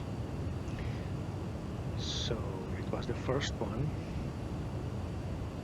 and this is the limit. Below 2 is not enough power for braking. But now you have 4,000 psi for brakes. Brake fans, they should be on during taxi because Concorde has very strong brakes and they are very tight. So they are heating up very fast. Only if you go, even if you go very slowly. So they have to be, it has to be cooled down by the outside air with fans. So during taxi and after landing, use it. Currently, the braking system of X-plane is, let's say, friendly. So it is very unlikely that you will see brakes very hot. There is a monitor. You can check. You can check the monitor, and there are the wheels behind below wings, and the front is there. There is a test. If you switch it on, it will make artificial test for 270 degrees Celsius. So this one is good for monitoring temperature. Till you see, we are here, and it's not allowed to perform a takeoff if you have more than 100 degrees. So if you have to abort the takeoff, it will probably limit you for the next round. Because after takeoff, usually you have around 100, so they have to be cooled down for next takeoff. But for flight, as we have today, it's okay that during refueling and changing the passengers or during service, we will cool down the brakes within 60 minutes, maybe less. Intake pressure ratio error. We are going to very difficult system here. Intake pressure ratio error comes from pressure inside the intake system. If it's in the middle, everything is okay. If it's closer to the left or right band, that means you have to simply adjust the throttle lower or higher. So now it's slightly to the right, but it's okay. So monitor this only if you're operating this system in manual mode. which I recommend only in abnormal procedures, but works very well in normal procedures too. But it will change the performance of the engines slightly, sometimes better, sometimes worse. Air intake, there is a warnings, alpha incidence. This is if there is correct or within limits. The angle, which angle? A number one signal. That means if we have a signal from engine, it's okay. If we lose the signal from engine, there is a fire or something wrong with the engine. Intake. Intake that is under control of electronic circuit, or it's not. There is a lanes.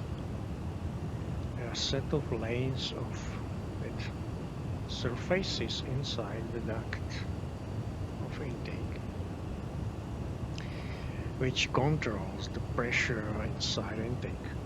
And there is B and A, the left and right, and this is backup system. One or second is working. And if you set it like this, A at auto and B connected, that means if this one fails, it will automatically switch to B, but it will never happen. There is no system for it. This, you can see, it indicates something which is working. Hydraulics. It's powered by hydraulics, so we have yellow, we have green, we have automatics. If we set it off, some of them you can switch off. For example, this one. We don't need yellow.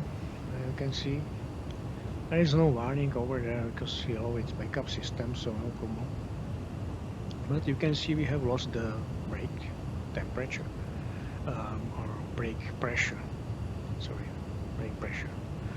So no brakes currently available. And if we go to yellow, yeah, I can see no yellow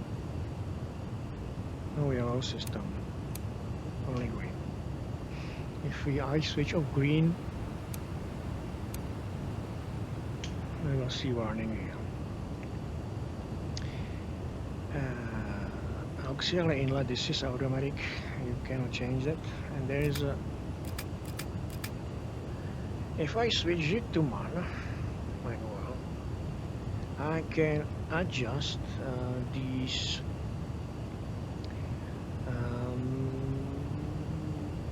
position of the ramps and spill doors. This one is for ramps and spill doors.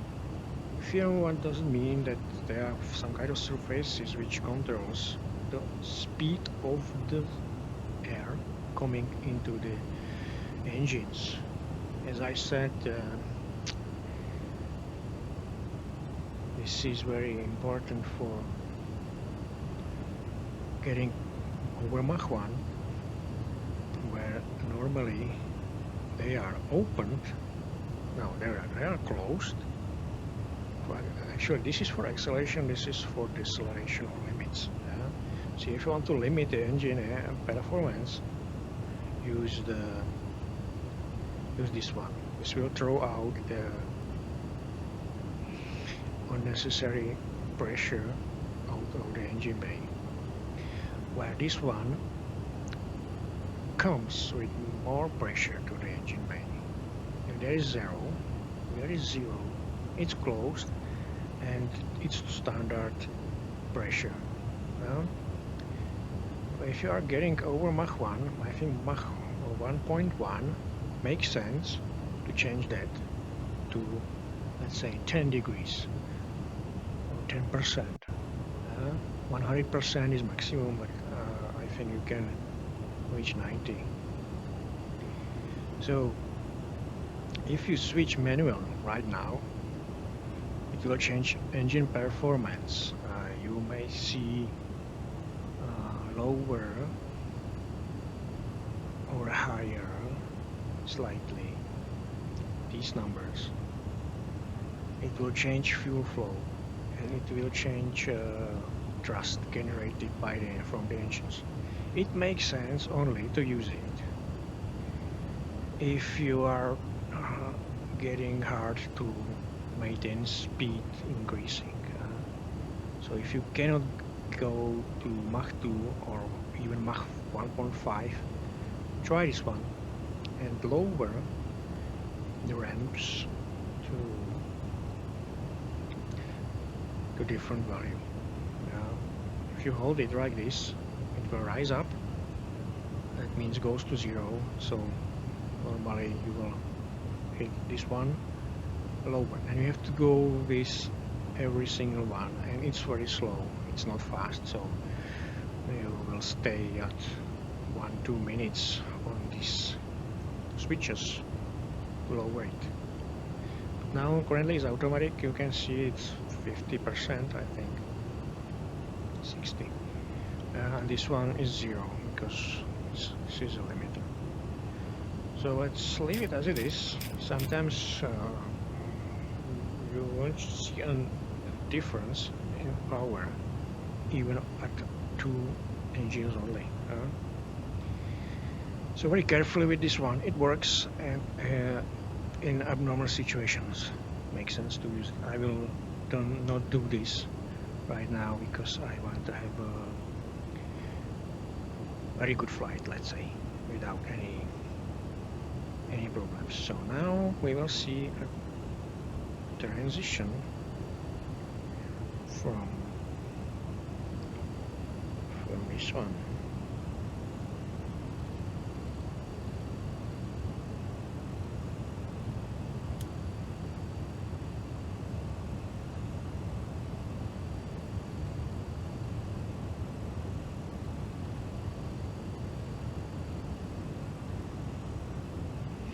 Okay, 9-1.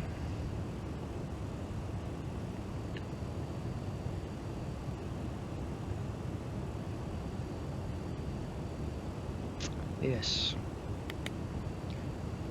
You can see it doesn't work. Ooh, well. So INS does not work.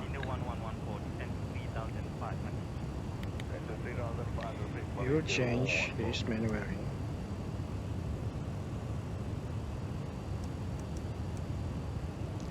Because I forgot to...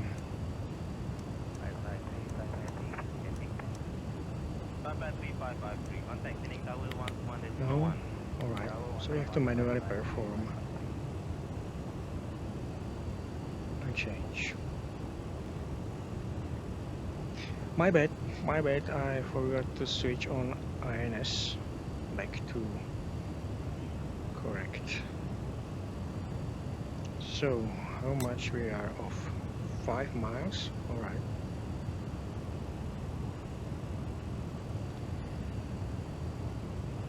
Okay, let's align with the course currently.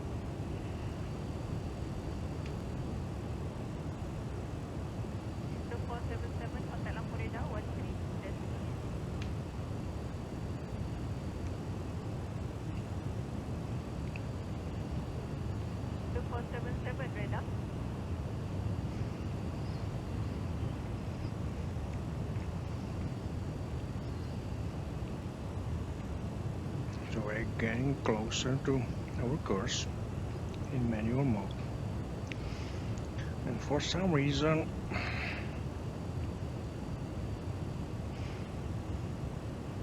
the change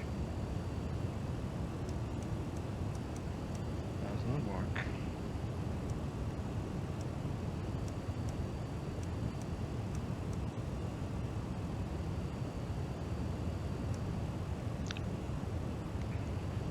Let's try it again. If not, we will get to next. Yes, now it's working. Problem fixed, all solved.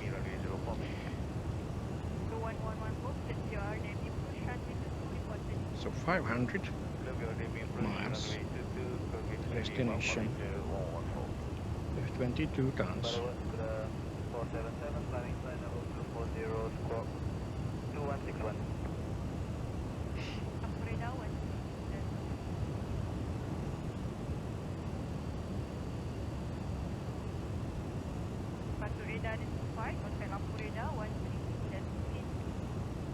Okay, ready.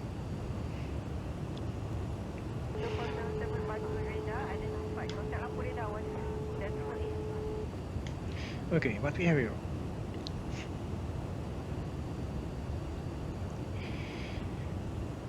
Here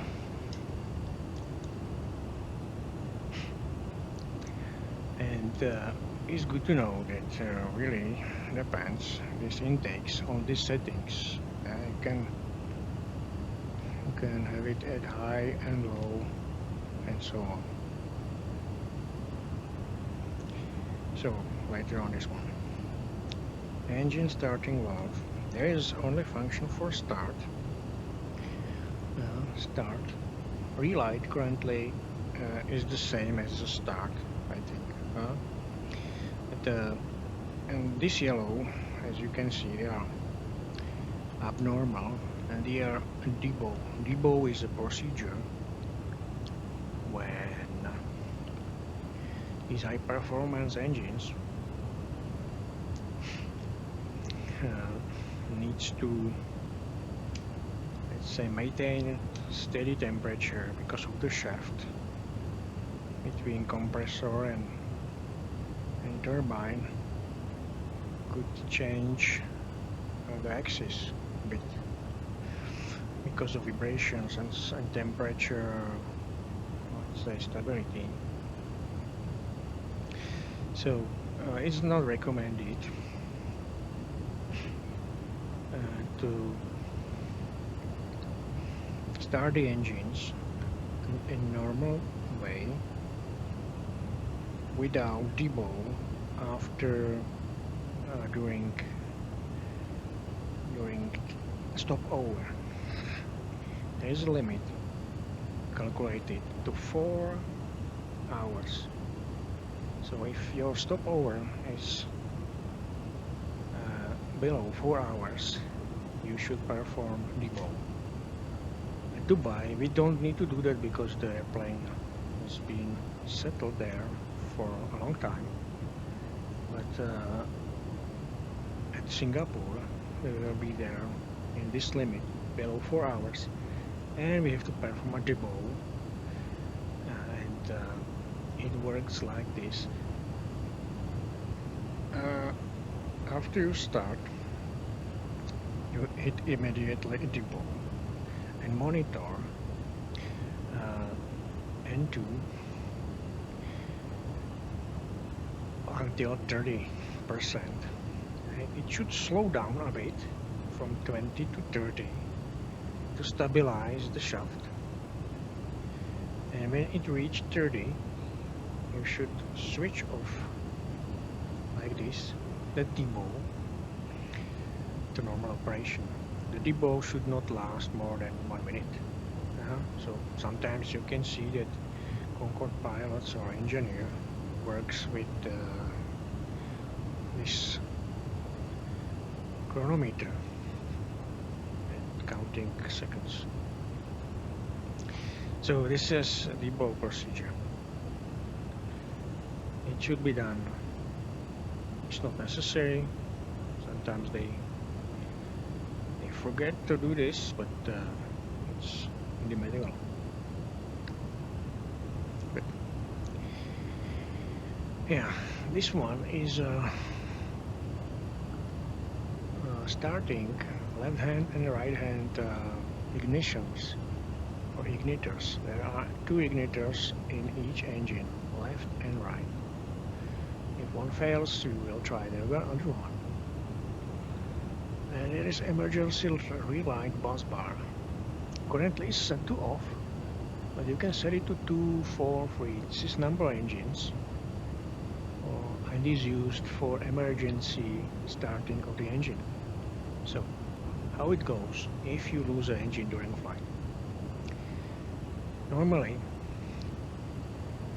it can be done by explain failures, which is programmed, because it will not let you to restart the engine normally. You have I think 1 minute to fix all the problems, otherwise it cannot be changed. But what I'm doing, if I have an engine failure, I will find the problem and try to restart the engine. How to do that? This is open and no fuel is coming. I'll switch it off and try it again. Switch it on. If it doesn't work, I'll switch it off. Wait, that N2 will stabilize below, I don't know, 40. And when it happens, I will change this one to affect the engine number, and I will set on this emergency generator. You can see it provides some current, and it's really needed for it's used for restoring the engine power. So this is set like this, and this one is set to number 2 engine, for example. I will hit this one to start and relight or start engine. If it doesn't work, I will hit the panic handle here, panic button, to fix the failures, and try it again. Start and this one. If this will work, which usually should work, then the engine came up to the 100%, and we have power, and then switch it off. But keep in mind that you should move first that engine thruster to 0 before starting the engine. So this is used for engine restart, but it has some specific conditions. Alright, here is INS. We used standby, align, navigation and off. ATT is the third one, and we are done to use it because it will switch off the displays. You don't need that. We don't want that. Alright. There are a couple of indicators ready enough that works only in align procedure. Now it's dummy. In battery, if you lose battery, or if no power is available on the battery. This one in the gauge is for testing. If you want to test if we don't have fire, you can set it. A, B sensors. There are sensors in the engine bay checking the fire. So if you don't know if you have fire, or only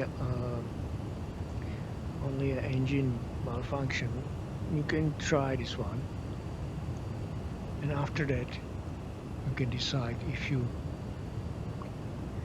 kill the engine by solution from extinguisher. So there is a working sensors. If there is a fire, you will see here, and then perform fire extinguishing procedure. It was the ground checking, but it's good to monitor this one. This is 48 diodes. They are working. They are monitoring explain failures. So if there is an explain failure, you may see it here with just some kind of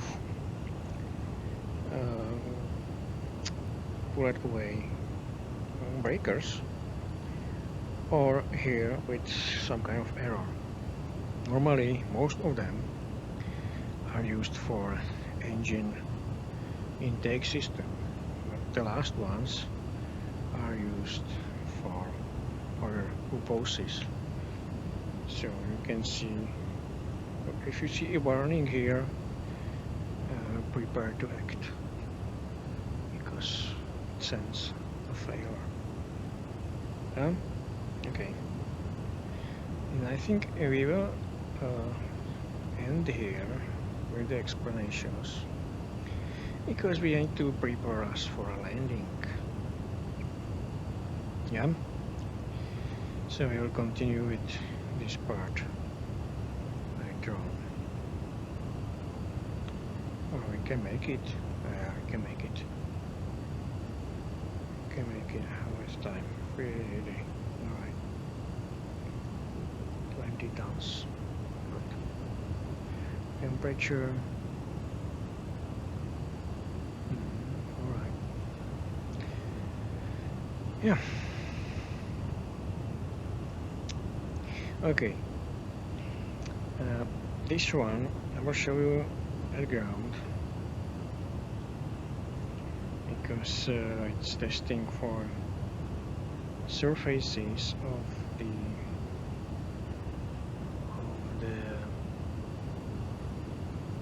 anti-icing system, same as this one.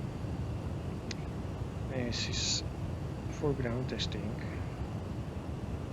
for this computer and this one. Here are RMR turbine. They can be only pulled out Fuel status 20 tons. and then can be tested, but during ground. If we have a loss of power of electricity, our generators, our batteries, we can use RMR turbine to provide some DC power. We have two RMR turbines. Artificial fuel test, that has nothing. Flight, ground, this is for only communication and calling the GPU unit. This is oxygen mask for flight engineer. There is a number 3 INS unit, number 2 INS unit. This is communication, which has no function for flight engineering currently. And there are a couple of fuel tests which currently have no effect. And there are tests for air conditioning system. We will do this at ground later on, because it's currently operating. There is a doors warning. That is number 2 working. There is a connectors. There is a radiation warning, and here's a landing gear, wheel, boogie, shock absorbers, malfunction test indicators. Okay, so we will continue from this part next time, next flight. So we are losing fuel here, and CG is okay. There is a couple of it's 300, we don't need it. So we'll probably, for landing, we will need fuel from here. So it's set, it's ready. And this is ready. We have here our event. Yeah, 1% over limit engine. I'll explain later. So we will do this one. Change the security. You can see there is a difference because the metallic parts, because of the heat and speed, has prolonged the Concorde for a few inches or centimeters. So this is checking that cabin is secured. Cabin is secured for landing. So I will go back and I will close that cabin service.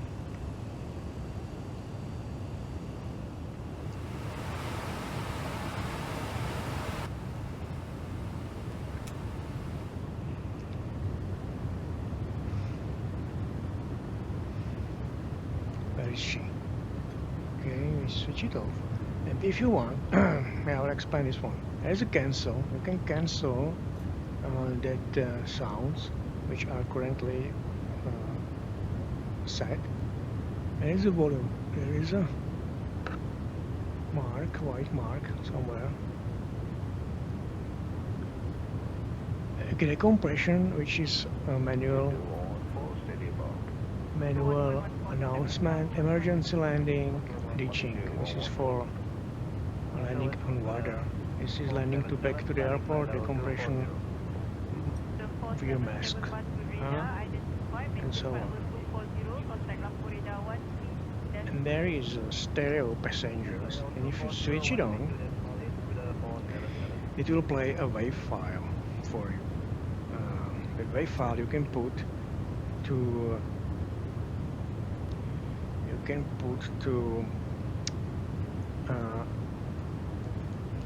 where? Read the manual. It's in the manual where you should put your WAV file of your choice.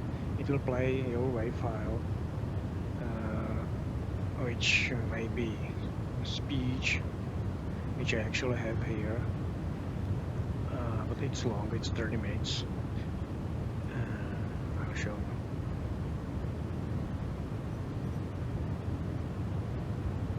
That's always invariably the case with any aircraft crash. It's always a combination, a chain of events, It was an error chain of events. Mr. Hutchinson talking about. Ladies and gentlemen, the main cabin, we will be starting with our meal service very shortly. Crash. We do have two selections of entrees. We have a penne pasta with the cheese and tomato sauce. The other selection is switch it off. with vegetables and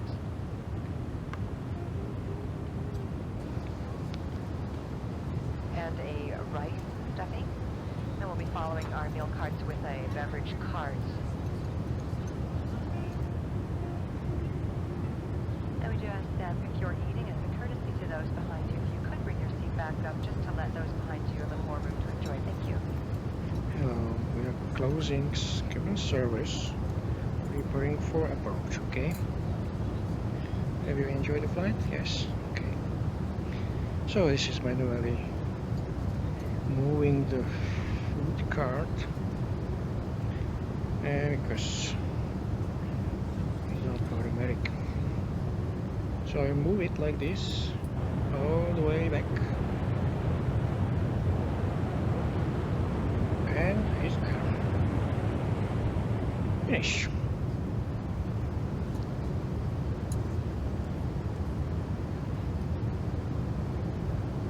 So we will now switch off these white lights. We will leave only the bluish white.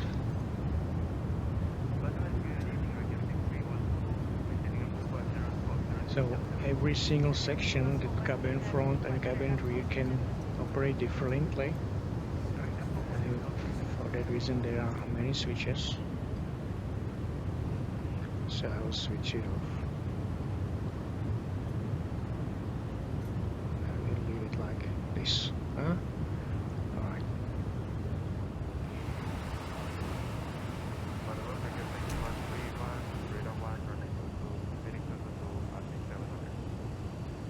So where we are, I think there is Singapore. Okay. So now we can call at French. Listen to this. Standard call and interphone. Madame, Monsieur, nous commençons notre descente vers notre destination. Nous vous invitons à regagner votre siège et à vous assurer que vos bagages à main sont placés dans les coffres ou sous le siège devant vous. Les portes et issues doivent rester dégagées de tout bagage. Sur l'ensemble de nos destinations, nos partenaires, Hertz et les hôtels Accor vous proposent leurs services. Vous pourrez retrouver leurs offres sur notre site internet airfrance.com. Merci. And switch it off. This is how it works. For French and for English without that white button. Alright, so we can check the conditions at the airport. So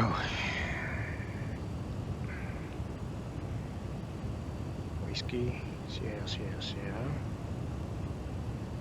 and there is same weather as before, 25 degrees and 108.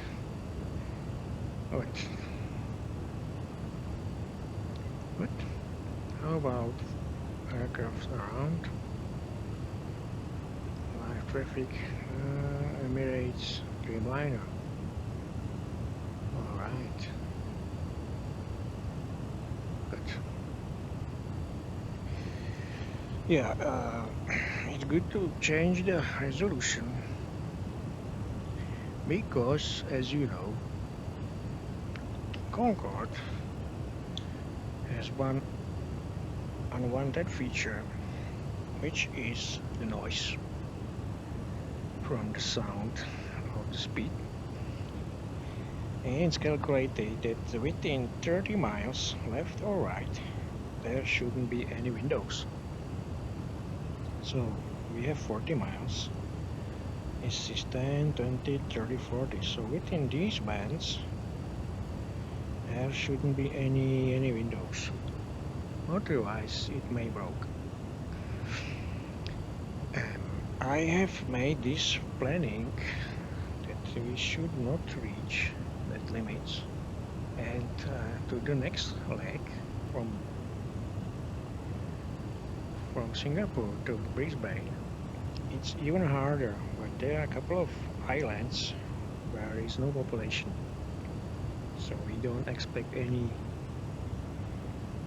trials and any problems for it. So it was precisely made according to the population maps that we can fly this route, and it's not straight, it's going up to between Indonesia and Philippines and then go down to northeast side of Australia. But we want to obey and avoid the land. So you can see 40 miles is out of reach, so it's okay.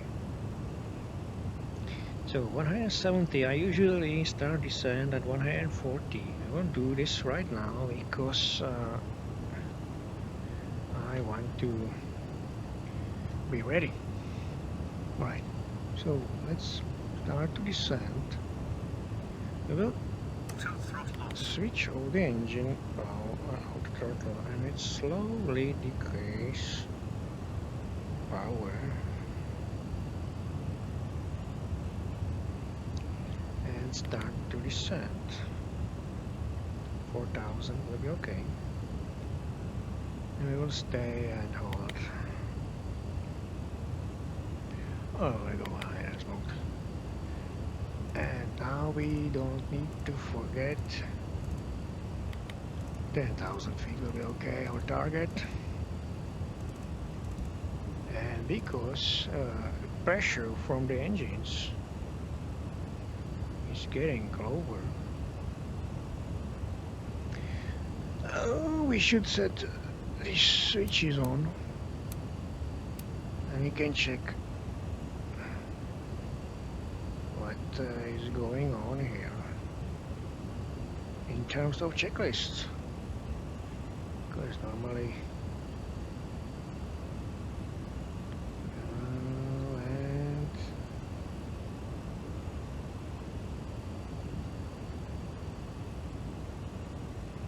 show me what we have to do. Fasten seatbelt, no smoking, throttle slowly, engine checked, fuel to trim. You don't need to do this. Speed is decreasing, and we have to set engine recirculation valves to on. Why? Because we have very low fuel demand. And watch Mark 1.7 Mach, where we can slightly adjust the throttles. So let's wait.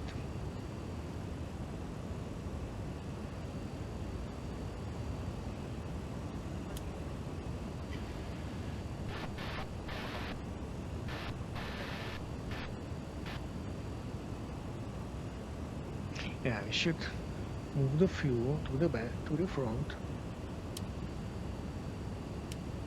I'll do it from this part.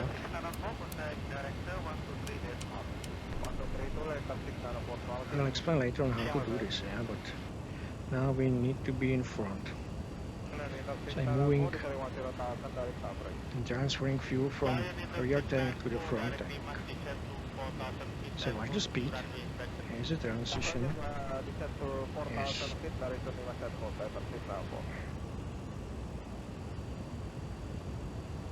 That's good, that's good.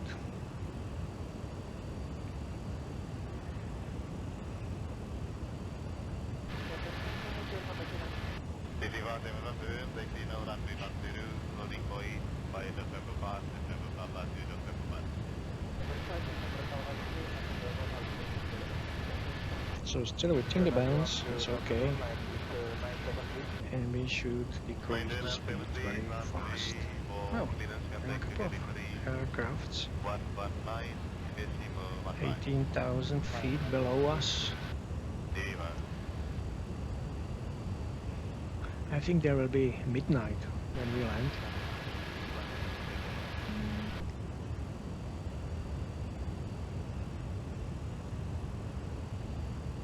Stop it, it's enough.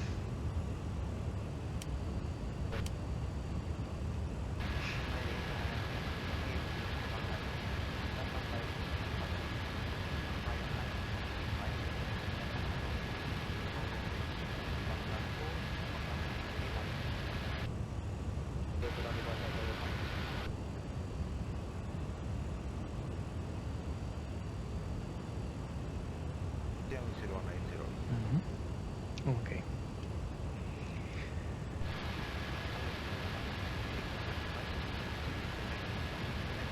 Temperature is 19, so we should start with the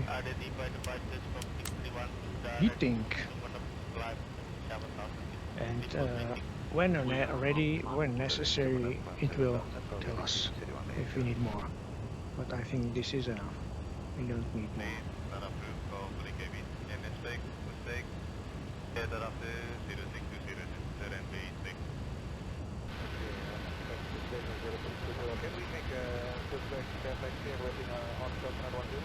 Yes, proceed.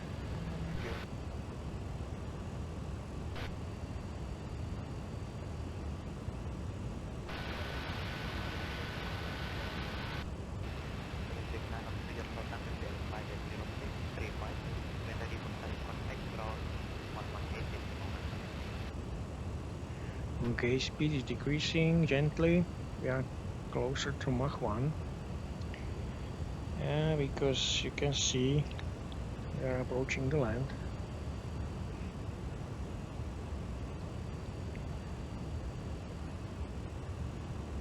Yeah, we have CG warning.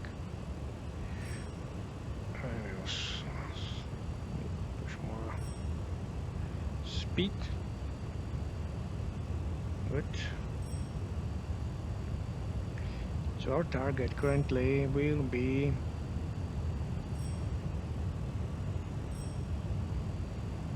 250. And we can make an approach. We should not forget to decompress the cabin, and there will be very soon need for fuel transfer.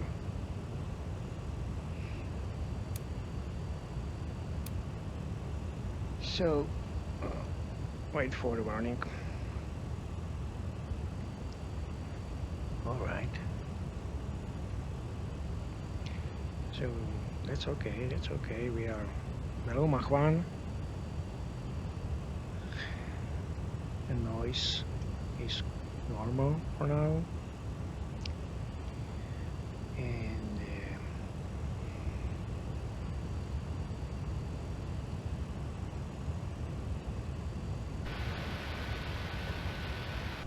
gently descend to 10,000 feet. 80 miles left. It's good to have a speed.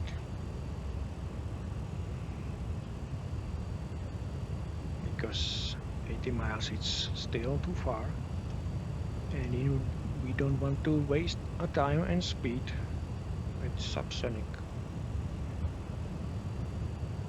So at 30 miles is good time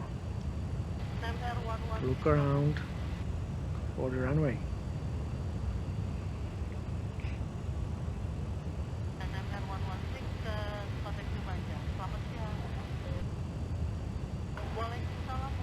No warnings, that's fine.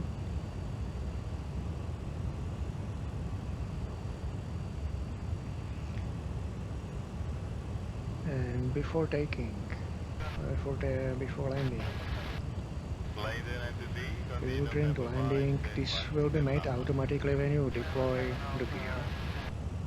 Engine master warning, QNH, airspeed landing lights. Alright. So you can close it. You don't need it.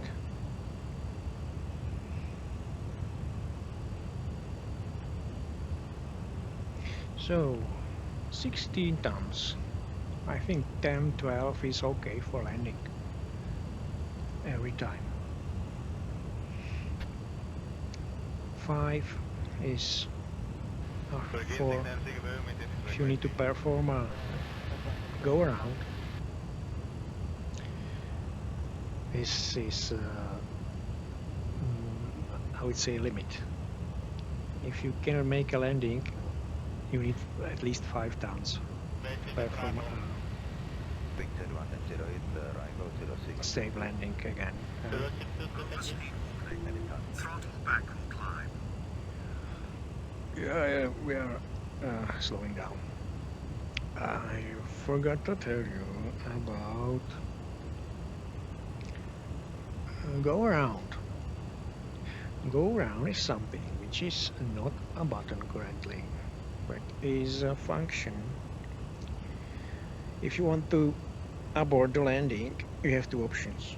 You will do everything alone, hitting the throttles, turning around and so on, or you can get help from Concorde. And how it works: if you are in glide slope mode and you are below 1,000 feet of altitude and ready for landing, gear down, as I said, glide slope, localizer, autopilot on, flight director on.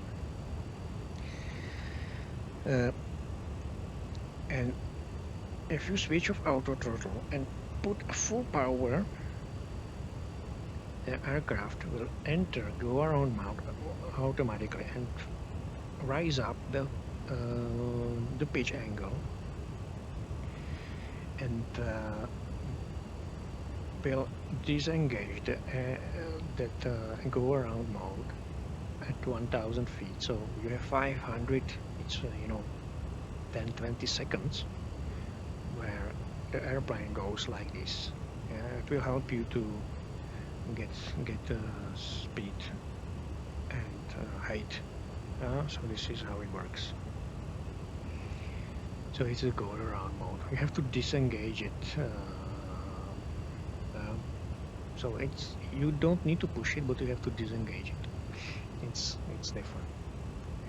Okay, it's time to decrease the pressure in the cabin. So we will turn this to 0. And we will operate this rotary knob. However, it will work only if you have power. We don't have it. So I will slow down a bit. Yeah, we need fuel. We will change the wizard down. And you can see we have 40 miles left to the airport. So we'll slow down and I will transfer a fuel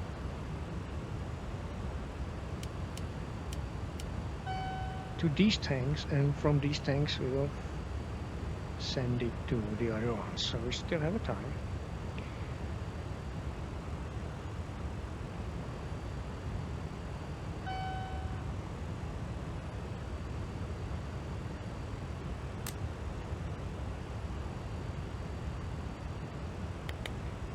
I will change the mode to heading and to radio because we need to land this way. So there will be an airport. I think it's there. And there is a signal where it is. Should we raise it?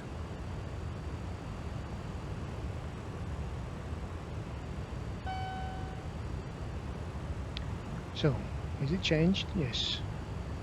So now there is a decrease in pressure cabin as we expected.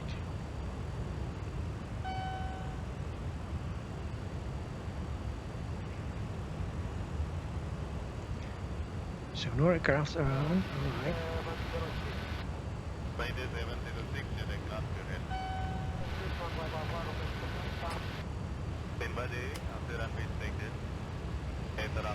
We changed the signals here. I'm not sure where it is. Maybe here. No, there is our airport. Okay, so we can go. Good evening, Speedbird 2 at Concorde with Foxtrot, level 110. Speedbird 2, Roger. Continue towards Ockham to hold less than 5 minutes. Towards Ockham, expecting a hold, Speedbird Concorde 2. Speedbird 9021, your landing runway will be 09 left. We're on 9 left, thank you, Speedbird Concorde 9021 Charlie. Good.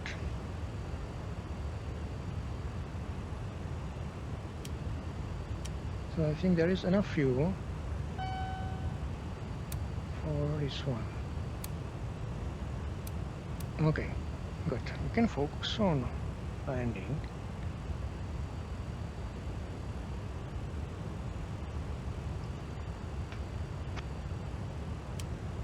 Landing lights closer to deployment.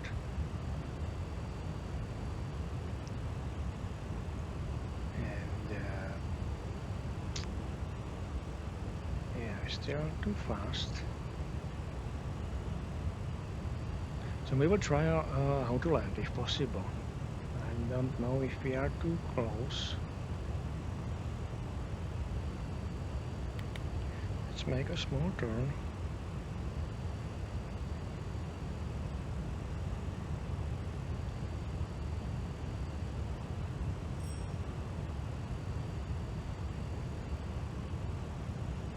Miles, that's okay.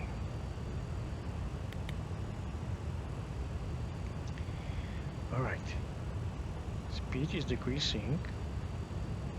Yeah, we don't need heaters. There are plenty of hot air around. And this one is set, oh, this one is set off. And speed is decreasing drastically. So set on auto throttle.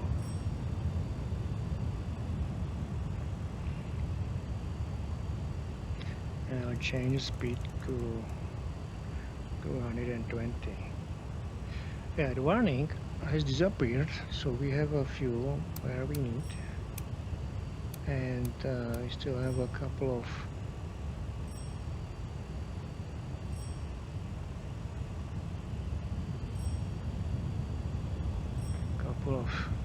speed and fuel. Listen, if this will stop, you have to adjust a bit the height. You can see it's still working now. So always check this one. It has to be 0 before landing or before opening the doors. 17 miles. Alright, it's time to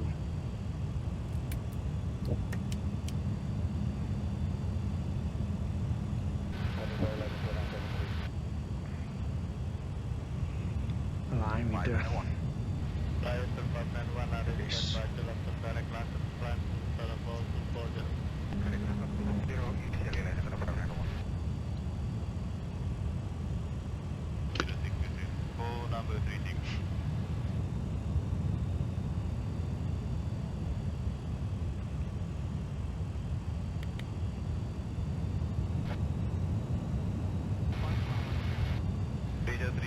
This is Singapore.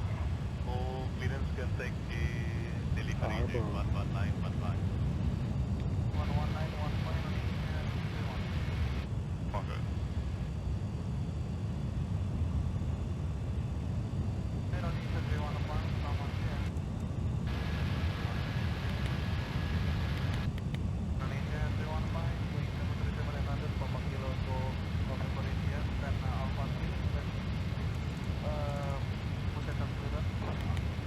Slow down, okay?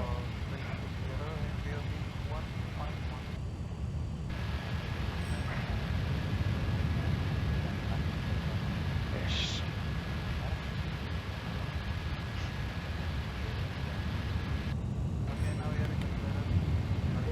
This is our runway, no longer one. So let's start a turn gently.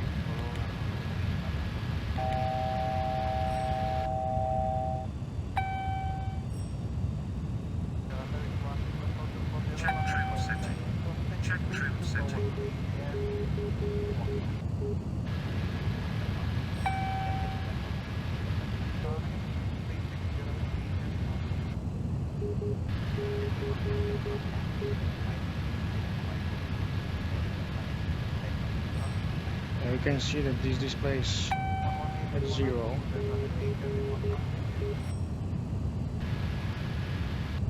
I will lower down the gear. Somebody's landing, so we will lower the speed.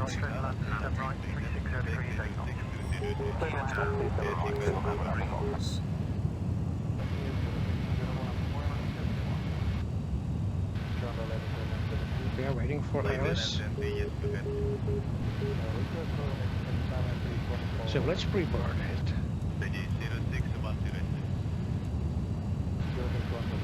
For Autoland. Oh, there is another airplane. Okay. Careful.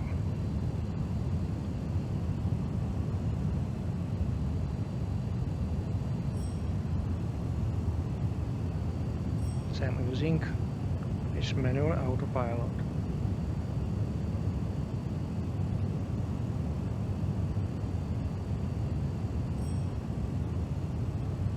Yes. He's there, okay.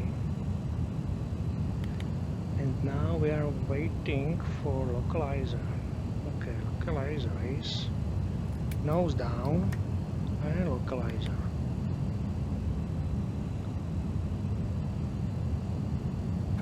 For Autoland you have to have this frequency set on, same, auto throttle, flight directions, autopilot, flight directions both, and you have to be at glide. So we will be in glide in 3, 2, 4, now. So we are up, and we need to go down. So this is ready, and you have to have set the yeah, barometers the same, which they are. Okay. There you go. Raise up the landing lights. Everything set. Crew, we are ready for landing. 5 minutes. And you can see the barometer or pressure in the cabin is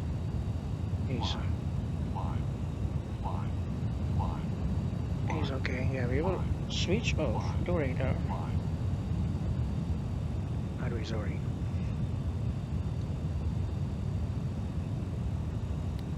So this is working very well. Good. And this is still running.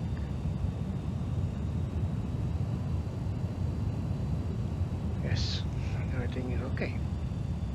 So get ready for landing. How is the time? 3 hours 33 minutes, which is okay. So 10,000 or 1,000 is enough for auto land. But I think I will abort it. Yeah? But we will try. We will try to have 185 speed. I'll switch this off.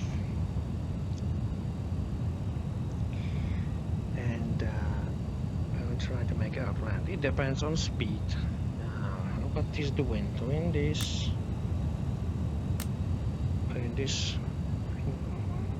headwind, so it's okay. It's small. So if you see that yeah, auto land. Come on. If you don't see this green, it means outland is not ready. But we are ready. 500 feet. 400. Precision 8 is active. We are waiting for flare. 300 feet. 200 feet.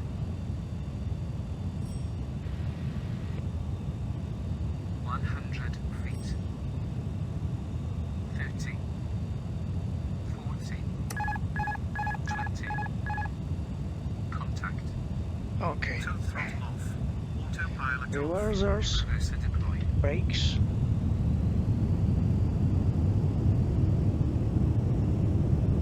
Watch the speed.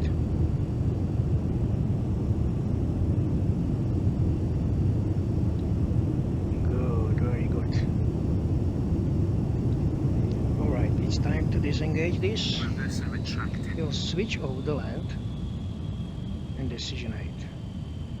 And we will go this way. We will switch off everything. I must say that the auto land was not performed very well, so I had to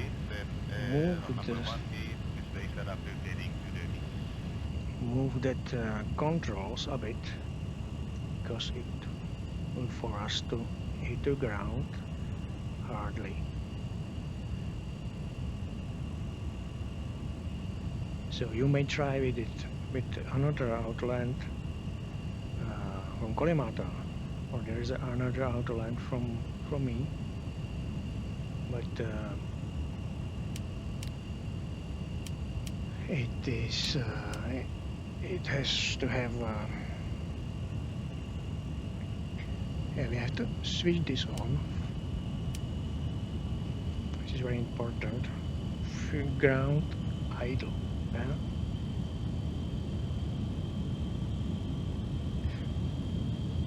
We can switch off 2 engines.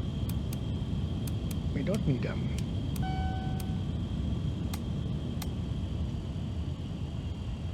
And we will switch off this one. So it's 3 hours, 37 minutes. It's okay, 37. I will park here. It's the closest gate. And how about brakes? Yeah, they are over 100. Alright. We need more power because of the missing engines. Can switch this off.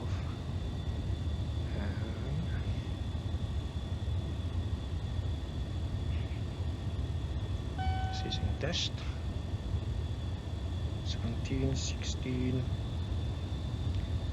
You have a couple of warnings. Engine, throttle, yes. Electric, yes, I know. We have lost 2 power engines.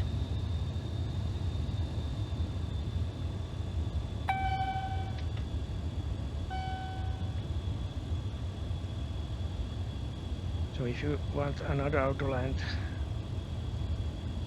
make the settings, or there is a land free, and this system split breaker should be set off or tripled with combination of these already set values. So that's not good. Autoland seems a bit changed the precision, because when I made it, it was really good. It now is worse. But you know, it will help you in situations where it's very bad visibility, and when you see the runway, you may override it. Huh? Okay. Reverser deployed. No. Reverser retracted. You can see there is a configuration error. Because we are moving. But I can switch this off. Stand by. And now it's time to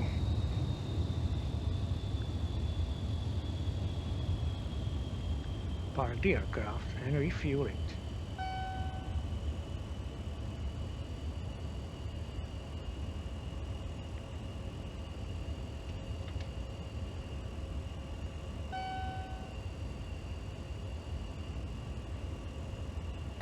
Stop. Okay, all right, we are here. Good. So we can switch off this engine. And remember, you need one engine running for brake faults. That's funny. Yeah, and we should call.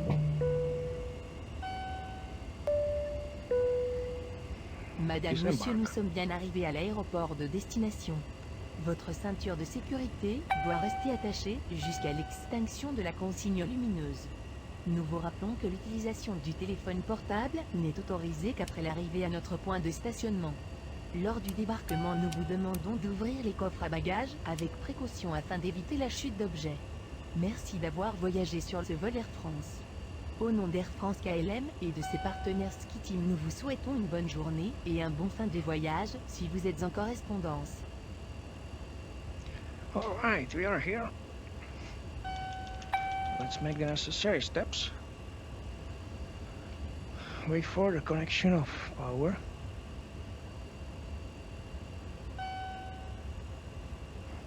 Good.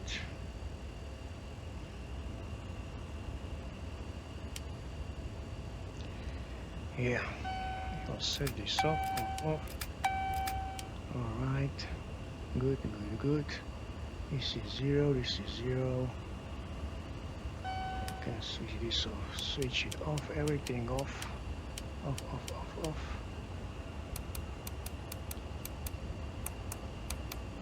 So this is quick. I will switch off the INS units, because we will reprogram them from scratch. Alright, so how about ground power unit? Is it there? Yes, we have everything here.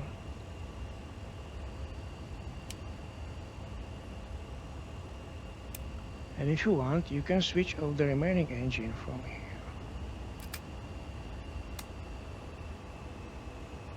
And it's working too.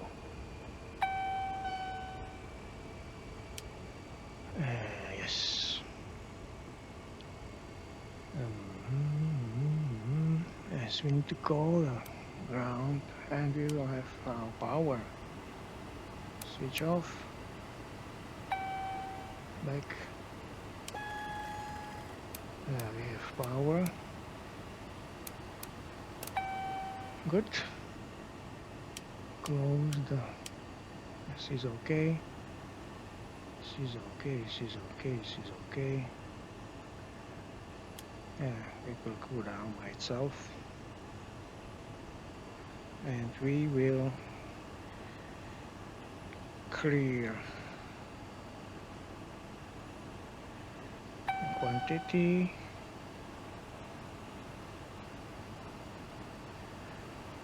What was closed there? Oxygen, this is closed.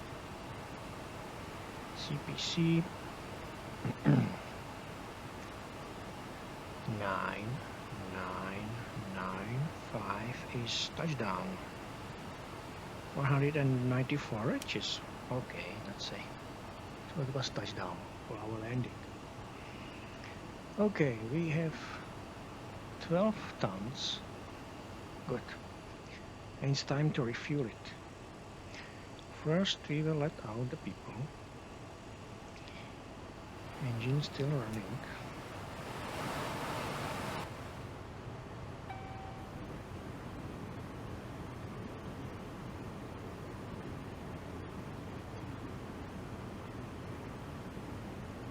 Good. So this blue is forward cabin. I think this is the color. Yeah, I switched. I forgot to switch. Hello Singapore, glad to see you again. So we will open the doors for cargo, for refueling. There is our truck, and the refueling to the full aircraft. It takes 1 hour and 10 minutes. So be ready for it. I will make a short dinner here in Singapore, and then when the aircraft will be, let's say, half loaded, I will continue. I will set up the aircraft for next flight. But in next part of video, you can see jetways coming. So Singapore will make a next flight within 30 minutes, I think. All right. So I will make a refuel, and that will be all from this part. All right. So let's back here and the refuel.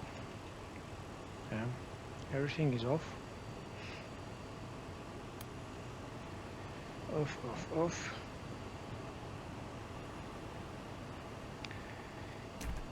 This is off. If you want to hear ground, call out. You have to have a CG 51.8. And if you want to clear the memory, you have to have doors open, which we already have. Clear memory. 0.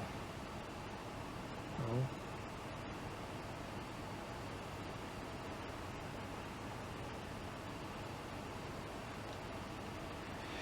Wait.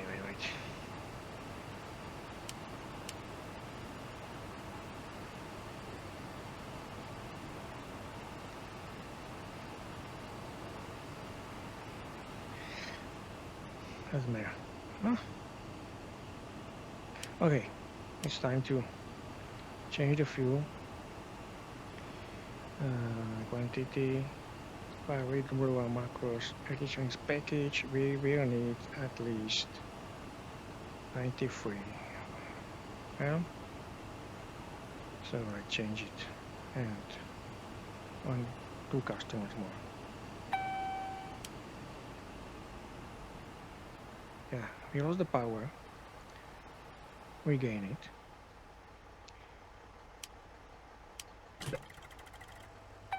And we can start timer. Alright. So I will leave it as it is. And I'm going to that dinner. And then we will continue, okay? Because we still have a time.